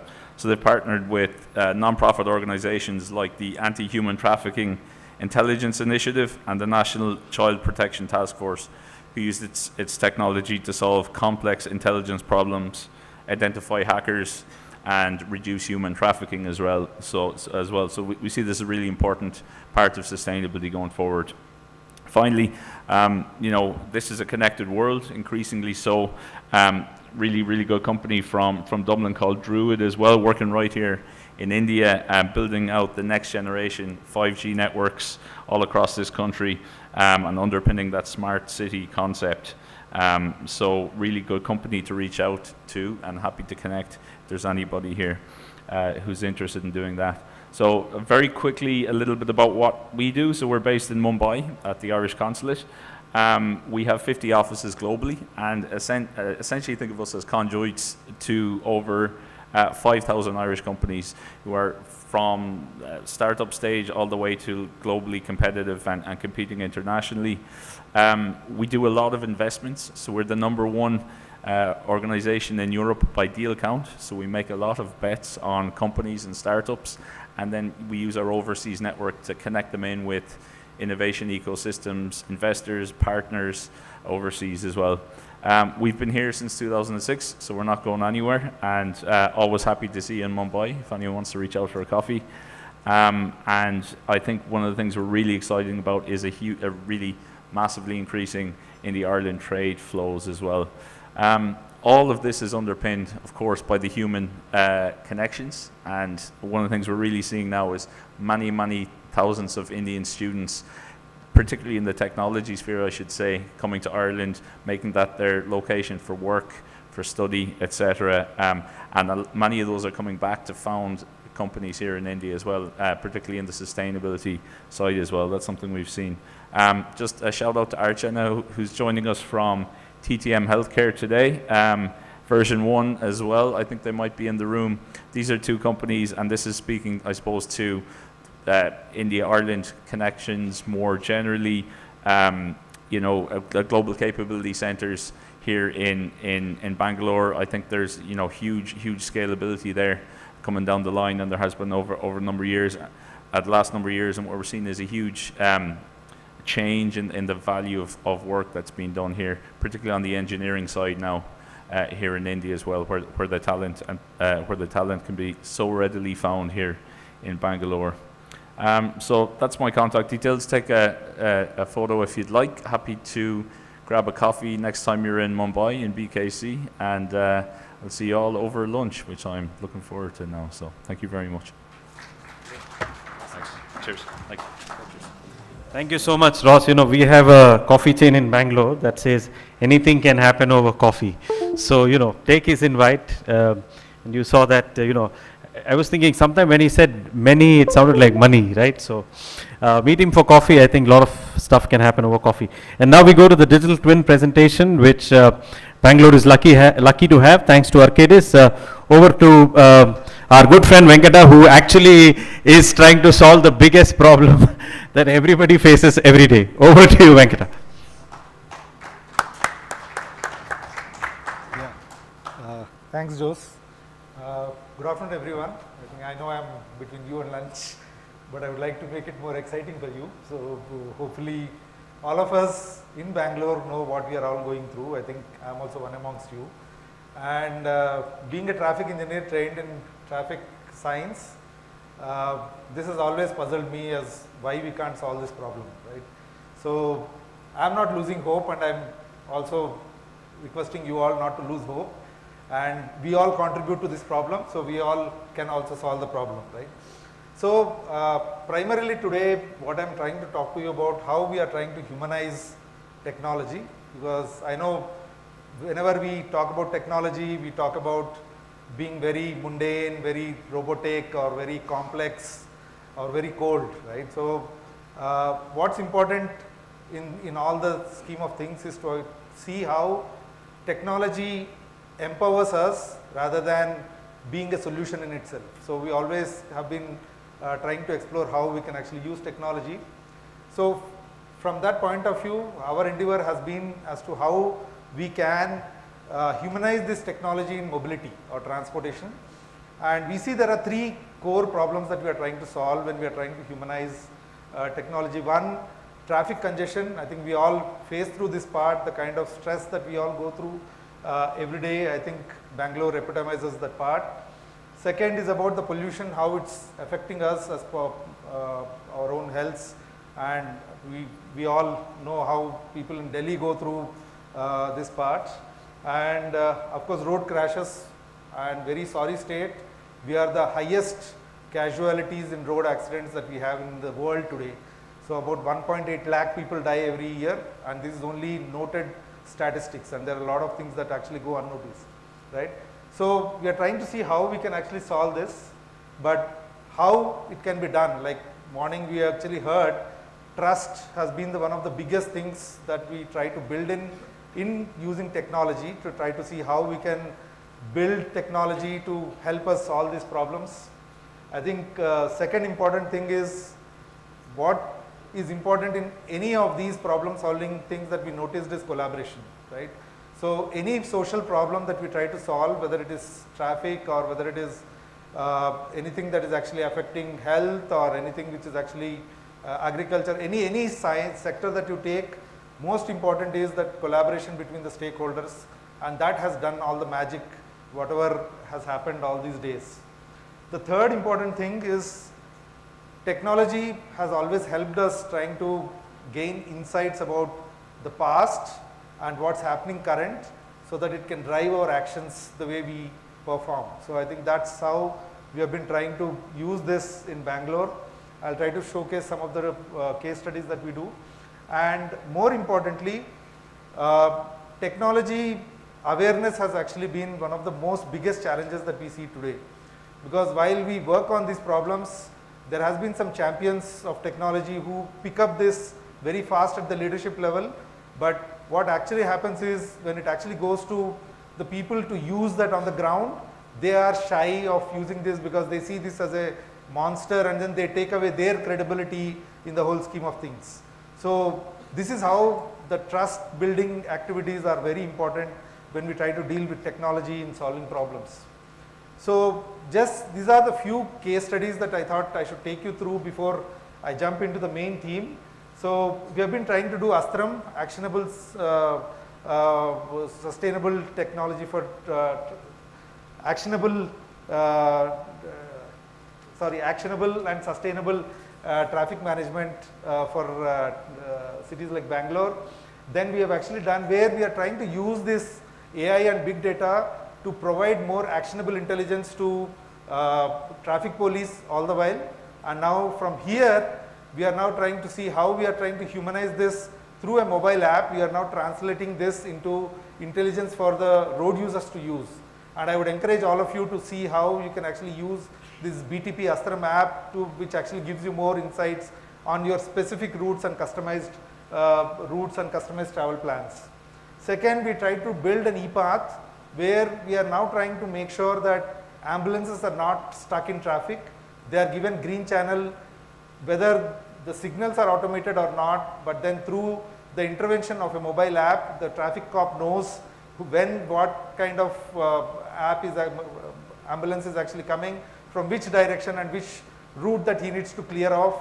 We are giving them an insight at least 5 minutes in advance so that he is able to clear and then make sure the ambulances get free channel. Next, we are trying to use AI safety bot which actually helps traffic police in predicting where there could be more safety challenges. One of the biggest things that we did was the New Year Eve, like morning Anucharji was actually mentioning about the 0 fatalities on a New Year Eve, first of its kind, that we were able to achieve through these kind of tech plus a human collaboration, right? So we did a lot of analysis about where the accidents were happening and why these were actually happening and how we can actually prevent them from happening. And then we did all the initiatives, and then finally the outcome has really been very encouraging. The other important thing was I talked about Citizen app and then NH Care. We are now trying to see how technology can help us providing quick response to highway accident victims. So we are trying to collate the data about, and one of the biggest 30% of the fatalities are owing to the victims not being put to the right kind of hospitals.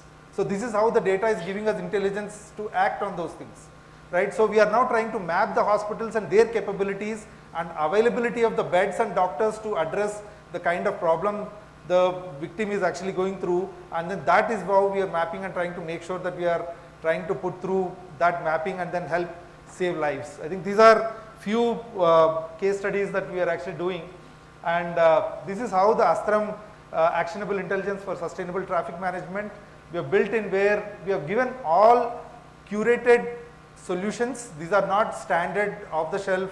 We curated this for Bangalore police and also for citizens of Bangalore to be used, and we are using the basic science to connect the technology and the use case together. And we can talk about it more, and there's a lot of material, but then this is how we are trying to showcase, and just to show that we haven't lost hope, of Bangalore, and we can still revive its legacy. Now, coming to this as a natural extension of what we are doing. So, what we have found is, while we have now, first we started with Bangalore Traffic Police, giving them actionable intelligence and trying to help them take their decisions better, and now moving this to the citizens. We also realized that Bangalore Traffic Police is not the only entity in Bangalore to solve the traffic problems. So there are a lot of other key stakeholders in Bangalore who needs to work coordinated and collaborate between themselves. But most importantly, they also need to start realizing what kind of intelligence this system can actually provide. So now that's where we actually now started twinning the whole Bangalore mobility ecosystem, right? Twinning would mean like, what is it that we are trying to twin, right? So in a mobility ecosystem, you know, the infrastructure, the roads, right? Then the vehicles, the type of vehicles that move in Bangalore, whether it is personalized cars, taxis, or buses, or metro, or auto rickshaw. So all these vehicles need to be twinned.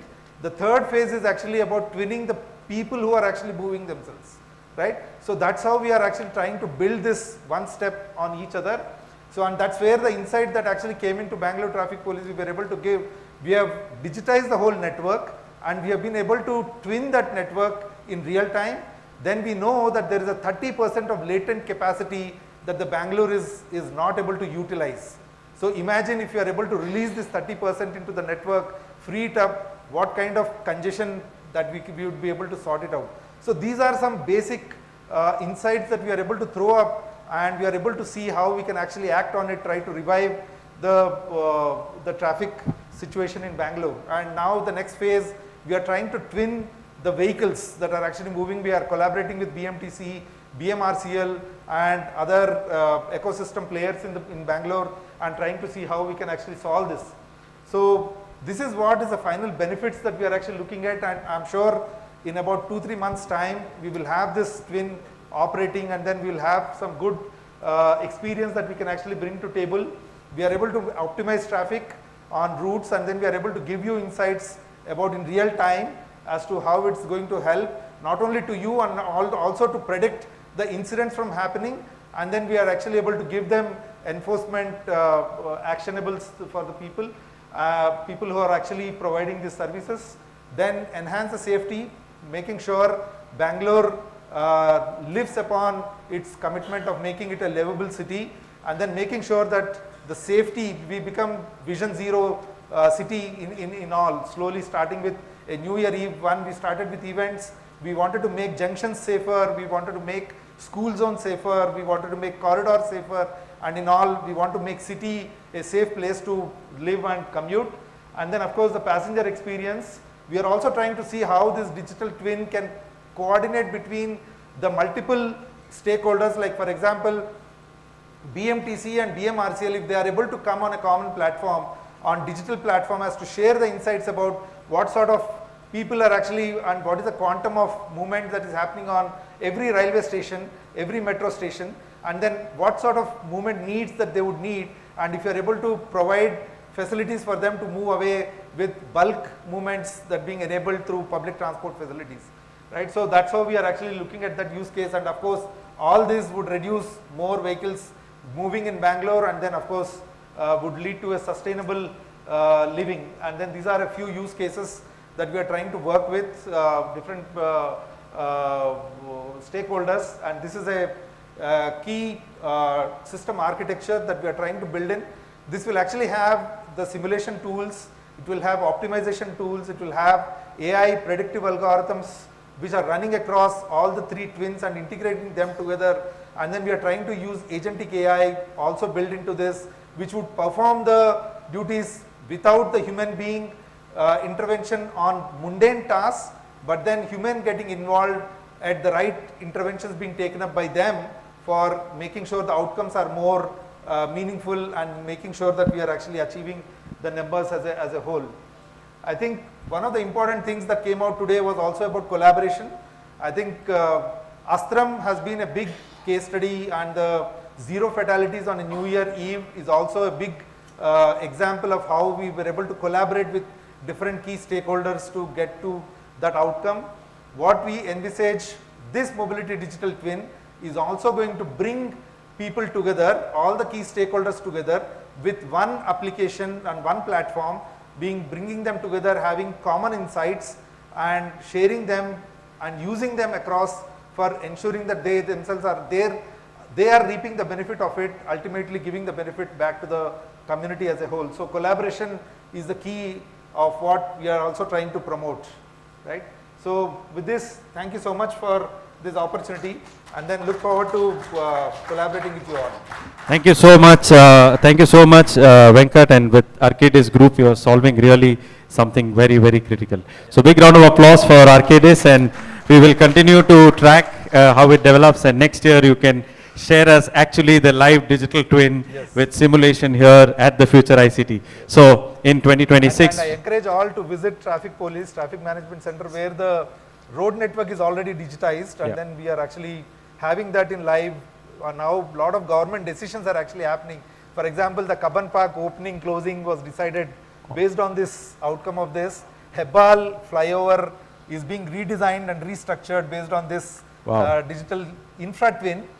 It's still work in progress for full, but I think we are hopeful that the decisions are more logical moving forward. Great. I remember Narayan Murthy's one quote: to convince me, either God has to come or give me data. So I'm happy that Bangalore is using data. That's really great. Now I have a very, very interesting speaker, Madan Padki. He will speak for about 3 minutes to talk to us about digital in a completely new context. You know, everybody is talking about urban, city and so on, but are we missing something as we chase the digital magic in the future? And Madan and his team is doing something amazing. He wears multiple hats.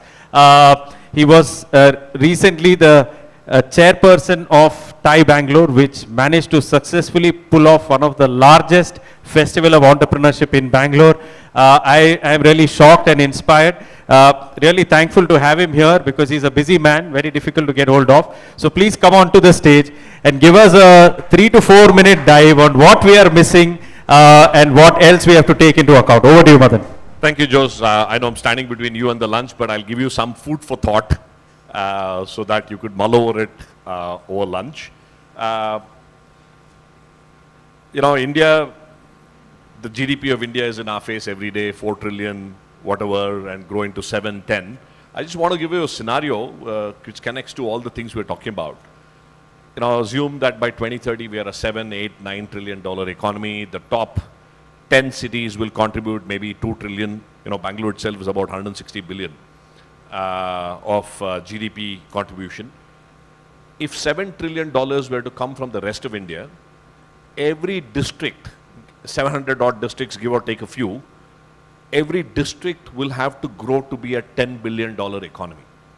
And today, an average district of around 20 lakh people is between $4 to $6 billion in economy. So we are talking in about 7 years' time where every district of the country will be the size of 5 Bhutans. Bhutan's economy today is about $2 billion. That is humongous. It is about, depending on the exchange rate, each district has the potential to be a 100,000 crore economy. Now, if you're talking of a 100,000 crore economy at the district level, you can envision in the next 7 years, 10,000 startups per district that can reach revenues of anywhere between 5 to 10 crores each, right? And here we are talking of a few hundred unicorns in the country. I can envision that in the next 5 years, there'll be 10 to 15 unicorns in every district of the country, right? I think if we can go with that vision, 3 things are required to make it happen. One, of course, is digital. We are seeing digitization happen at a rapid pace. You know, phenomenal presentation by Arcadis, phenomenal conversations on the morning. You take ONDC, OCEN, ONEST. Now we have launched OneTAC, which is the one network for tourism, art and culture. Digital rails moving into district will move at a very fast, will transform the economy at a fast pace. The second thing that is required is, of course, we need to talk about youth and talent. How do we inspire young people to take digital technologies to solve for local problems? How do we build skills in our young people so that they don't have to migrate? And the third obvious thing is access to capital and access to markets. how do we create financial models for these startups, for these young people to use these technologies to solve local problems in the district itself?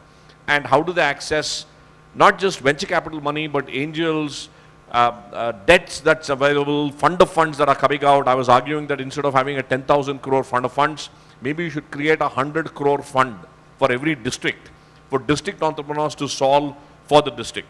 So what I want to leave you with is, we're calling it Dig Deep. In Sanskrit, it means a light in the sky, but it also stands for Digital District Economy and Entrepreneurship Platform, right?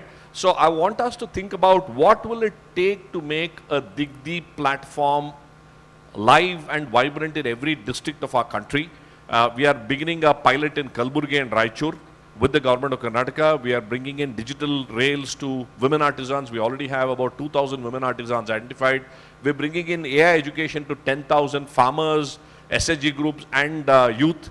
And we are bringing in robotic labs for our school students to try their hands at what we're doing. So a lot of experiments around Dig Deep.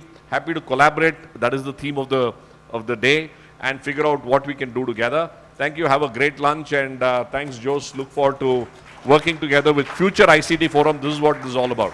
Absolutely. Thank you so much, Madan. Unless we include all of India, the growth is not true and not genuine. Thank you for that wonderful. By the way, we're also starting off a Thai chapter in Kalburgi. Oh, okay, excellent. So, entrepreneurship to the last, the least, and the lost. Thank you very much. Please enjoy your lunch. We will convene back at, now it is 1:30, 2:15, 45 minutes. So, please have quick lunch, quick conversation, and see you back for the wonderful prop tech, agroeconomy sector which is going to start, and some other wonderful startups. Yeah. Please enjoy your lunch and see you back.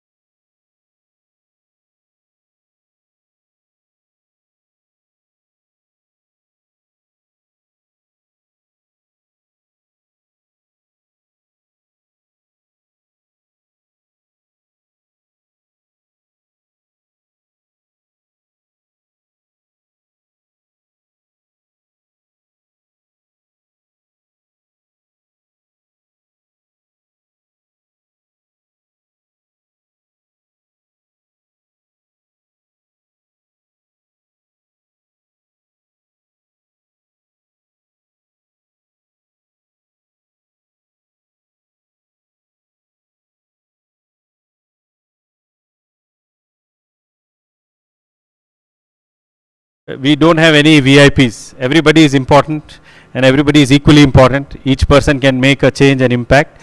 So come in front, because there are people coming in the afternoon session. So when they come a little later, they can go and occupy a seat at the back without troubling overall the setting.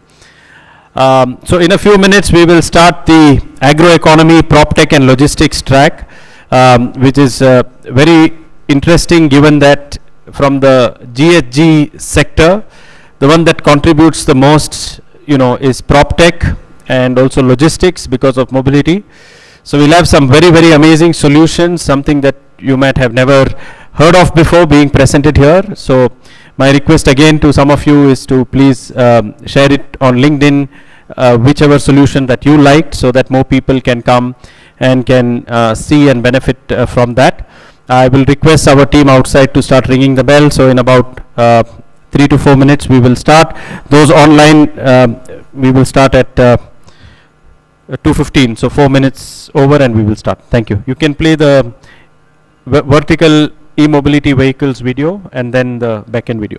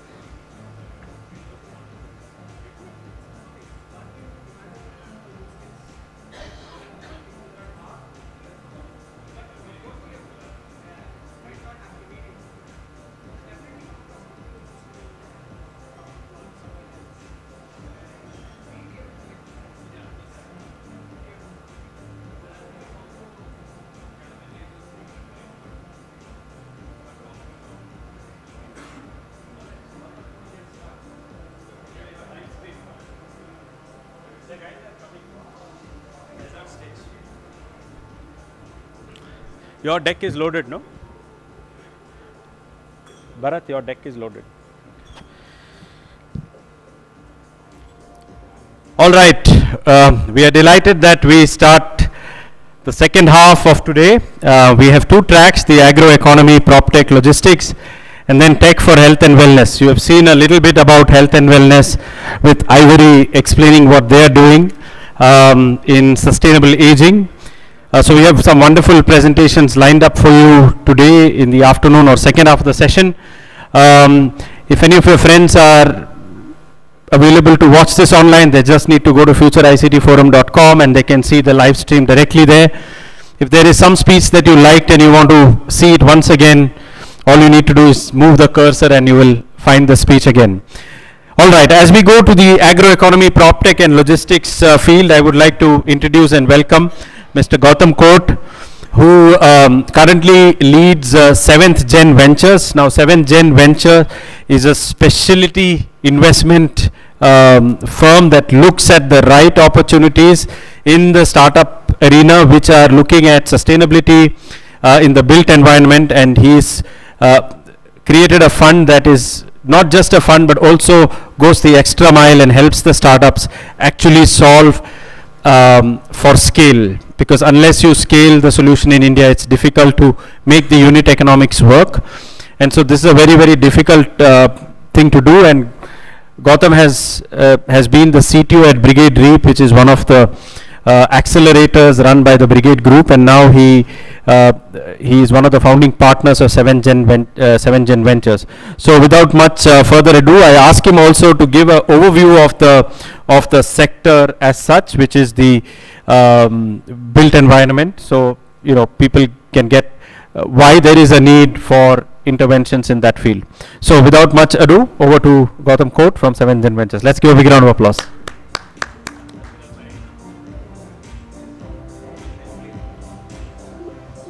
I wish he had chosen a picture with my eyes open. Thank you. All right. 2024 was a unique year. Do you have a mic? Why was it a unique year? It was the hottest year in history again. 2023 set the record. 2024 was the first year where the average temperature globally exceeded by over 1.5 degrees Celsius, which was the threshold set in the Paris Agreement, which is important to stay within for us to mitigate the risks of climate change. Something that we are absolutely not going to be very proud about. We should not be, right? I'm going to touch on two specific problems as a theme going into this session, and you know, they connect together with many other problems, but I've decided to focus on these two specifically. We produced the most plastic ever in 2024 also, 414 million tons if I'm not mistaken. It started with 2 million tons in 1950. This is a journey that just continues to grow. I mean, we are all crying ourselves hoarse about the amount of plastic that exists out there that we need to kind of use less and less of. In fact, we've normalized it with Consumer Report publishing a guide about how do you eat less plastic, right? And to me, you know, this is a cop-out. I know, I mean, this publication has a role to play, but I don't think we're doing enough here. The second issue that I wanted to touch upon is agricultural waste, which leads in very nicely to Bharat's talk right after me. Almost 70% of agricultural waste ends up in landfills. Okay, the problem with this is because of the moisture content that exists in these landfills. You know, it degrades biologically, and it emits methane, which is 25% more damaging than carbon dioxide. If the waste doesn't end in landfills, it is burnt. And you know, you're looking at VOCs and NOx and sulfur dioxide, and we've suffered in this country spectacularly over the last few years. Delhi becomes a massive example for the whole world for how not to live in a city, but that's how it is, right? Now, both these are opportunities. Let me not be, the Dr. Doom here. While, we have very limited time, these are opportunities that have to be identified and embraced if we were to survive as a planet. Okay? Plastics. We are backing a company called Zero Circle at 7gen, where they are creating bioplastics from seaweed. The important thing that they are doing is that they are creating a plastic alternative that is 100% home compostable and water soluble. So even if 2 million tons of their plastic ends up in the ocean, it'll probably dissolve, and nobody is going to cry horse about that. Now, this is a problem statement that they started off with 4 years ago. It's taken them a long time to come to this point, and that is what I mean. You have to identify these as problems. Agri-waste, right? There are many companies that are basically creating construction material, for example, from agri-waste. We've got some amazing examples from India alone, Structure or Green Jams, and these companies are basically using deep science to kind of create a material that withstands all kinds of testing from NABL to international standards. And it is something, real estate developers actually have no excuse to not use, these materials. So I represent 7gen Ventures. Joe has introduced me appropriately enough. We work on problems. We work on deep problems, okay? We are extremely patient with our capital deployment. We are willing to stay invested in a company with our early checks and follow-ons for 7, 8, 9, 10 years. Some of these companies need 5, 6 years in the lab. And no traditional VC is willing to do that. Java Capital, Vinod just left, I think, but they are an exception to that, right? That is the tribe that we are representing. We look at what kind of innovation basically works towards mitigating these problems, and how do you create a sustainable intervention and impact using the work that we do. So that's my LinkedIn. If anybody wants to connect with me, we love climate tech. We love deep science specifically, and startups. That's my first love anyway. So happy to connect with you today, anytime that you want to write to me. It gives me great pleasure now to introduce some amazing speakers right after. Bharat is next from FIDE. I've known about FIDE's work for all the amazing stuff that they've done on the DPI side, and I think he's going to speak specifically about agriculture today. Over to you.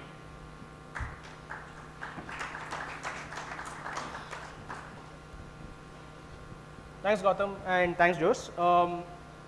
Thanks all for being back here in the room. I hope I don't bore you guys and put you to sleep, but that's a testament in another 8 minutes, right? Let's quickly see if I can get my slides up. Agriculture. So while Gautam did speak about how climate and the solutions around climate and sustainability are going to get coalesced, people coming together, we do see that agri is one of the primary drivers of that in some sense. And while a lot of things are already happening in the agri space, we did notice that it was all happening in silos. So FIDE and a couple of other partners decided to say, what if we can take the open networks concept and put it here as well, right? And that's what the next 5 to 6 minutes is going to be about. Let me take you away for a couple of minutes, put you in the field, put you in the shoes of this person called Lakshmibai, fictional but maybe not so fictional as well. She's a new farmer. She has a whole cultivation cycle ahead of her. Now, most farmers today are going to do word of mouth things. My neighbor does something, I'm going to do the similar things because everything else in the ecosystem is sorted for that, right? So life is good there. But then while they go through this cultivation life cycle, there could be certain roadblocks which they have no idea how to solve. For imagine a pest infection which they haven't seen before. What are they going to do? How are they going to solve it? If they let it grow, then that entire crop is out and they're done for that particular cultivation cycle. Or adverse weather conditions that they couldn't predict or couldn't solve for. Or a market crash at the end of the harvest cycle when they've put all their efforts but aren't able to get the maximum returns out of, right? All of these things eventually has some sort of solution behind it. I've listed a few areas in which solutions are available here in an Indian context, but you can expand this. This is not exhaustive at all. But benefits to advice, to credit, to market access, to a lot of other things are all broken. In fact, Lakshmibai probably has none of this in the digital form. There is a physical access to most of these things through actual people on the ground, but then we don't know where they are. They don't reach the farmers directly, and therefore this is almost impossible to sort of put together at scale as well. So if digital access does not work and physical access does not work, how do we even get to a place where all of these problems can still be solved? And I think that's where the transformation from purely siloed digital one platform model of thinking has to move to a more network model of thinking where it becomes phygital. There needs to be an assisted model of work where people reach the last mile. There needs to be interoperable digital systems, primarily because not everyone can reach everywhere, and therefore small pieces of work coming together, collaborating and solving will help everyone in the ecosystem, right? And it doesn't just stop at, let's say, transactional systems. It has to go down to smart governance and policy enablement setups as well. And this gives the setup to probably my next sort of 3-4 slides, which are examples of what we are doing in the space of open networks for agriculture, right? The first example I'll take is a very small hyperlocal pod that we call Unified Krishi Interface. This is a small example that we've started off in Nashik with a couple of partners, about 500 farmers, 20-30 FPOs coming together. They're all community led. It's grass root level initiatives. People are coming together and saying, how do we generate value for the farmer using the same examples that I gave you earlier, right? It's also interoperable with the rest of the DPIs and the infrastructures available in India right now. Therefore, this gives a possibility of agri going beyond its own space and having a new way of doing new things, right? It can connect to education and skilling opportunities for the farmers. It can connect to markets through ONDC. It can connect to energies and sustainability efforts through UEI. And therefore, this can grow into something much beyond what we see as a hyperlocal pod. Now imagine such hyperlocal pods in every part of the country, right? Vistar being the government form of this very idea, where they say states can individually set up their mini networks. These networks can all form a network of network grids for the entire country. Now we've already had about 5 pilots of this initiative, Maharashtra going live probably in the next couple of months. And this is going to increase as we go in time. So therefore, pods of UKIs in each city or each district, and then bundled up together to form a state grid of Vistar, and then bundled up together to form an open network, open AgriNet alliance, which is a very global initiative, right? How does this become not just a small DPI out of India, but how does this become a global solution that we can say is a common idea? It should have its own flavor of implementation in each space, but it still follows that all of these solutions are now being combined together, are playing off each other, and therefore finally assisting the beneficiaries who are the farmers and the farmer ecosystems, right? So this is probably where we see the most doubt. Why are we doing this, right? We know the size of the problems, and those are the numbers that someone wrote up. But at the end of all of this, we are coming back to the climate and sustainability sort of an angle. If we set up an infrastructure like this for normal agricultural practices that are happening today, can climate and sustainability solutions sit on top of all this as an added layer? It provides benefits to the farmers and the beneficiaries of that ecosystem, but it also provides benefits to the larger ecosystem of the climate and sustainability, right? So this is where I think I'll pause. There's information about Open AgriNet Alliance on this particular website. Please do reach out to us. Please do reach out to Jose. Jose will connect us to the right people, and from there we can pick it up again. Thanks, guys. That's my time.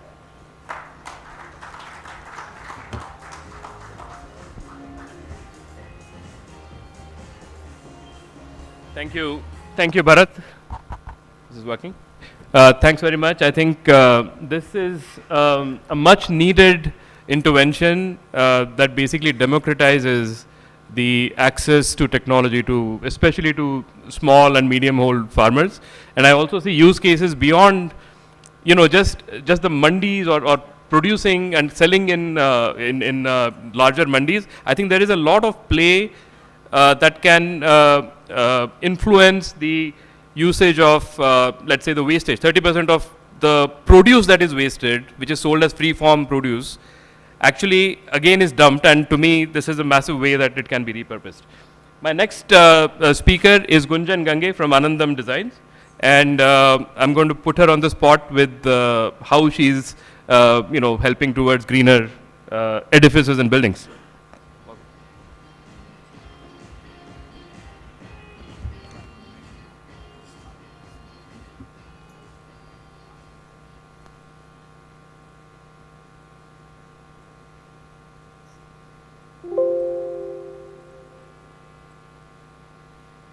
The greatest threat to our planet is the belief that someone else will save it or fix it.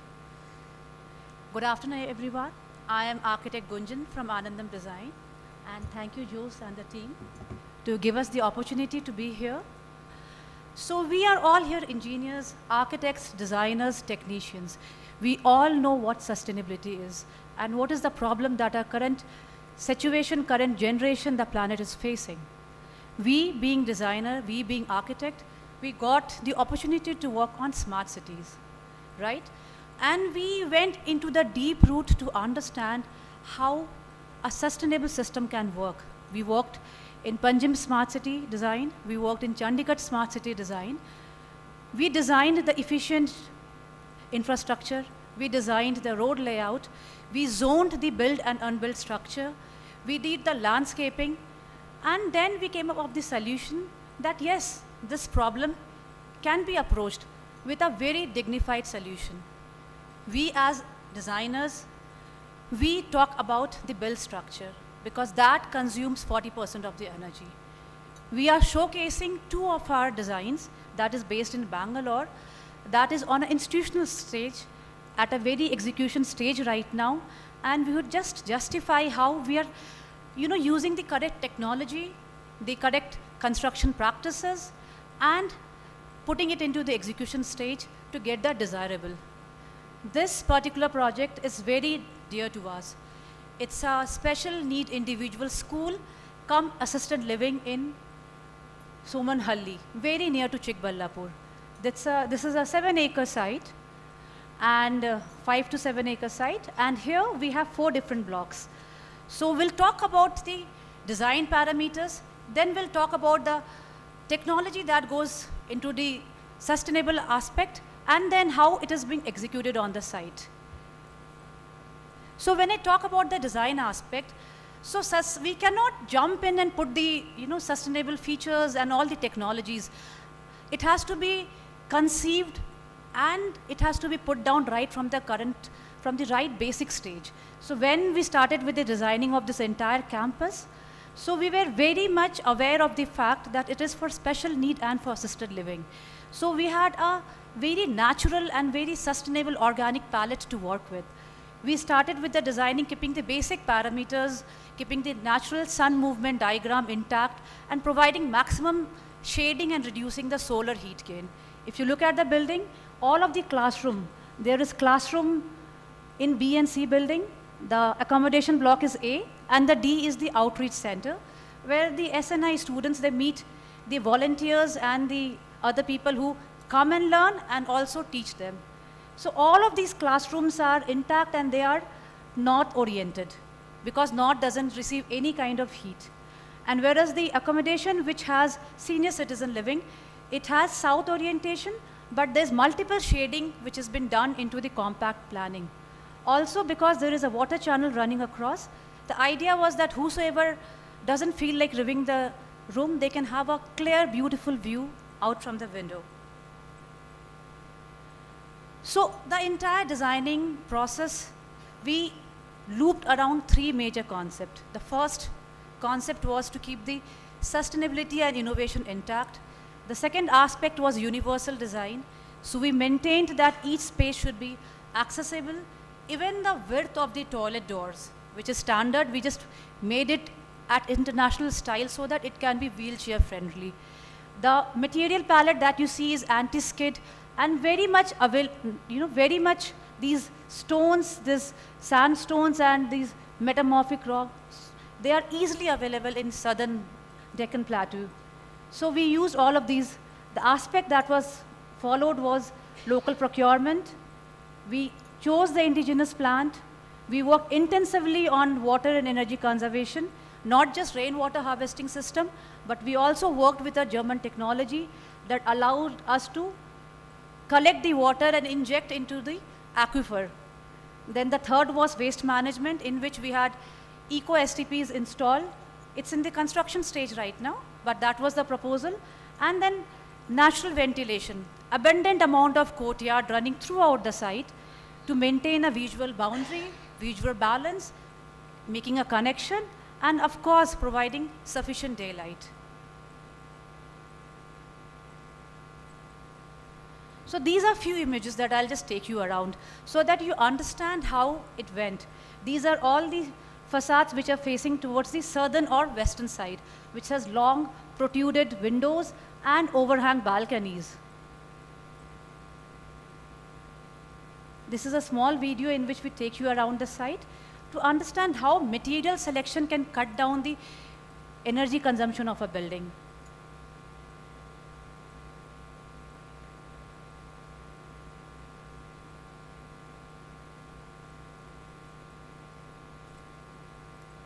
This is the bird eye view. This shows that all the surfaces which are exposed to the sunlight, it has been well cladded.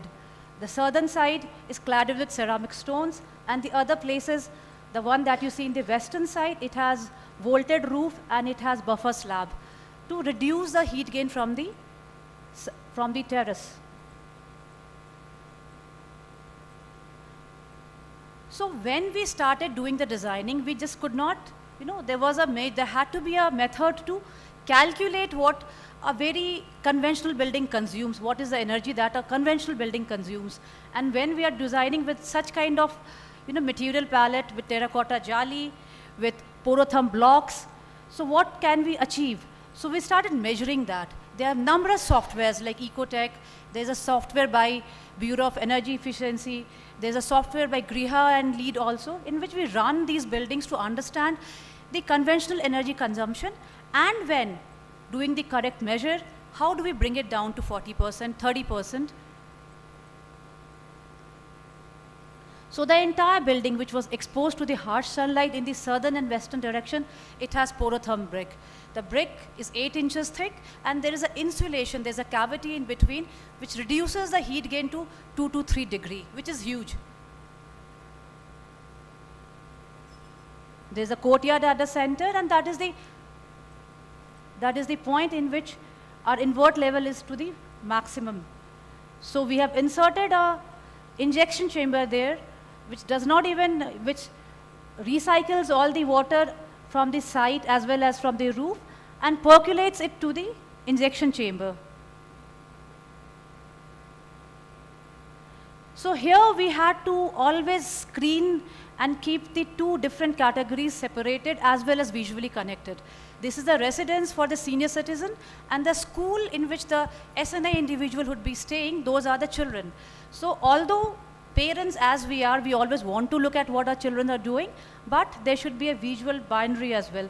That is the screen that we see, and each places we have the sit-out areas where even if one is walking or using a wheelchair can sit down, relax, and then take a route further.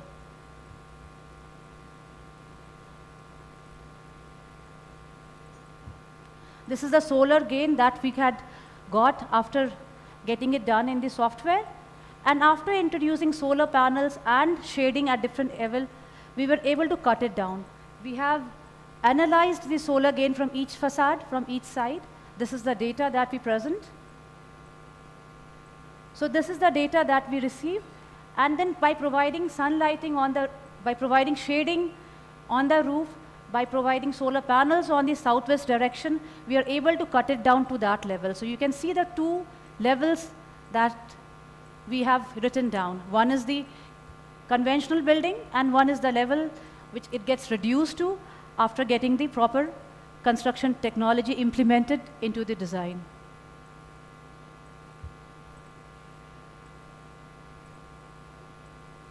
So red being the hottest and blue being the softest. So we use the material, we use the technology, we use a lot of passive cooling techniques and shading devices to bring down the temperature. This is the courtyard that I talk about, and these are the bay windows, which are constantly shaded so that one doesn't get the glare directly, and neither the heat from the direct sunlight enters the room. This is the central courtyard to enable maximum utilization of daylighting.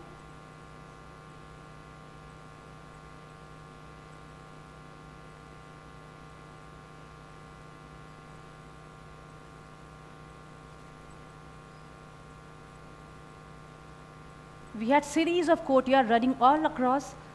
So this is a technology that we have introduced in which the lowest point of the site, we have introduced injection chamber. The injection chambers are little different than recharge pit. Recharge pit recharges the surface runoff coefficient, but at the end, when it rains for 2-3 days continuously, there is a saturation level.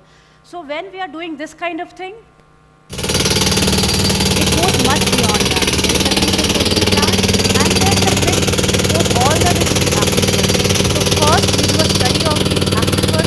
And the hydrology of that system, it's well calculated, and the places which has some soft lock penetration, we provide this pit there to take the water inside. The side picture in which the injection chamber is being installed. It's right at the courtyard.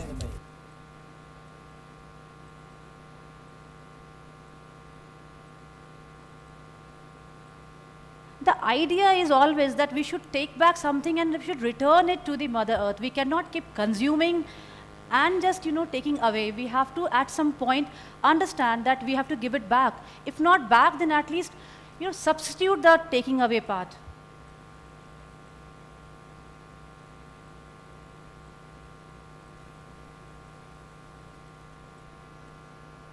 So this is a typical section of the injection chamber that we have introduced. There is a desiltation unit so that all the waste, the leaves and everything, small thing that gets separated and the pure water gets inserted inside. It's put right at the center of the courtyard. This is the second project. So that project we spoke about the climatic zone of Bangalore, which is quite moderate. We have summer, of course we have summer now, but again it's a very moderate kind of summer which we have here. This project is one of the government projects that we are doing in Nalanda in Bihar. This is a 10-acre site in which the site is very arid. There is a lot of water. This area has semi-dry, semi-drought kind of situation. So what is the best practice that we can involve here in this project? Because if we are giving a solution here in Bangalore, it might not work for another climatic zone. So here, this is a beautiful site next to the Nalanda Heritage UNESCO site. We have tried to create the building, that is the hatched part is our building. We have tried to create a we have tried to create a visual boundary accessing the heritage zone. The left-hand corner side is the UNESCO heritage site. So we tried to create a corridor connecting all the ancient Jain temples, the Buddha temples and the Hindu temples and connecting to the sites. So this is the place where all the visitors would come. There would be a knowledge transfer, there would be awareness taught to them, and then the entire tourist movement would start. So this is the blocking that we started doing. We understood that this is a project in which we had a lot of discussion happening that how should we proceed, because there is a UNESCO heritage site next to us. So we went with a very small module, the concept of mandala, in which a small pattern is repeated multiple fold times in a very dignified way to get a secret geometry. That is the design process involved. So there has been constant process of, giving shading a prior thing. We have been constantly trying to create void in the southern and the northern direction, southern and the western direction to shade it. This is the building that we had designed.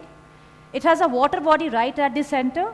The mass is in a way that all the water floats from the roof and gets down to this chamber. Again, a recharge pit and injection chamber is installed here. This is the 3D image that we want to project. So all the vaulted roof that we see, it has a gutter system connecting to each other so that water, even a drop of water, is not wasted. This is a typical section of the gutter. When we started analyzing this in the softwares, we understood that if we shade the southern side or northwestern side, then what is the achievement that we can gain? And this is the shading area that we had designed for incorporating the solar panels. This is the yellow shaded area. This is again the chart. So this is the calculation which we want to show, that if we are doing a building which has this standard calculative amount of water consumption, if provided well, if we are doing the surface recharge, we are counting the runoff coefficient and doing a analysis, then we can bring it down to net zero. That is what we try to achieve in this building. Similarly, the energy calculation, because we have the solar panel installed in the southern and southwest direction, so we were able to cut it down also. The idea to present here is that we have solutions, we have numerous solutions. It's that we have to start with collaborating number of data. We cannot just talk about some technology or some practices. The practices, the construction practices, the technology and software, and the execution exercise, it needs to work together hand in hand to get the desirable product. Thank you. And this is a QR code, so we can go through all the data and understand how this is working in real-time scenario. Thank you so much.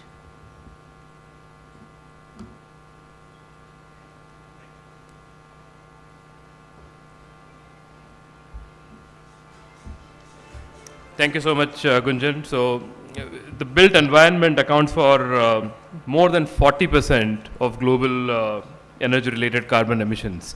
And the work that you're doing is exemplary, and I absolutely love your passion as you were sharing it. So I'm going to ask you a question. What is common between a bullet train, Velcro, and sewage treatment? We've got Tarun Kumar to explain how these three things come together.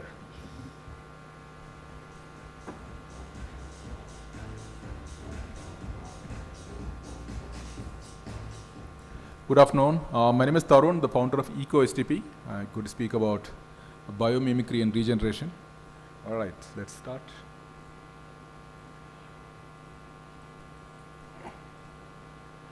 Any idea what is this? It's a lizard's hand, lizard climbing up. And how does a lizard climb up? Is my favorite slide. Any guess how does a lizard climb up the walls? There's a lot of research is going on. So maybe a few years down the line, you'll have all of us on the walls. Right? Work is going on. So that's the reason. How does it climb up? It's a use case very interesting because it is nature's invention. It has to climb on a wet wall, a hot wall, a rough wall, cold, any surface, right? So how does it, any guess? Yeah, it's not suction. It's a tiny hairs on the feet. It's not called setae. It's a small tiny hairs. I was working with them on the research happen. I hope that research won't happen soon because they are very close. There's a company called Van der Waals principle wherein two electrons keep together, they attract. That's how it's a science behind it, and that's how they do this. And they can go pretty high. So why I'm putting up this, lot of things we can learn from nature, like we do. So I give an example of this. Right, so jumping straight into regeneration. Regeneration is very important. Sustainability is all gone, right? We had a great chance over 100 years to live whatever they want. So now we have to pay back. So sustainability is past. Now we have to do something more, right? Guys, next generation won't be happy with I'm just sustainable, right? So that age is gone. So see how we can do it better. And it's happening, fortunately, because it's not it's a theory. A lot of things are happening across. People are getting regeneration is really happening on the ground. And it's just not climate. And the climate is only one part. Across it's happening, right? Economy is happening. Thanks to Trump, a lot of regenerative economies, everybody want to become their own. So regeneration is happening across. Because of this. The culture is regenerating. The new, again, thanks to AI, a lot of things are also happening. The new Beethoven symphony is coming up in generative AI. So a lot of regeneration is happening across, right? So that's what the key thing. So one of the way regeneration done by nature is using a concept called biomimicry. So biomimicry is nothing but mimicking nature. That's what we also do, copying nature. Right, so this is my guru Janine, based out of she runs an institute called Biomimicry Institute, based out of US, Montana. wherein how do you copy, how do you mimic, right? So what she's saying is the 3.8 billion years of research is already done, right? And that's how we are here today. So there's something to learn from nature. It's not something, that's something we can always learn. So there are so many examples, like one famous example is the bullet train, wherein bullet train was making a lot of noise when I go to a tunnel, and they just copied the kingfisher beak, and the sound went out. Velcro is another old example. There are so many examples. But one interesting example I love is the swimmer. Anybody recognize the swimmers? Any swimmers here? Yeah, so, yeah, you know, Mike Phelps. So he won 8 gold, one human being in Beijing Olympics, right? So he was wearing a shark fin suit made by Speedo. So Speedo did a lot of research on how the sharks, when they go to water, they don't swim, they glide. And the glide is a technical word. So apparently is something called a drag, 15% drag coefficient you get when you put the small pins on your dentricles on the sharks.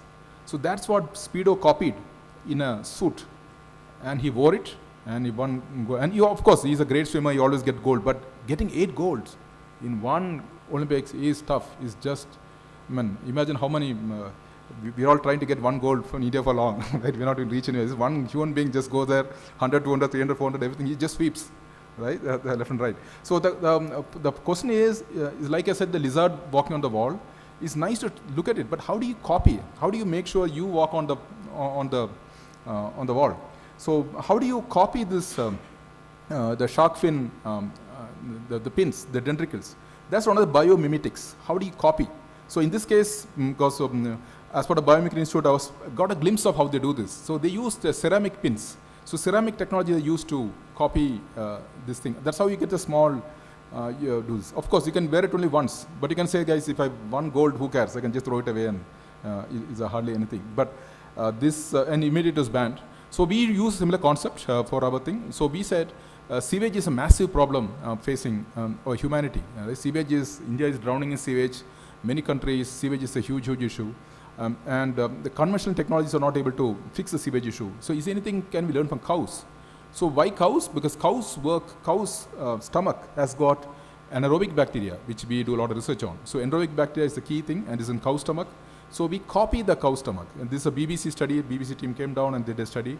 So this is how it looks like, right? So right into a product. So it's a civil structure. Nothing like a glorified septic tank. You can say 12 chambers, one after one, stacked together. And we put our custom bacteria in it, extracted from the cow stomach. And also the cow stomach replication, how the rumen, reticulum, omasum, the 4 chambers in a cow stomach is exactly replicated into this.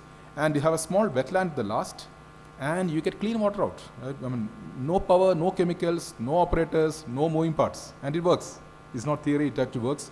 We have 300 plus customers all over India. It just works. Many hotels, Leela is not using it, but Tamara is using it, so many hotels are using it. Sustainability, right? So how it works is a lot of contraption goes in. Like I said, how do you copy a shark fin? There's a lot of technique goes in, the biomimetics. So a lot of chambers, a lot of pipes, a lot of things goes in, but it's only one time. And once you do this, you just close it, and this is how it looks like. This one great example in Bangalore. What you see, there are 4 stages. The stages are here. The yellow is stage 1, the blue is stage 2, and green is stage 3. And the plants, water is recycled back. It's for an apartment, over 1,000 times, same water. This is regeneration in action in Bangalore. So last 5 years, same water goes up, use for toilet flushing, comes down, goes up, come back. Regeneration, not sustainability. Sustainability is over, right? Here, this is impact. And we have many customers. The Decathlon recently started. They're using for last 7-8 months. Same water goes up back, because Decathlon is big on regeneration, and this is a great example of how we do this. Right, so we have customers all over India. We have 300 plus customers in India and in Bangladesh and Maldives. Many customers are, it's a disruptive technology. Now, it all comes from, like it's the bacteria. So this is the product what you have running. It's a rinse and repeat working product now. But you're also working on a new product for the chemical market. So that's the next one. What's next is again a bacteria. Bacteria that will eat chemicals. So we put this in a petri dish, and it eat chemicals, pesticides, everything today in the lab. Like Gautam said, it's a 7-8 years work. It's a deep tech research going on. We work with the IIT Jammu. It's a joint IP with them. And we released a press release and it's on the way. It will eat all chemicals, bacteria, no power, no chemicals, it's on the way. So yeah, I'll stop here.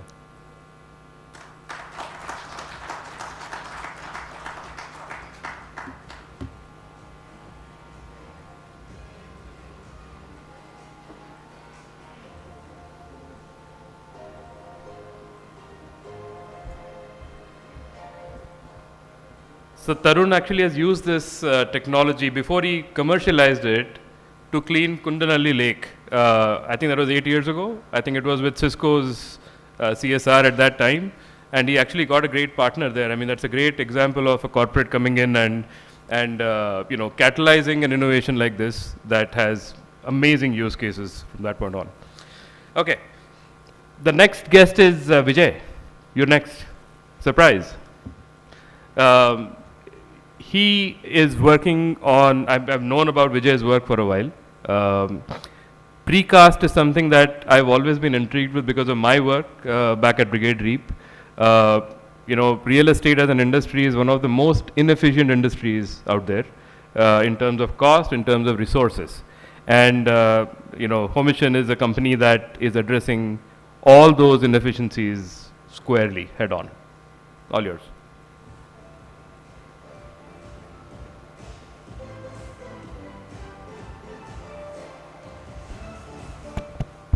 Hello, hello, hello.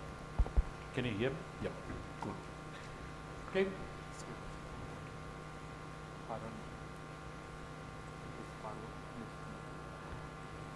Yep, like Gautam has known, we have been at it from 2010, theoretically. 2015 is when we got the first corporate client, the Tata Housing, telling us, okay, come over, manufacture a building for us. That was in 2016. So till 2016, it was a tech. The tech was called three-dimensional monolithic modular precast, a mouthful of words. In simple terms, can you manufacture this hall with one machine in about 3 or 4 days at the site and join them together whatever time it takes to connect and to do the plumbing work, etc. So that's what we do as manufacturers of buildings as a product. So, you know, can a building be manufactured? If it can be manufactured, what is the product? Since 2016, we got into the market. We do have 2 products. One is some contractor comes and says, you know what, I will do the rest of the work. You just manufacture the building as rooms and give it to me. While he is doing the foundation, we take the machine, manufacture the building as rooms, and once he is ready with the foundation, we erect it, make the building. That's one. 2, sometimes people come and say, no, you do the entire thing. From digging the earth to manufacturing the building, to putting the mechanical, electrical, plumbing, to the fitting and finishing and doors and paints, whatever, all of that. So that is a building as a product. All this we do by using a tech, called a methodology rather, called a three-dimensional monolithic modular precast. Sorry, apologies. Can you just run the 1-minute video, please? I think there's a problem with the display.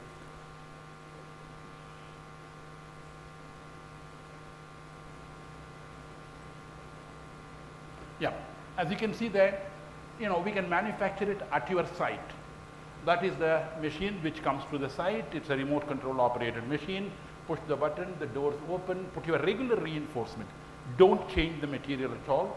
And once you put in, then you put your mechanical, electrical, plumbing, conduits, whatever has to go in, down to your, you know, wall boxes and everything. Let the concrete flow. As the concrete starts falling, the machine has a built-in way of vibrating and curing. Net, by next day morning, each machine at your site gives out a room. Yeah? So this is what you know, was a tech when we brought it in. Today it is available in India for different types of buildings. We have been delivering residential, institutional buildings, commercial buildings, the radar building for airports. The Bangalore airport has got a radar building now. So all manufactured at site, and this is how the machine looks. You know, if you see the real machine, that's how it looks, and then the, you know, the usual concrete, what we pour in any type of construction. That's what we do here.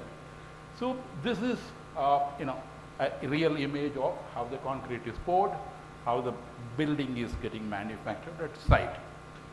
So I'll wait for 10 more seconds so that to finish. So that's what we take out by next day morning. We pour in the evening. By next day morning, you check the strength of it. If it is, you know, 12 to 14 MPa, push the button, open the machine, hook the crane, pull it out. Yep. It's tested, complied with all the national building codes. It is approved by Government of India and the National Building Code for all types of building, all heights of building, and in all seismic zones up to seismic zone 4. Sorry. That's about how do we install it, the details of structural connection and all that. We don't have time now to go into that, but you know, it has all been studied and being done. You can see the buildings if you're traveling to Mumbai or, you know, any of the places. So that was a 5-story building, 33 days. This is a hall like this, 6 days of production. And that is the institutional complex for the new Goa airport. And yep. So like I said, yeah, it has got all the approvals from Government of India, etc. And one machine can give you, you know, whether it is a single room or a multi-story building, all these pictures you see have been done, delivered, occupied in India. So this is the first one we did in India. The advantage is, you know, you don't waste material. You don't use too much of water.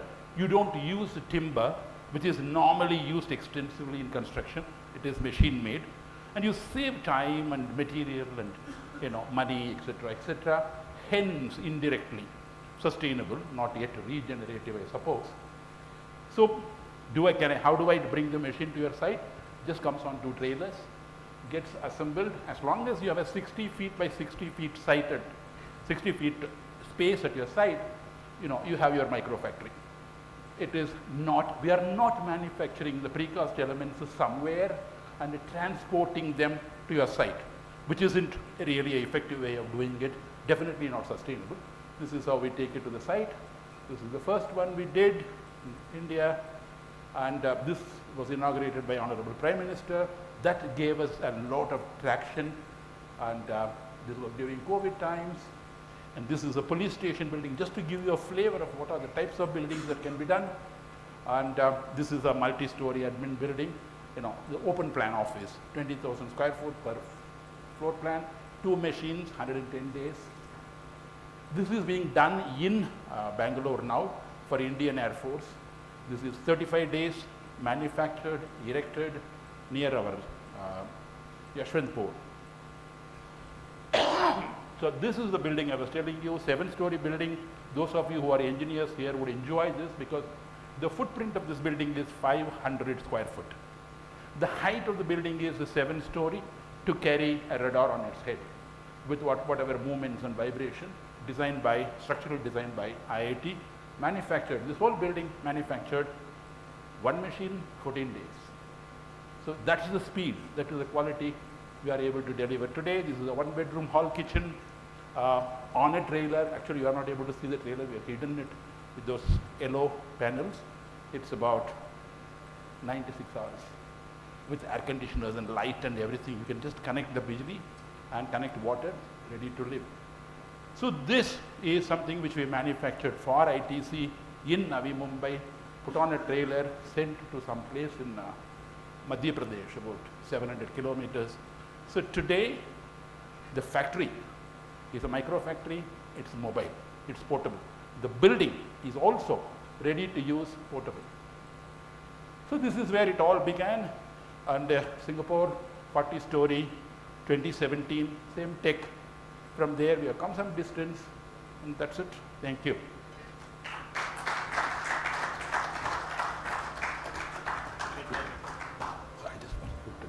Brilliant timing, Vijay. Okay. We've got our next speaker, Dinesh Prasanna from Intelligence. Is he around? There. And, you know, there's some very interesting application of his tech. I was just reading about it, not had the pleasure of meeting you. This is the first time that I'm meeting you. But I love the tech that you're building, visual data, and how do you kind of use that for resolving emergency situations, amongst many other use cases. All yours, Dinesh.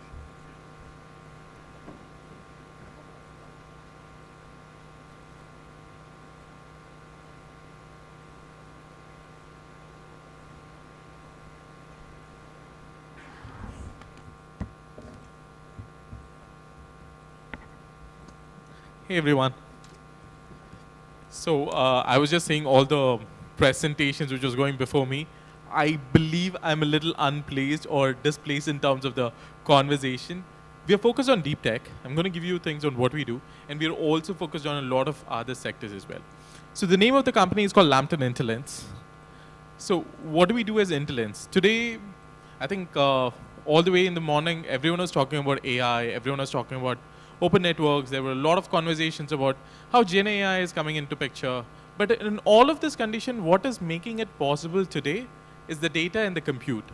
Most of the times, even if you talk about AI, it's been in the market from all the way from 1960s. But today it's possible just because the availability of data and the computation which is available for everyone. And most of the times, organizations already have data or enterprise data. The only problem is how do they utilize it? That's where most of the companies differ.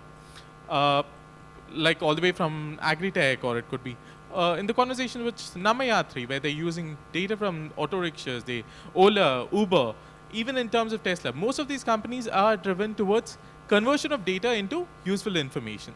So that's what we focus on, where we focus on enterprise data or heterogeneous data into useful information. And today we are talking about a merger. So we currently have merged with another group called Lambton Kunstwerk, which has been in the market from all the way from 1960s. They've been manufacturing machineries for food processing, agri-tech, and so on. We've currently merged hands with them. And to begin with, Intelligence is a Canadian company operating from the last 6 years. Kunstwerk has been operating for the last 40 years plus. So what do we do and how do we do it? So we have 3 verticals called Ken Robotics, Ken Vision, and Ken IoT. As said, Ken doesn't mean Barbie and Ken. Ken actually means a line of sight. So the idea is to increase a person's line of sight using analytics. So when we talk about vision, today we have cameras everywhere. There are cameras all the way from public sectors, private sectors, malls, real estate, properties. And most of the times what happens is you record this data, and what do you do with this data is nothing. You just record it for 18 days or 21 days, and after that, it auto deletes it.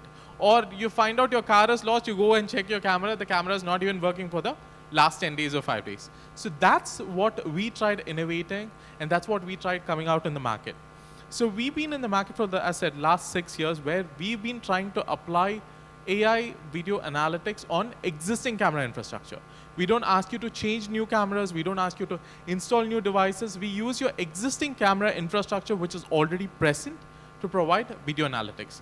This is all the way in terms of retail analytics solutions to find out how many people are coming into a store, who are the target customers, how long are they present in a particular area, and it can also as minimal as what is the demographic which is coming in. So whenever you place any kind of stores in a mall, either it could be a Louis Vuitton or it could be a lifestyle, your first thing which you want to know is like, who's coming in? Most of us are business guys. We want to know who our target customers are. We spend a lot of money in marketing. How are we converting that? So if you talk about Instagram, or it could be LinkedIn, Meta, Amazon, they've all digitalized this. So you know exactly, you spend $1, you'll know how much is your return, because you know who is coming in, who's clicking on it, who is buying it. So that's what we're bridging for physical stores. You know, what's your marketing spend? How many people are coming into your store? How long are they spending in a particular aisle? Is your marketing a win? Is your product a win? Or is it your placement a win? So that's what we analyze for most of these sectors. We also provide solutions for smart cities. We also provide solutions for emergency services using their existing camera infrastructure.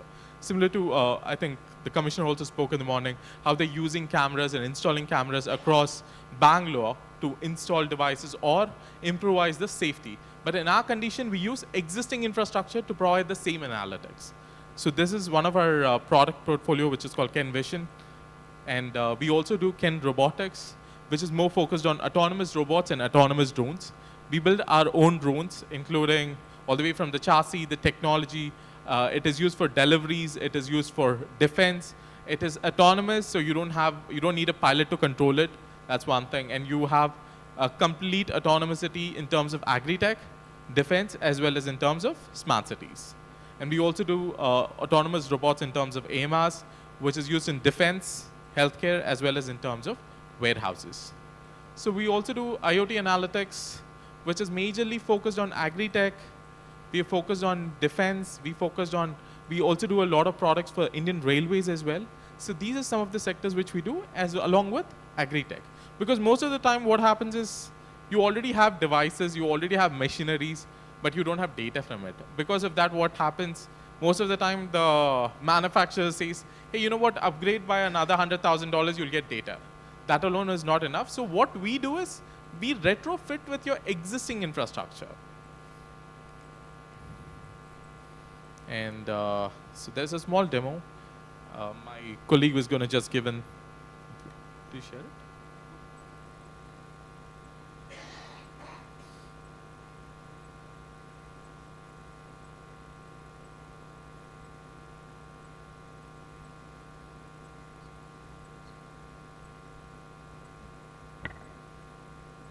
So this demo which is being showcased is, I don't want to name the mall. It is one of the prestigious mall which is located in Bangalore, where they have roughly around 600 cameras which has been present.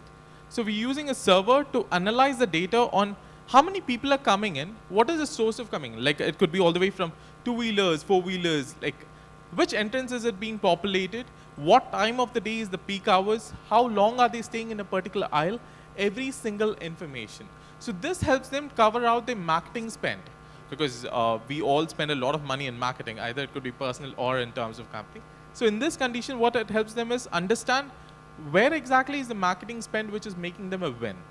Which, is it the ground floor which is getting most traffic, is it the first floor, and so and so. Yeah? Sorry guys, being a technological company, we are having a technical glitch. Yeah, I think we'll share the link. I think most of you guys are part of it. We'll share the link. That's pretty much what we do as an organization. We are focused on converting existing infrastructure into a smart infrastructure using IoT analytics. We work on video tech, robotics, IoT, and agri-tech. Thank you, everyone. Thanks, Jose, for setting this up.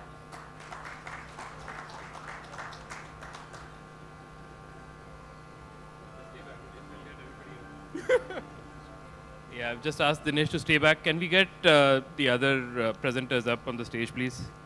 For a 5-minute Q&A.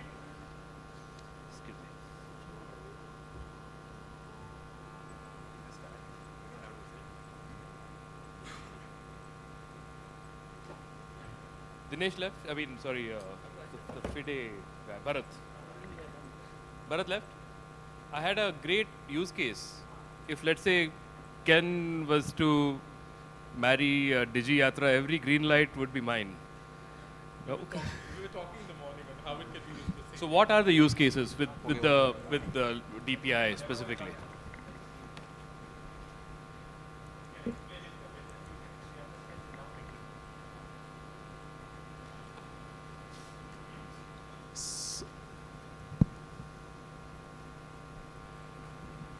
Okay, it's still being.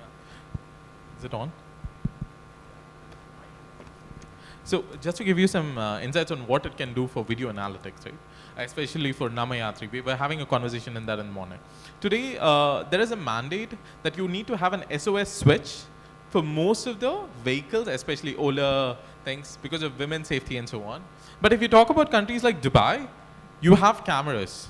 The cameras are centrally connected, where you have data which has been populated. If there is any kind of issues, it can be immediately alerted, saying that which cab is having an issue, which auto is having an issue. There's a one female driver which is getting in an issue. All of this is populated using video cameras, and that's something which we can deliver.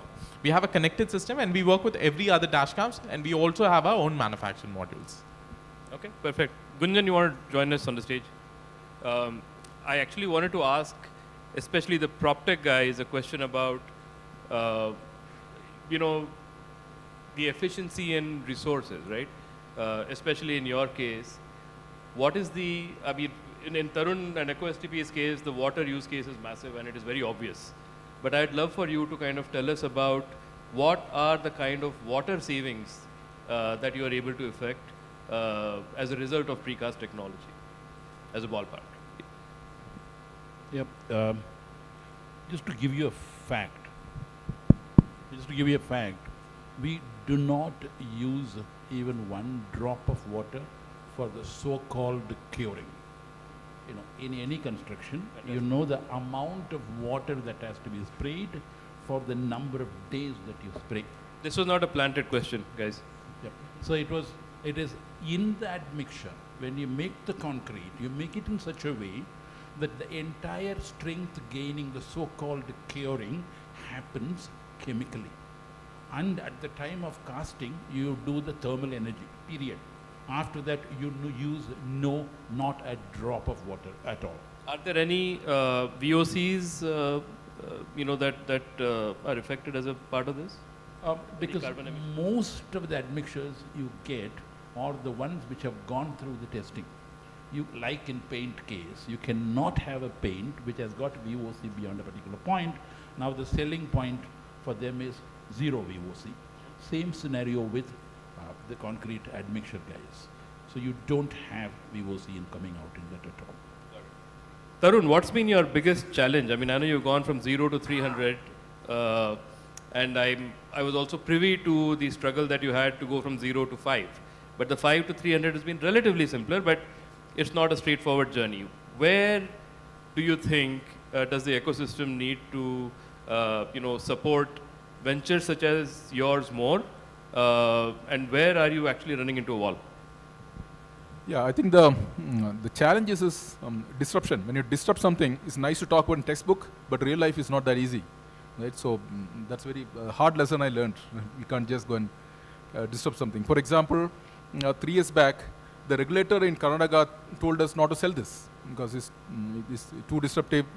We had a circular saying that you can't do this in EcoSTP in Bangalore, and I thought of shifting to Telangana when I was talking to Gautam and all those days, right? So we had no choice. But then we proved to them that it works. We put money from our pocket as a startup, deployed at the regulator's office, got it working, and they got the ban revoked, right? So it's tough. It's not easy for a startup to really fight it out to prove that you're great. And it's always, and it's not iPhone. It's not very sexy, right? To think about STP. So it's like always goes to the backyard, and that's also very, very deep human-related issues which we face. But we have crossed the thing.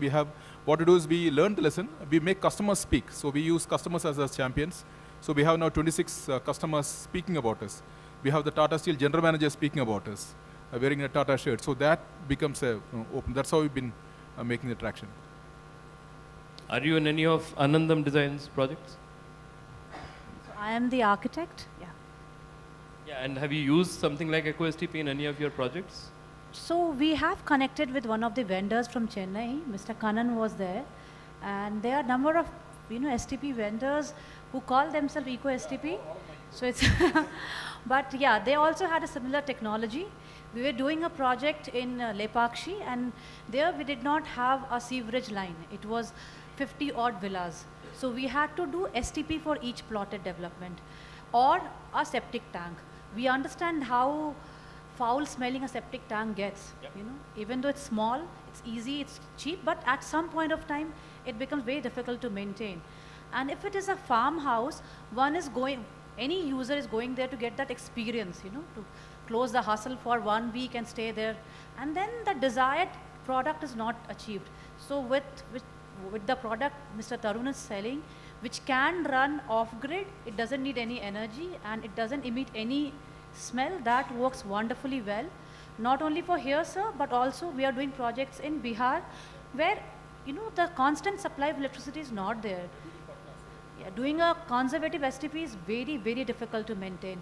So yes, of course, Gunjan, this is a solution. let's move away from the foul business that Tarun runs, right? Foul-smelling business. You touched upon material as a part of your presentation. How much focus do you have on carbon neutral or carbon negative construction material? And could you give us some examples of that? And are there any challenges again in terms of supply of such material? I'll start with the challenges, right? So in India, people come with the cost. कि per square feet कितना बनेगा. That is the first thing we need to say.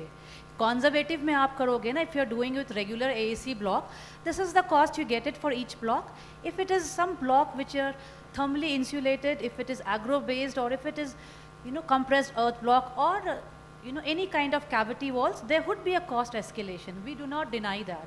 But the overall run, you know, there would be a massive energy efficient design. Will be saving lot of energy there.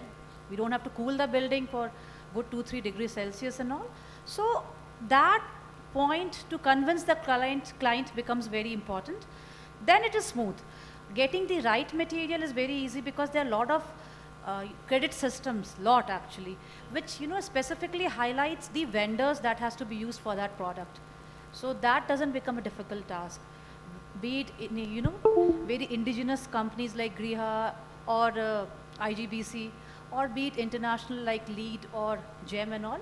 So we have the specified vendors and they keep updating that vendor sheet.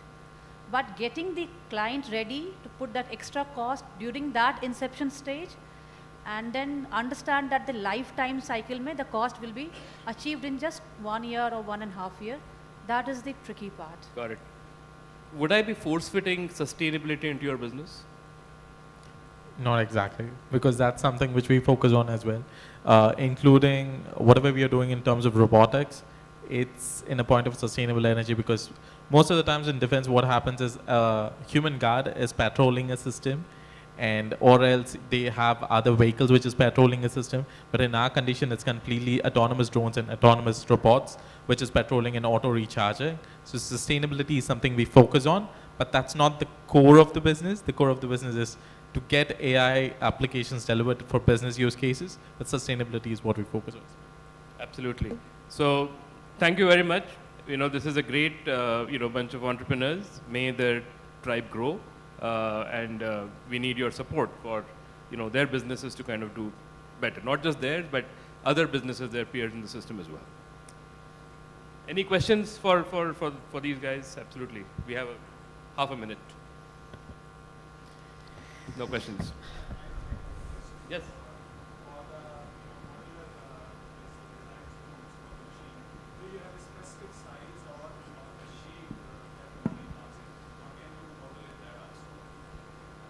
I mean, do you have a specific size for the machine that casts the room? Is it predetermined, or can you modulate that also? Answer is both. In case your project is small, because you gave that 60 by 60 requirement to the machine to come at the site of construction, right? Correct. Yeah.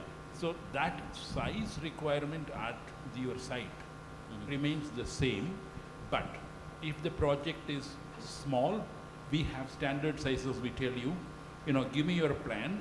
We will tell you how we will manufacture with existing machines. Okay. One. But if a project is large, don't use our existing grid at all, because finally your design, your architect's intent has to be captured. So we make our machines matching your grids. So that's what we do. Thank you. Perfect. Thank you. With that, let's give a big round of applause. Thank you, Gautam, for that wonderful moderation. So I have a proposal. We will quickly move to the health panel, and we have rotating coffee. So please feel free to pick up your cup of coffee and come back. And thank you for that wonderful panel. Could I call Abhishek Prasad, who is a sustainability ecosystem enabler? Abhishek, are you here? In case Abhishek is not here, I would call straight away our friend Philip from Cypherma, who is going to give us something really critical. The horizontal for all businesses is to be cyber safe, and he's going to show us also a live attack surface attack demo. He can only do it with his own laptop, so therefore he will come and set up, and then he will do this wonderful presentation. I would suggest not to miss it, because you'll see something really interesting in the cyber domain. And after that, over to Abhishek, who will thank him and take over the next speaker. Thank you. Over to you. Yeah, you can connect to the STM. I need a pointer. I'll STM.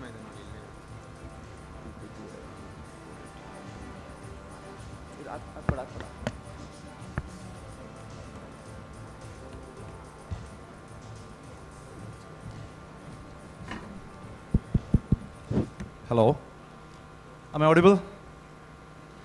Last year we heard about the pager attacks. How many of you heard about the pager attacks? And the walkie-talkie being exploded. Can you imagine? Somebody can explode a pacemaker sitting in somebody's heart by sitting in a different country. So welcome to the world of cybersecurity. While my presentation is coming up, I know I have 8 minutes. If the session is interesting, I might extend it for a couple of more minutes. Right. Yeah, here we go. So my topic is today, tailored and contextualized intelligence for sustainable healthcare, right?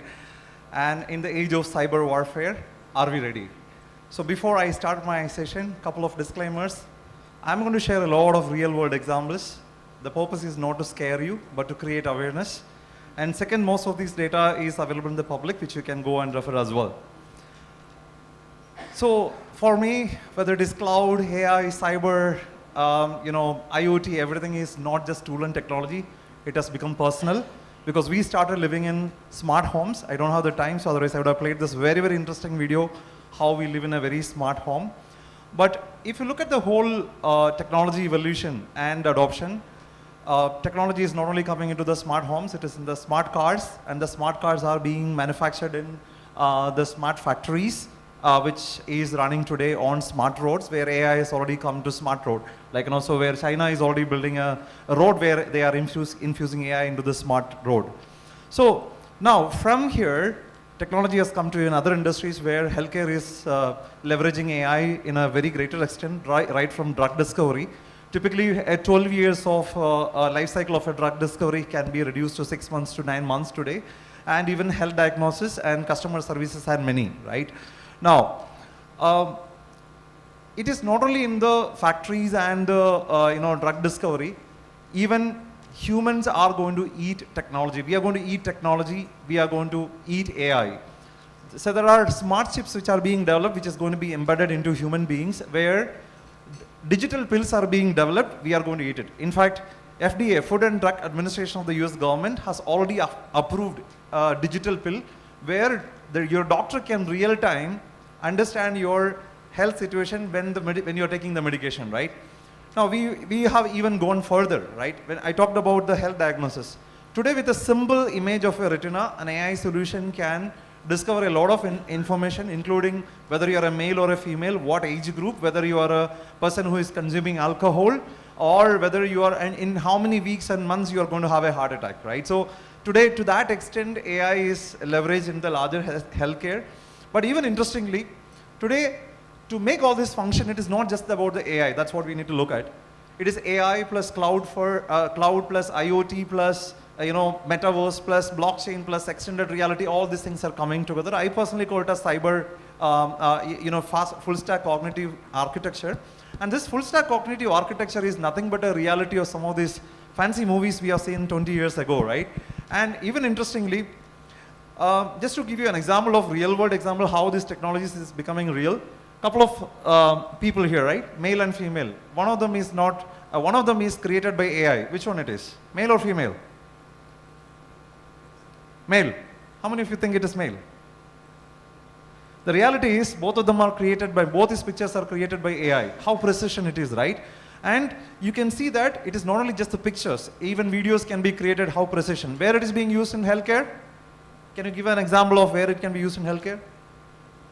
Imagine a person is becoming a victim of an acid attack or a road accident, where today they can redesign their new face using this AI, right? Beautiful, wonderful use case. But this is already being leveraged in the movie industry to create movies. But the industry is going even further ahead with the help of all these technologies where they are creating digital humans. And we have seen these pictures in the school, right? But the last digital human is a reality today, because with the help of thermoplastic elastomer, 3D printing and brain mapping behavior analytics, you can print human beings, right? And digital human is not a new thing. 2018, Sophia has got citizenship in Saudi Arabia, which is nothing but the first digital human.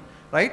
The digital humans can come into our life in multiple forms and technologies and shapes, like in the form of a physical trainer at our home or as a newsreader anchor. In fact, Xinhua News Agency has launched a digital human as its first news anchor, which can read 24/7 news without taking a break or a sick leave or even salary hike discussions, right?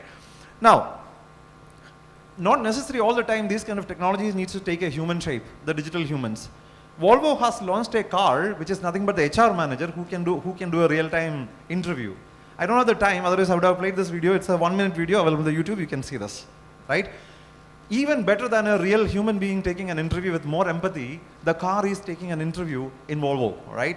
So, even more interestingly, it is always, I was talking about, technology independently standing like a digital human. But what I see is humans are going to be merged with machines and machines are going to be merged with humans and vice versa. And the question is actually, when that is coming, can I even upload my brain into a digital clone or human where I can sustain for multiple years?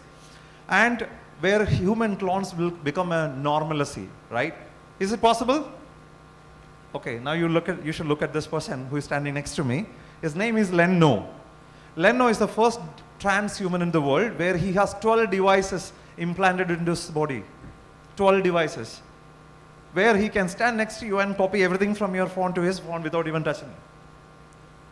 He can just get inside doors where there is strict restrictions where you cannot go without so much of authentications in place. So today we are living in a world where humans are merged with machines, right, and humanoids. And even more interestingly, you have seen that Neuralink experiment where Elon Musk has developed a brain mapping chip, which is called the Neuralink chip, which can read signals. Now, if I had the provision, I can definitely understand and know what exactly going through right in each one of your brain right now, what exactly you're thinking. Whether they match in the evening or a beer party or a dinner with the family, right? I can exactly understand where it is going. So when the world is moving like this, AI is getting everywhere, right? And that is a default. Now here is where we need to think about something else. In the past, we knew what kind of threats and risks out there and we knew how to defend it. Today, we know what kind of threats and risks out there, but we don't know how to defend it.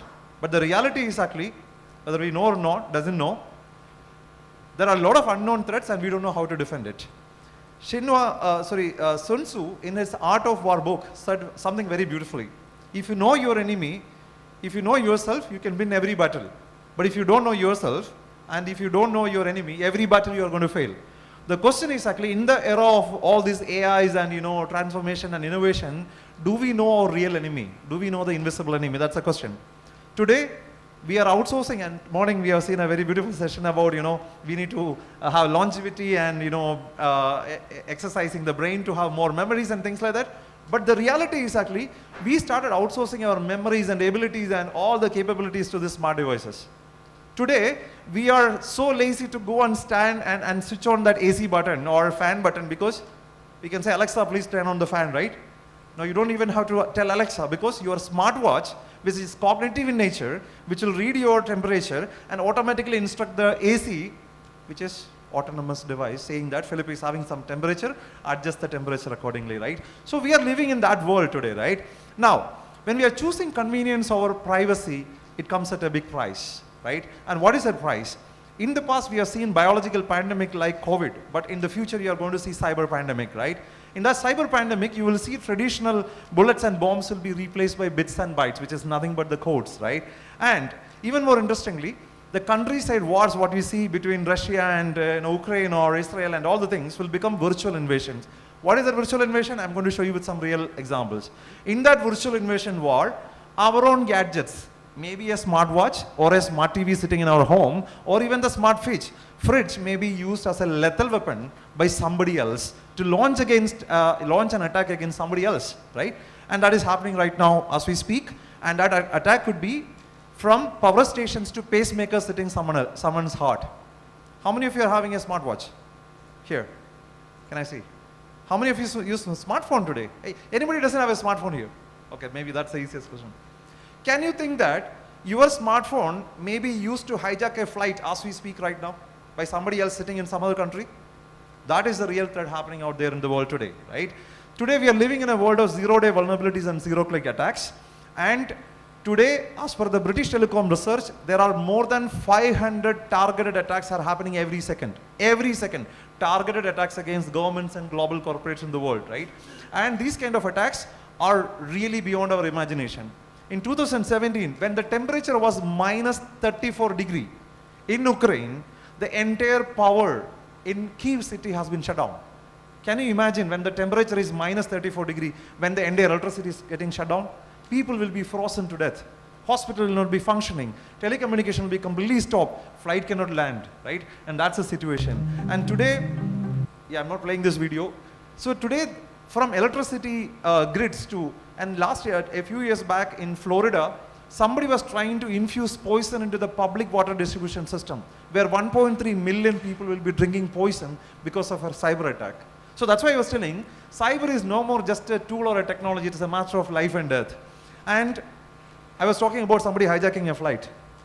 Today people can actually hijack flights just like mobile games. From Iranian airspace, 21 flights were misguided and hijacked through GPS spoofing, where somebody hacked a satellite. Can you believe that? And these things are happening as we speak right now, right? Whether it is flights or helicopter, from the industry point of view, for cyber criminal, it doesn't matter. It may be even a fridge or a CCTV camera sitting inside our house.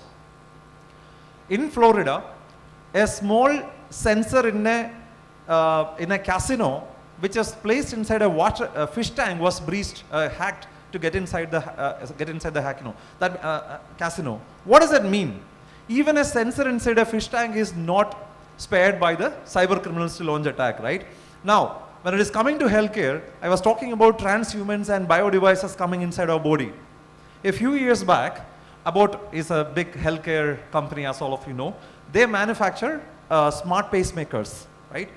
And the Food and Drug Administration of the US government has discovered a a critical vulnerability in one of their manufactured lot of 465,000 pacemakers, which could be exploited by cyber criminal.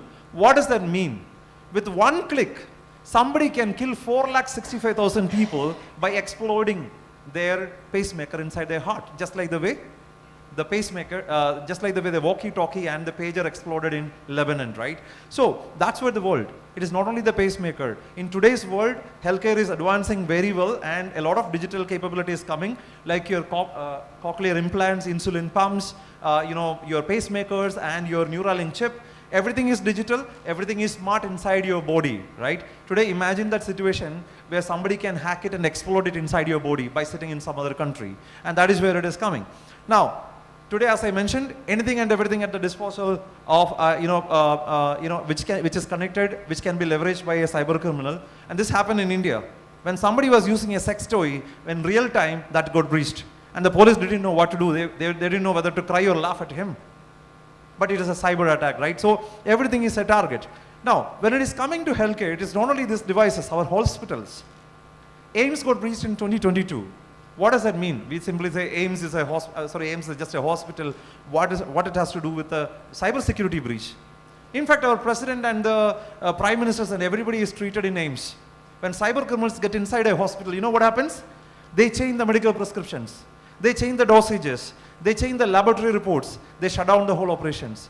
People cannot be operated. People cannot be admitted. People cannot be discharged. The payment cannot be done, right?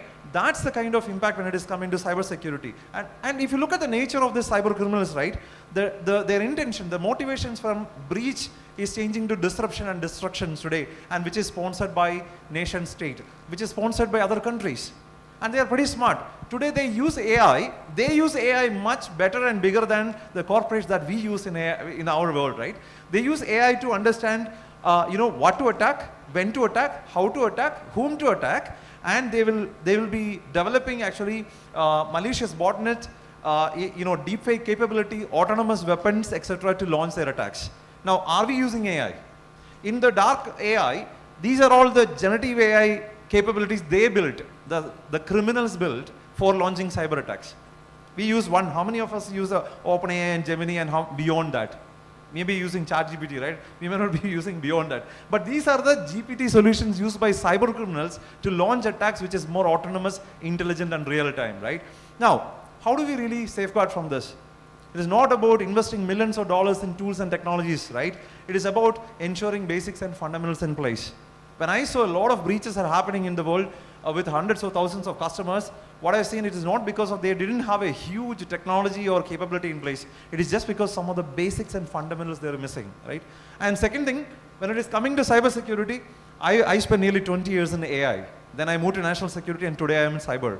The reason is actually, cybersecurity is everyone's responsibility. It's not a particular teams or a, tools and technologies responsibility. We need to have a zero trust mindset. You cannot even believe Philip Verghese who is standing here, because 10 years down the line, somebody can print 10 Philip Vergheses like me and make him stand here.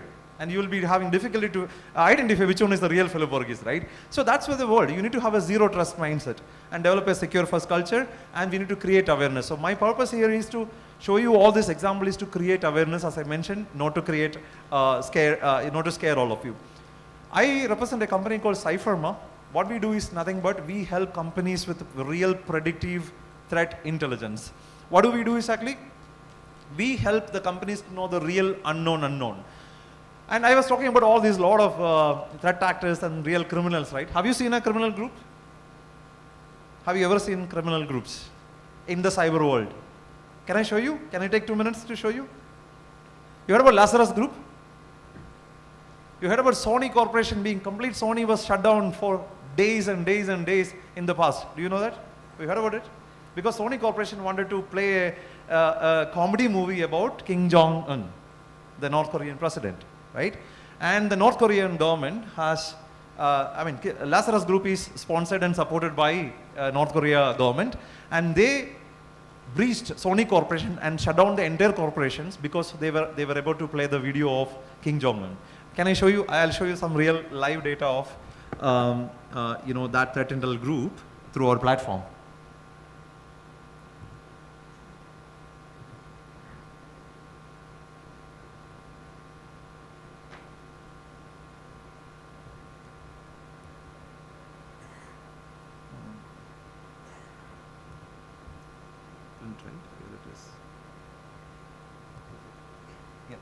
It's coming. So what do we do at our organization? We help companies to identify who is going to attack them, how they are going to be attacked, when they are going to be attacked, how they are going to come inside, and so on, so and so. And you can see here, this is our live platform, by the way. This is just loading, and you can see Lazarus Group here.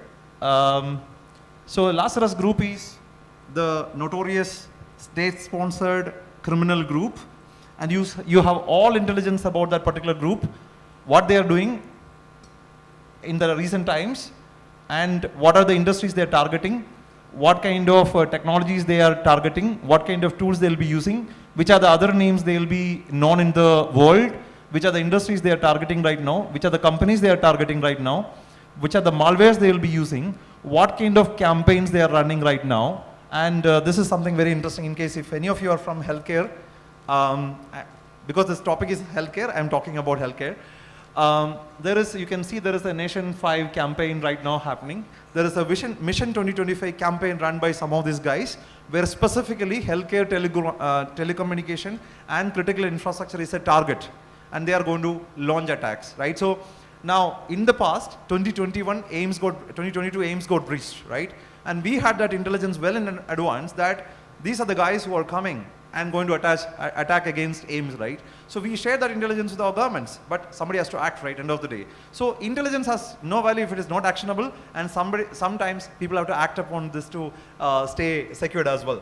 Now, what I was talking about as an organization, what we do is nothing but we give very, very tailored, contextualized intelligence to organizations to safeguard them from any of the attacks from any of these bad guys, right? So we give very, very curated intelligence for governments, corporates, and even academia as well. Now, most interestingly, I'll just take a couple of more minutes to conclude my story here. When machines start thinking and communicating on behalf of us today, unfortunately, when we talk about autonomous and intelligent machines, right? we are conveniently forgetting about the security and safety of this because we are looking at convenience as the most important thing, right? What we need to keep in mind is actually, it is not about hundreds of vulnerabilities and gaps in our system. It is about that one gap, right? Because cyber criminals have to just succeed only one time. But we have to ensure that we are succeeding, we are protecting, we are defending all the times against these kind of crimes. Because we are living in a software-defined world. Let us accept that fact. In a software-defined world, if somebody can control the code, they can control everything. Unfortunately, that's a reality because every code, every 5,000 line of a code has a critical vulnerability, right? And that's where the statistics goes. Now, future crimes, if you look at any of the future crimes and threats, either it will be a cyber crime or a cyber-led crime. What were the examples I was talking about? Either it was a cyber crime or was led through cyber crime. I was talking about autonomous weapons, right? Autonomous devices used by the cyber criminals, or cyber criminals can use our own devices to make us a lethal weapon to launch their attack against somebody. This is my last video, 2 minutes. I hope this would be interesting. Let me play this video. Former pilots directed almost 3,000 precision strikes last year. We're super proud of it. It allows you to separate the bad guys from the good. It's a big deal. But we have something much bigger.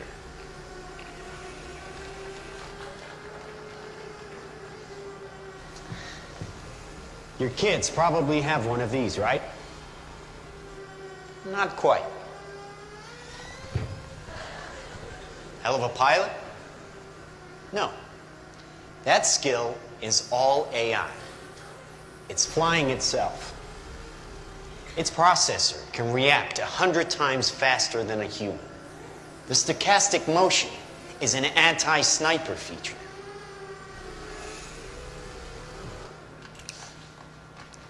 Just like any mobile device these days, it has cameras and sensors, and just like your phones and social media apps, it does facial recognition. Inside here is 3 grams of shaped explosive. This is how it works.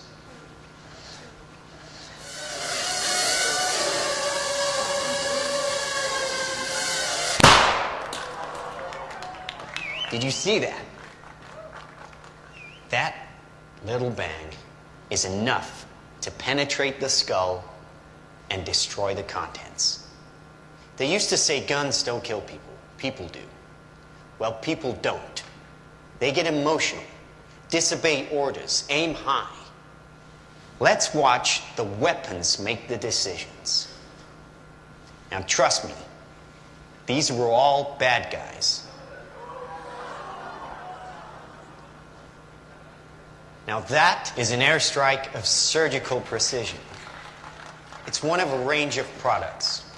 Trained as a team, they can penetrate buildings, cars, trains, evade people, bullets, pretty much any countermeasure. They cannot be stopped. Now, I said this was big. Why? Because we are thinking big. Watch. A $25 million order now buys this. Enough to kill half a city. The bad half. Nuclear is obsolete. Take out your entire enemy, virtually risk-free. Just characterize him, release the swarm, and rest easy. Dumb weapons drop where you point them. Smart weapons consume data. When you can find your enemy using data, even by a hashtag, you can target an evil ideology right where it starts. During my analytics AI time, the fundamental thing is data is the new oil. You have to collect as much as data possible.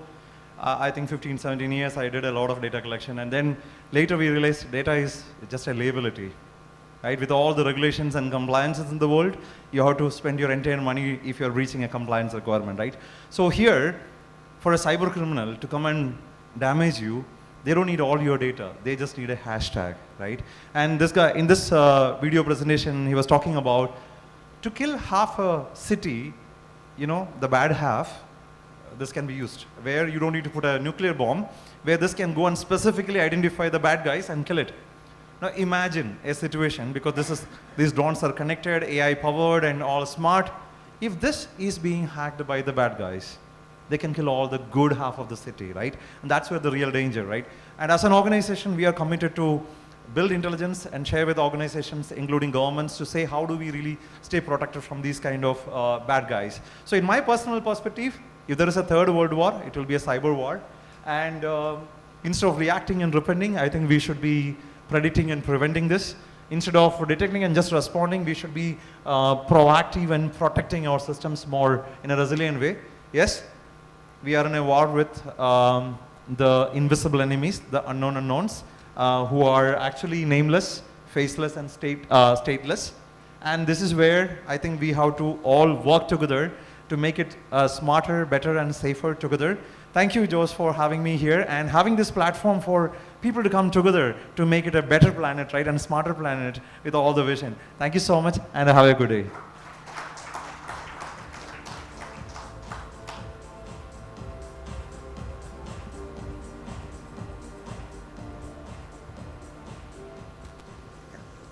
Thank you.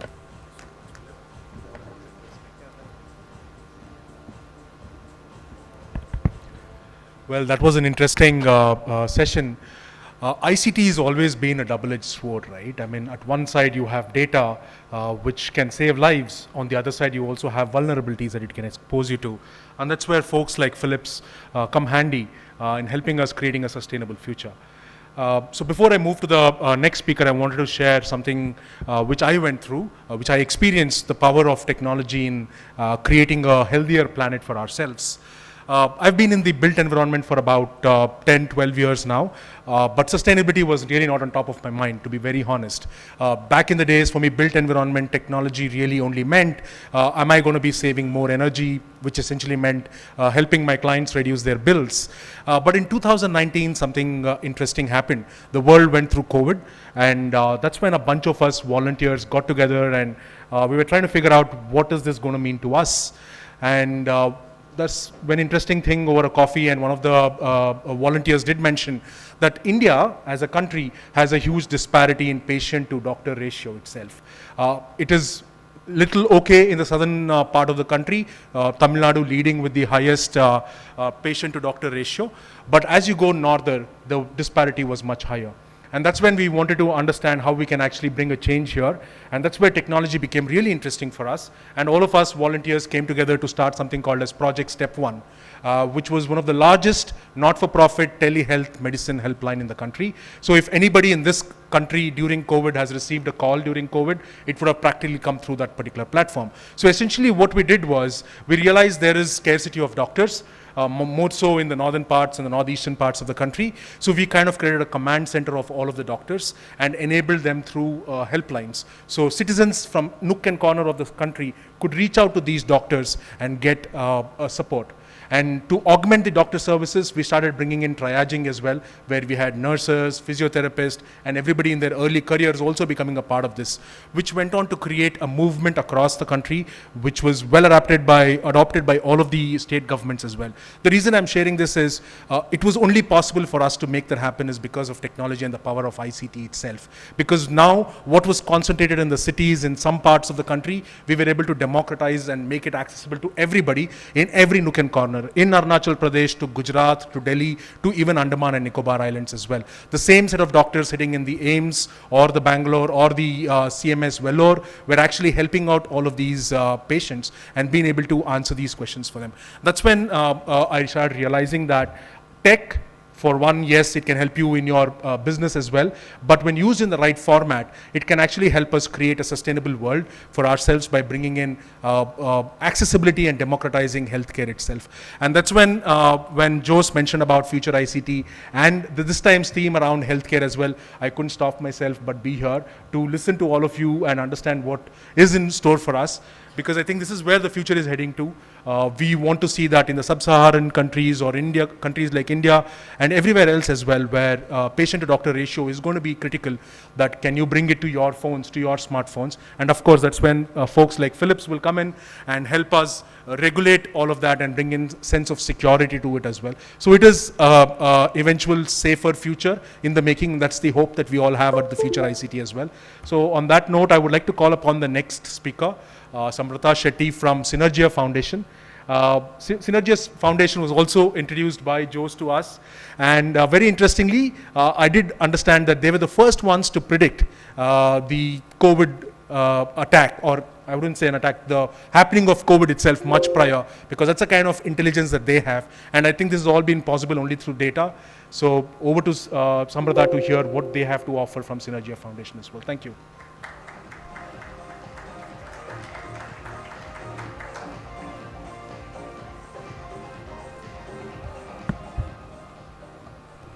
Good evening, ladies and gentlemen.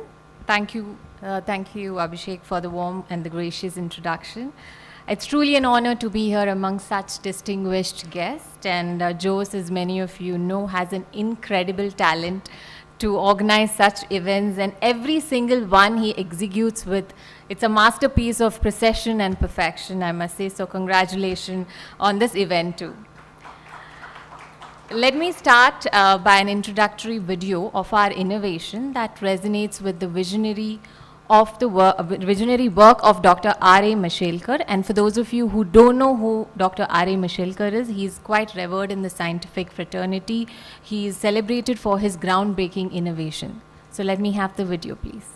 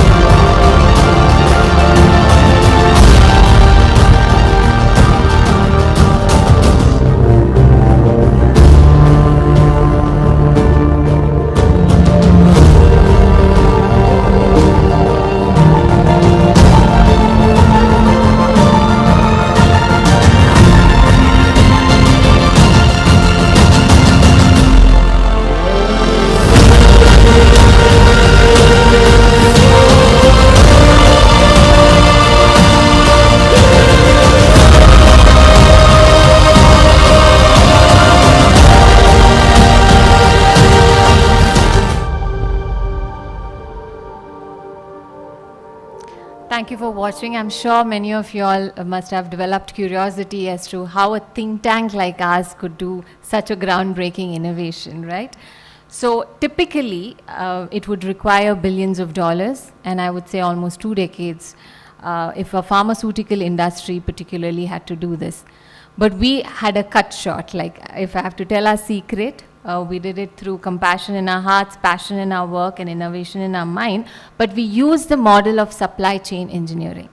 So Mr. Toby Simon, who's the founder, he came to me and said, if companies like Apple, Cisco, Amazon can build products through supply chain engineering, why can't we do it in pharmaceutical industry as well? And that was the main starting point. And with that, we drove the passion, and it was entirely self-funded. We didn't have any investors, no angel investors, no godfather. So long journey, about 13 years with this, and today we have a patent, which is a 20-year grand patent in India, Europe, Japan, and in the US. So the project was truly a testament of the power of collaboration and friendship, I would say. We engaged and ideated with the best of the minds, right from around the corner, as in from Harvard to Tel Aviv to King's College London to National Chemical Laboratory, IIT. And this is how we met the brightest minds in the field. We gathered valuable insights. We integrated that into our research and developed, and to our surprise, most of the scientific community helped us pro bono. So that was our plus point as well. And of course, this wasn't hunky-dory. Nothing comes easy. We did fail several times. Only because of the rigor we had, we never stopped, and we continue to do so. And today we have a success story. And this is just one of our story, and we have many such stories to share, and if only time permitted. So I'll take you through the glimpse of our work and maybe briefly introduce Synergia. We're not just a strategic think tank. What truly sets us apart is our unique ability to predict future trends and develop it with remarkable accuracy. And to date, we have made 19 critical predictions, and I'm proud to say out of which 16 of them have come true. So let me have the video on that, please. Thank you.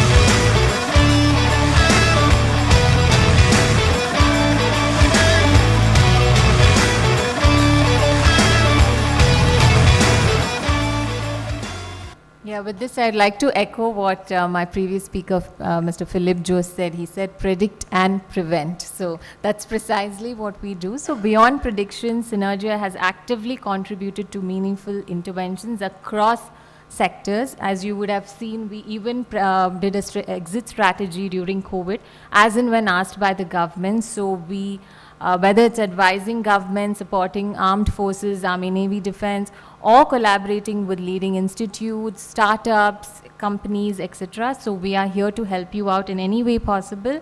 So as I conclude, I would like to invite you all to join this journey. And our goal has always been to drive impactful change through actionable insights. We believe real thought leadership comes from collaboration, innovation, and daring to change the norm. And this is precisely why we are all gathered here today to collaborate. So together we can create a future that's not just predictable, but transformative. So thank you.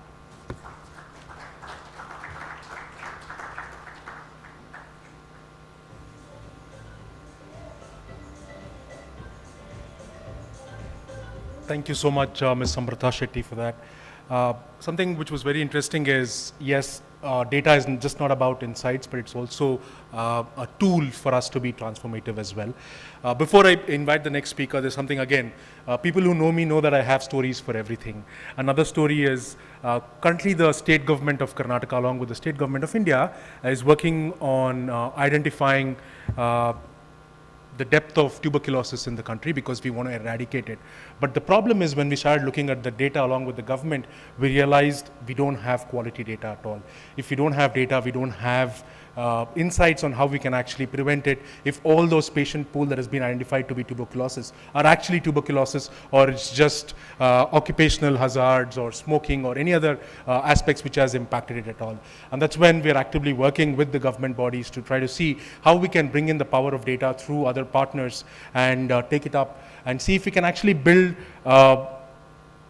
a data-led decision-making methodology where the government can now invest its energy and resources in ensuring that the country is free of tuberculosis as well. On that, this is the reason for this story is it always shows that the future is always going to be around data, and it's going to be interesting and important for us to ensure that we have a data-first strategy, which is just not about harnessing data, but also having a compliant and a cyber-secure framework around it as well to ensure that we create the impact that we intend to. On that note, I would like to call upon stage Abhay Kumar, Business Head, Noora AI Health Screening. Before, I think Abhay will do the introduction for the firm. We all know them as Fujifilm, but Noora has also done great strides in healthcare. I've personally benefited from their store at the Indiranagar as well. So thank you so much, and over to you, Abhay.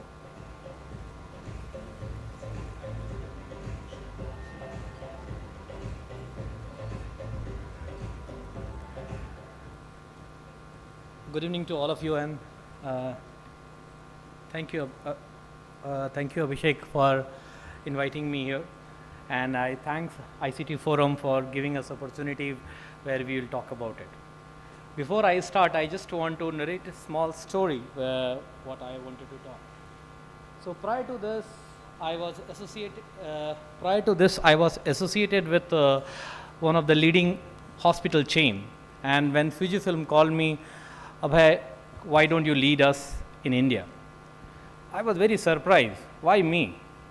I am part of a business which is core of healthcare, which is hospital where doctors are involved into it.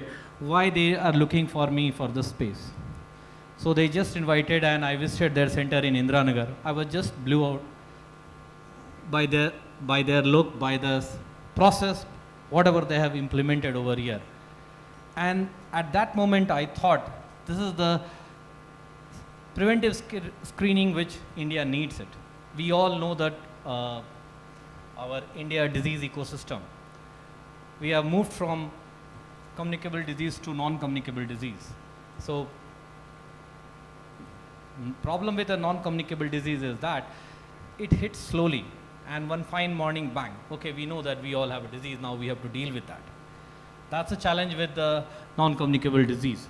So it is important if we identify at a stage where it can be reversed or it can be changed. So where the Noora started with, and my journey with Noora started with that.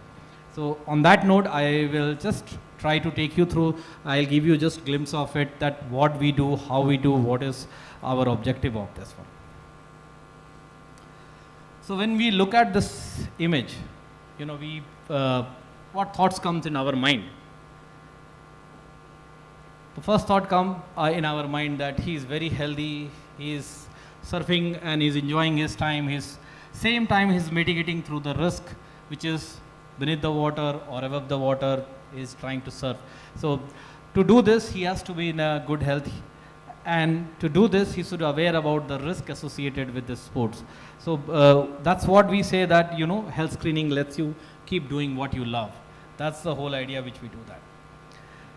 So what is this screening, health screening all about? We all know that what is the routine part of it. Routine part of it, that we get the symptoms, we go to the doctor, based on our symptoms, doctor prescribe it. So again, Abhishek was talking about the data. So based on the data which we give it to the doctor, doctor prescribes the diagnosis, treatment, lab test, based on that treatment happens. Or sometimes we pop up we do self-medication as well. But screening is the very proactive approach towards it. It is for the people who are healthy, who have a preventive orientation towards their health. So it is for them. So that's the idea which we have started with. Now, if I say this, now next is that what is the factor which is impacting India most? So if you look at the data, which data I have pulled it out from one of the research paper, heart attack is one of the biggest factor in India which is killing after the accidents. When it comes to disease, then next is the lung. TB is also very close to it. So if you look at it, that how we can prevent it. These all are non-communicable disease. So how we can address it. And cancer is also not very far. So I was just quoting few data over here. So if you see every year, 20 lakhs of new cases of heart disease is getting registered and identified by the government. And mostly they are urban population. 70% of them are urban population.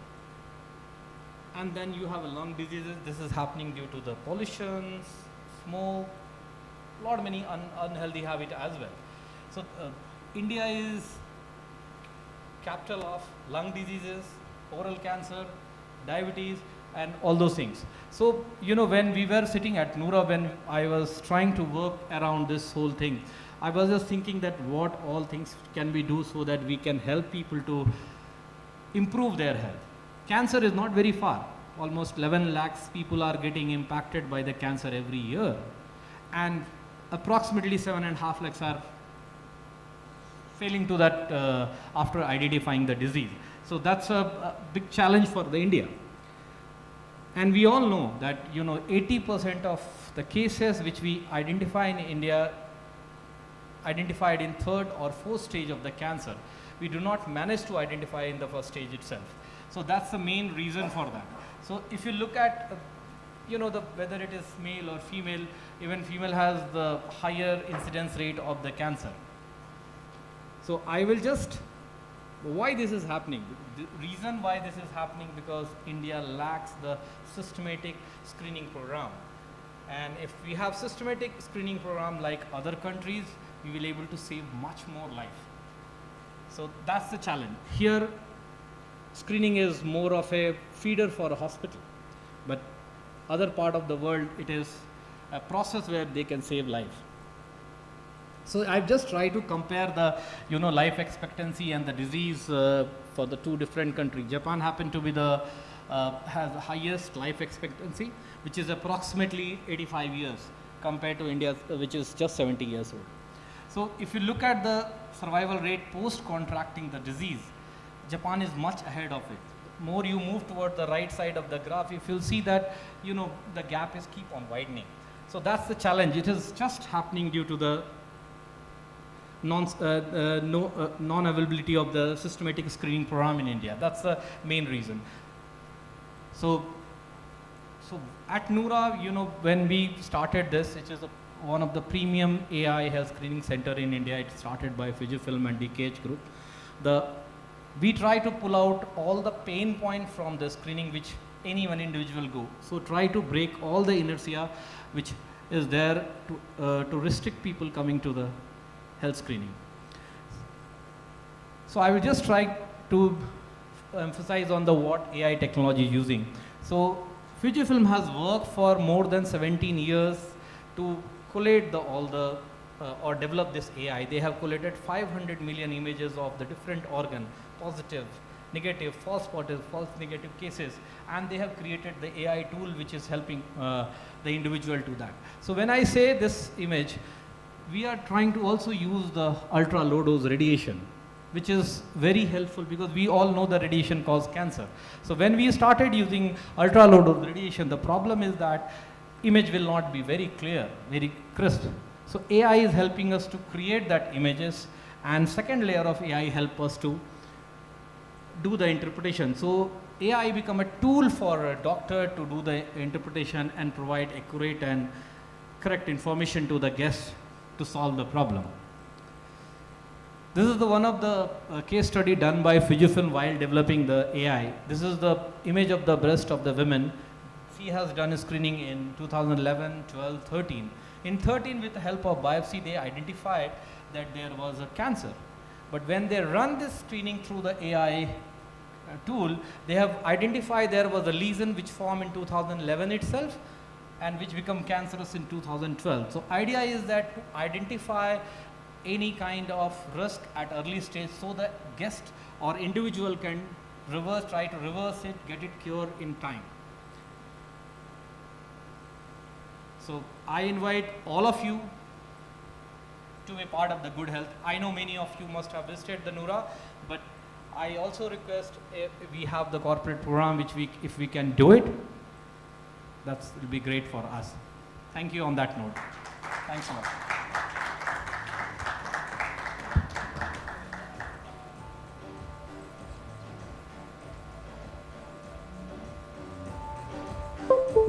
Thank you, Abhay, for that.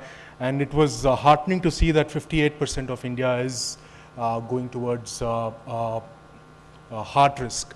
And there's a lot of claims which is made by us that we will be the future of the world is because of our human resource itself, the quality of life, the human resource that we have here. And if we're going to be losing them to health, then I don't think we will have a secure future for ourselves. Before I invite the next speaker, I like the point of systemic screening itself.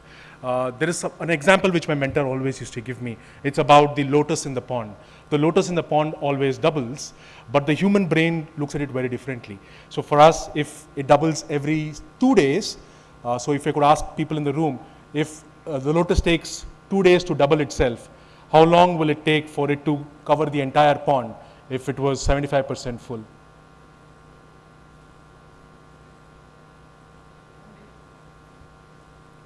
It's just another day that it takes. That's how nature and that's how our human body is as well. If you don't start screening things early on, you will see that it starts going in an exponential rate, and then at the end you always see that it's not in a great stage that we are in or a great shape that we are in. That's where screening becomes an intellectual or an integral part of creating a sustainable future for us, for ourselves as well, because health is also one of the SDG goals which is laid down by the United Nations as well. And on that note, I would like to call upon the next speaker, Unas, who is the CEO of SwissNext, who will share his thoughts on what the future of ICT is for sustainability from his perspective. Thank you so much, Unas, for joining us.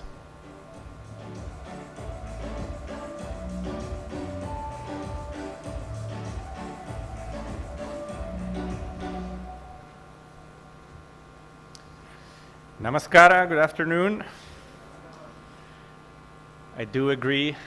The future is indeed with and in India, and as a diplomat posted in India, I couldn't think of a better place and a better time to be doing what I get to do. As you've heard, I have 2 titles. I'm the CEO of SwissNext in India, the Science and Technology Consulate of Switzerland, and I'm also the Consul General of Switzerland to South India. And I get to lead what I call a diplomatic anomaly, whose mission is to connect tomorrow. In a nutshell, I always like to say that I lead a diplomatic mission for the future, because the portfolio of SwissNext is really what's coming next. It's all about the future, and it's about building the bridges between countries, in our case, India and Switzerland, to accelerate the positive transformations at the frontiers of knowledge so that our collective future is a bright one. A lot of my job, as it turns out, and as I'm slowly winding down my chapter in India, very sadly, is about storytelling, because the reality is that the way India is known in Switzerland is, I would say, somewhat problematic, because it is not an up-to-date view. It is a view that is shaped a lot by stereotypes and by dated ideas and notions. And as somebody who has had the privilege and the fortune of living in India for now almost 4 years, I have consistently seen it on every single guest that we've had that has come on a mission with a science, technology, and innovation bend. They've had an aha moment and a wow, I had no idea.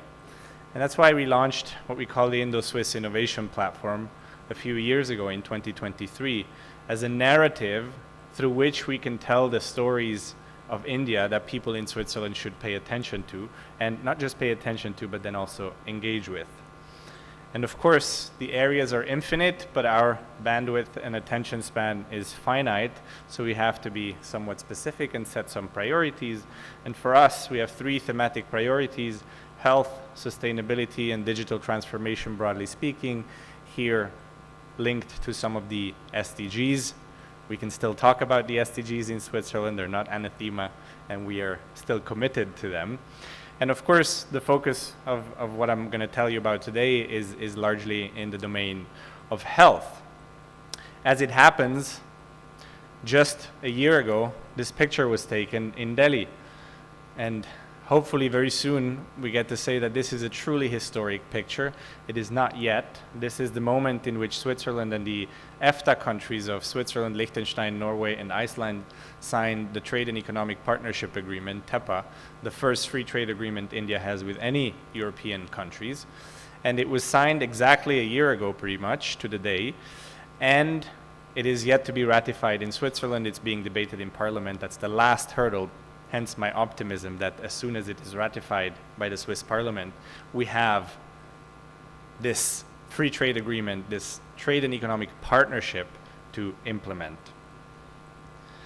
Now for us, that means we want to be much more strategic and systematic in building instruments for collaboration. Just a few weeks ago, we had the health tech cohort of 4 Swiss startups that came to India. Here we have NXI Therapeutics, a new generation of immunosuppressive drugs developed in Switzerland that came to discover the Indian market and to see if their treatment has some potential. Now, what is interesting about this image, it's like swiping on a dating app, because NXI's drug swipes the bad responses and keeps the good ones when it comes to autoimmune diseases.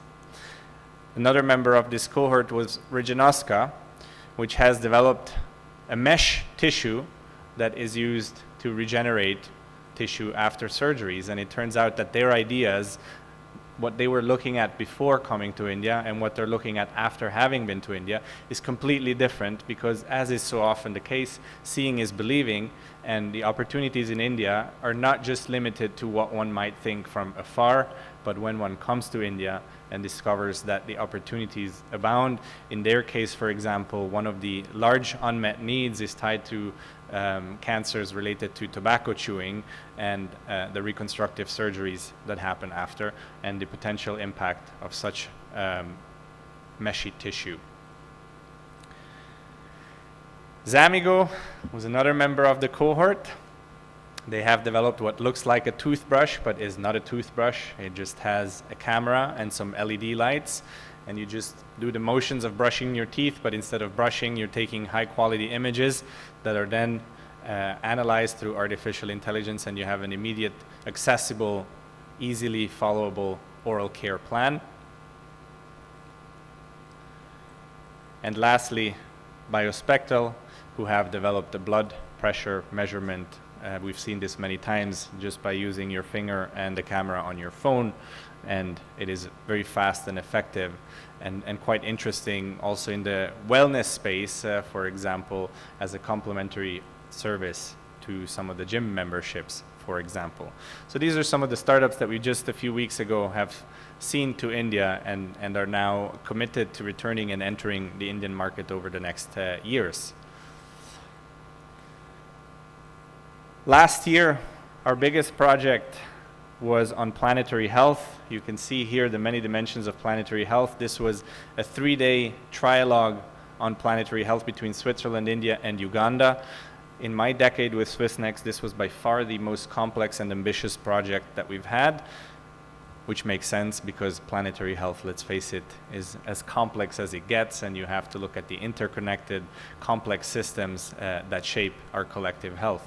So how do seemingly unrelated areas like urban planning and disease outbreak relate to each other, and how do you make those links so that when you're designing interventions and programs, they do so with a more holistic knowledge and approach? When we launched the innovation platform in 2023, we did this with the first Indo-Swiss antimicrobial resistance innovation dialogue. This took place here at NCBS, and we've had 50 experts from academia, from the pharma sector, from startups, from national and international public health agencies that spent 3 days really, again, looking at AMR as a complex, multi-layered, interdependent challenge where the knowledge space of Switzerland and the knowledge space of India coming together are well positioned to make meaningful strides. But of course, the challenge is what is the end product when you do a good 3-day gathering where brilliant minds come together? You know, it's easy for them to come up with ideas, but then you need to be able to have an environment that is conducive of allowing these ideas to come to fruition and to materialize, whether it is on research projects or whether it is on new scientific and technological innovations that will hit the market. And that's the focus, the political focus of my work, which is also a dimension that I've particularly enjoyed, to try to create the instruments between our two countries. See, I'm not a funding agency, I'm a diplomat, but I've realized that we have significant influence and ability to persuade, again, through storytelling, the decision makers that create the instruments, so much so that the next call of the Indo-Swiss Joint Research Program between the Department of Biotechnology and the Indian Council of Medical Research and the Swiss National Science Foundation will be launched later this year on One Health with a focus on AMR. So it's great when you have this long-term approach and you have programs and initiatives and incentives that can build upon each other as opposed to having many ad hoc one-off thing here and one there. And of course, as you can see in this image, we have the next AMR dialogue that will take place shortly in Switzerland at the end of April and early May.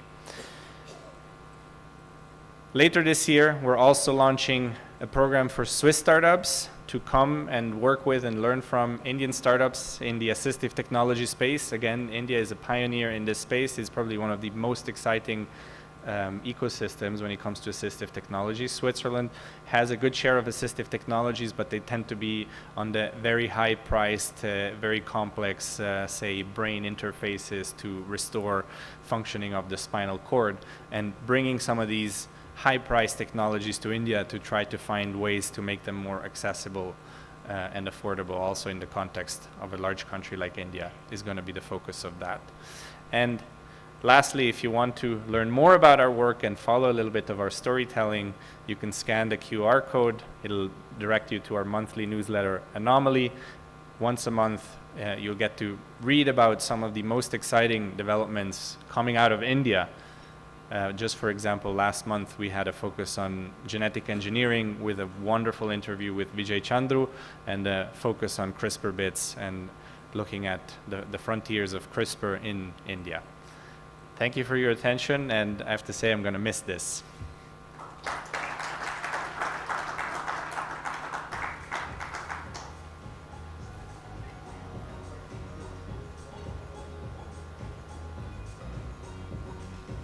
Thank you so much, Jonas, for that.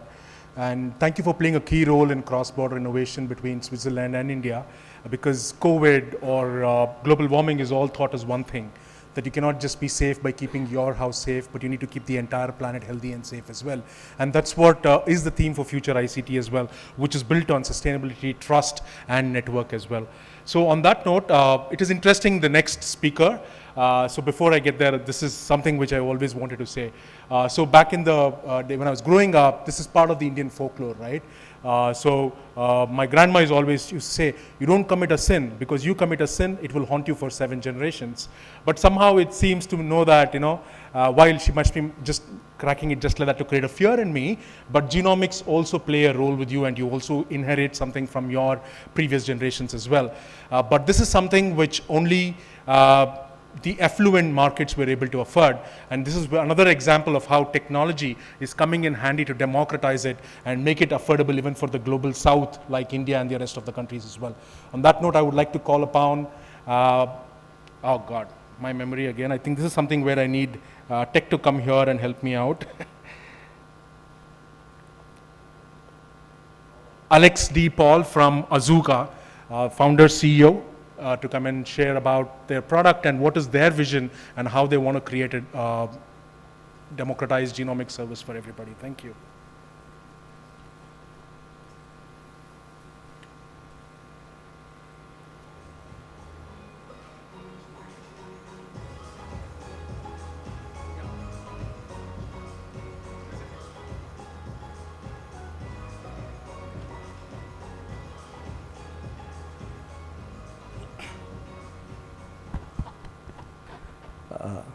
Hi, good evening. My name is Alex. I'm the co-founder and CEO of Azuka. I'm here to give you a quick overview of what's happening in the genomic space in India and what we are working on. I'll just give you a quick backstory about who we are and why the name Azuka, because we get mistaken for bazooka a lot. Okay. So Azuka means sweet in Brazilian Portuguese. That's when I had the spark to start the company when I was on a trip to Sao Paulo.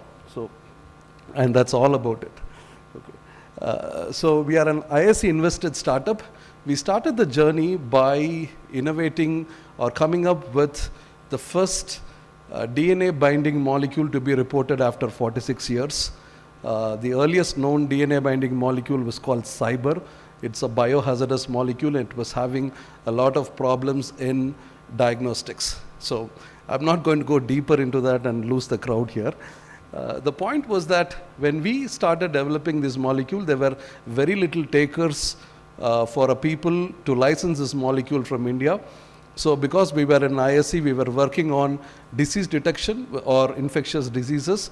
So that was the path we were supposed to take, but we couldn't take because COVID came to be the most infectious disease, and India was stuck with a major problem of how will you transport this COVID-19 virus at room temperature. So that's when we came up with India's first biosample collection kit, where you can transport samples at room temperature, or else you would need, everybody who's transporting would have seen people having a lot of dry ice shipping along with this. So, and after COVID, we had an amazing manufacturing unit and no customers, because after COVID, everybody kind of went back to the old methods. Nobody was willing to go molecular. So we went and asked our customers, which is the biggest problem to solve? And all of them told that, go after cancer liquid biopsy, go after neonatal testing, and that's what we did.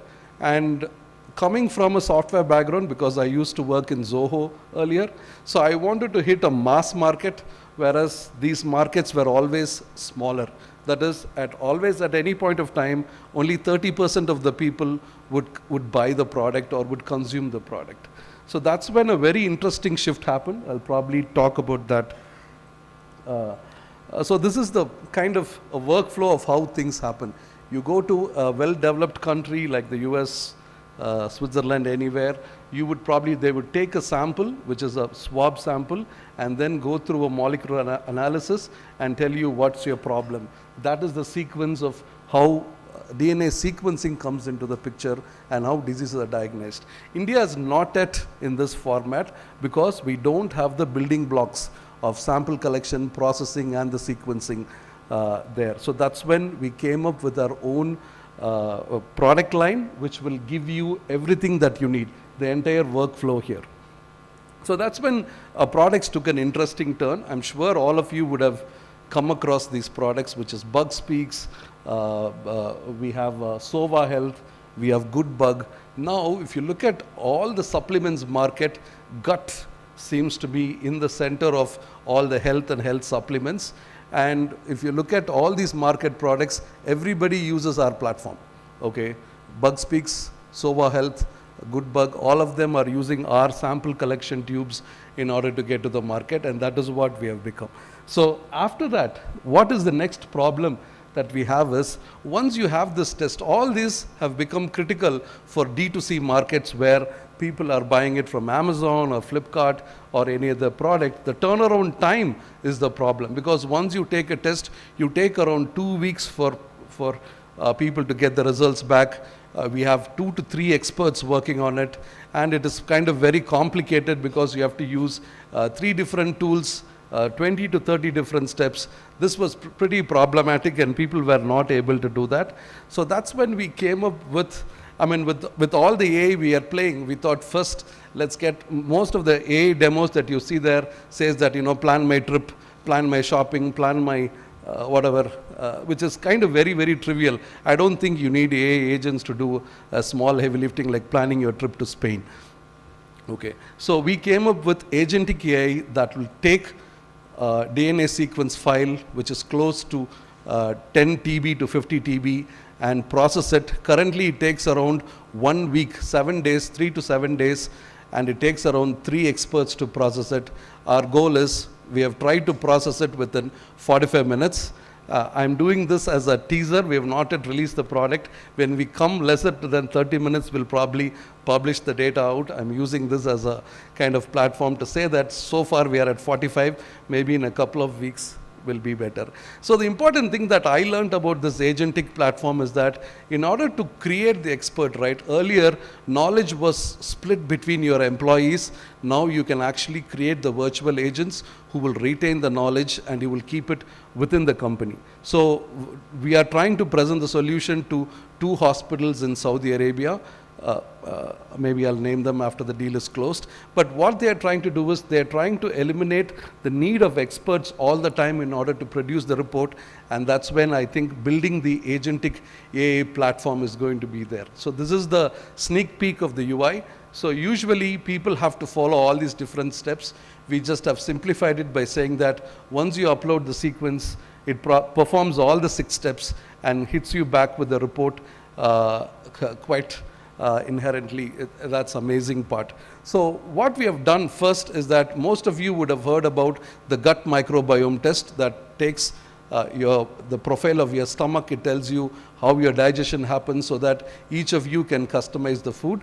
We have come up with India's first, or so to say, the world's second skin microbiome test that can really process your gut and skin and tell you your skin health. Cosmetics being the really big industry, we wanted to break it, and most of them are using glorified paint in the name of makeup, not really kind of working on the health issues that are underlying in the skin. So that is what we are trying to address with this. So we are the second ones to launch this. I'm not going to get into the details of the report, but the AI is fully customizable. I'm sure that you've heard enough about ChatGPT and Perplexity and all these things. I'll tell you what is the difference between them, okay? Every AI solution out there has got the copy of an internet, and if you put your data out there, you are going to be their training objects. What we have done is local AI, which means that it will run in your laptop on accelerated CPUs and not on GPUs. India cannot afford $20,000 per month, which is the agentic AI platform that ChatGPT is coming up with. We are planning to start with just $2,000 and a local accelerated CPU, and that is when we are kind of packed in the whole vector store in order to start with CPUs and then scale to GPUs, because most of them have just got an AI plan and not worked on it. So and it's kind of entirely open source, and that's the way it is going to go. We are yet to test this with Grok 3. It's already working with DeepSeek R1 as well, hosted on Perplexity. We are just not got our hands on Grok 3 yet in order to do the benchmark testing. I think we'll be working on it in order to do that. So even if you don't like us, right? So it's a GitHub open source. If you're really good at compiling from a GitHub, you're welcome to do that. And we can get started. So I think India is on the verge of breaking through on the genomics front. I think most of us rely on tools which are pretty much open source, pretty much closed source, and we are actually planning to offload all our knowledge onto another cloud platform. I would say that if you are having an alternate plan, if any of you have read the US Patriot Act, and if all of you know that Trump is putting America first, so we have to put our company first and our IP first. If any of you have the same concern as me, do reach out. I think we can have a conversation after this. Thank you all.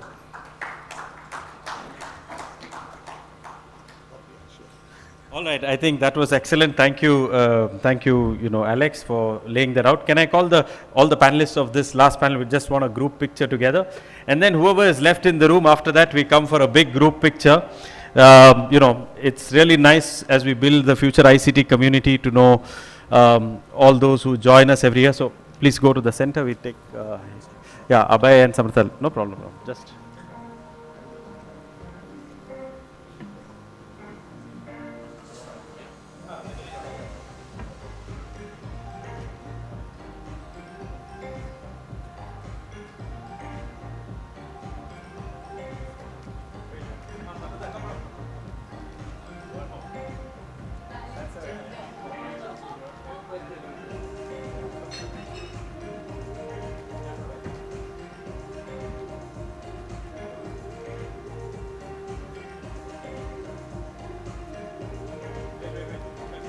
All right, so may I ask everyone who's here in the room, please come on stage. We take a quick final picture.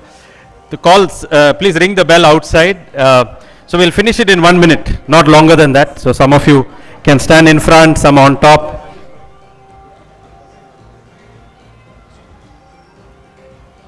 So just a few final announcements. There is coffee outside, so grab your cup of coffee. We squeezed the coffee break so you have time to travel back. We wanted to end before 5 p.m. We managed to do it. We have 15 minutes back which we have gifted you. Now it's 42. By 45 we'll finish the picture. Thank you all once again. You can follow the whole summit on live stream at the futureictforum.com. All the LinkedIn posts are getting updated one by one, so please share it with the others as well. You can have the music loud. Thank you. Martin and you all, some of you can also come.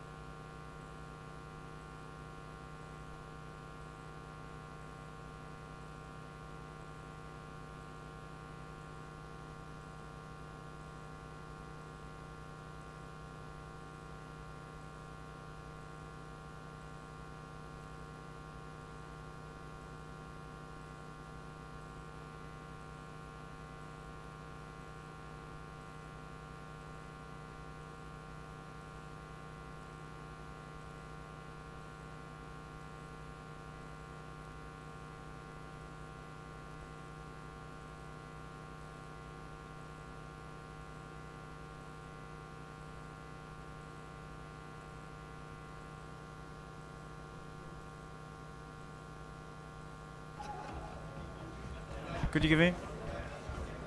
And actually, we're missing one applause.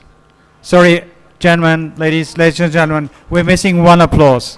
This one applause goes to Jose Jacob, who's curating this ICT Future Forum. So please give a big hand to Jose Jacob over there. Get him on stage once again so everybody sees he's doing it. He's doing it with his team together. So thank you very much for that. Martin is here. Himanshu, Martin, are you coming up here? Because you two, you're running the show. So thank you very much. Give them a hand because that's happening in the back. The whole team. Martin, come up. So once again, this is not happening because there's something falling down from the sky. This is happening because Jose and his team is putting all this effort together for connecting the nodes. So thank you very much again, Jose. What a beautiful story. Thank you. Please network with each other. Coffee is available. Thank you so much. We will see at the India Advantage Summit, the 2-day summit, which will happen between October and November. So see you there. Thank you so much. And let's stay in touch. Thank you.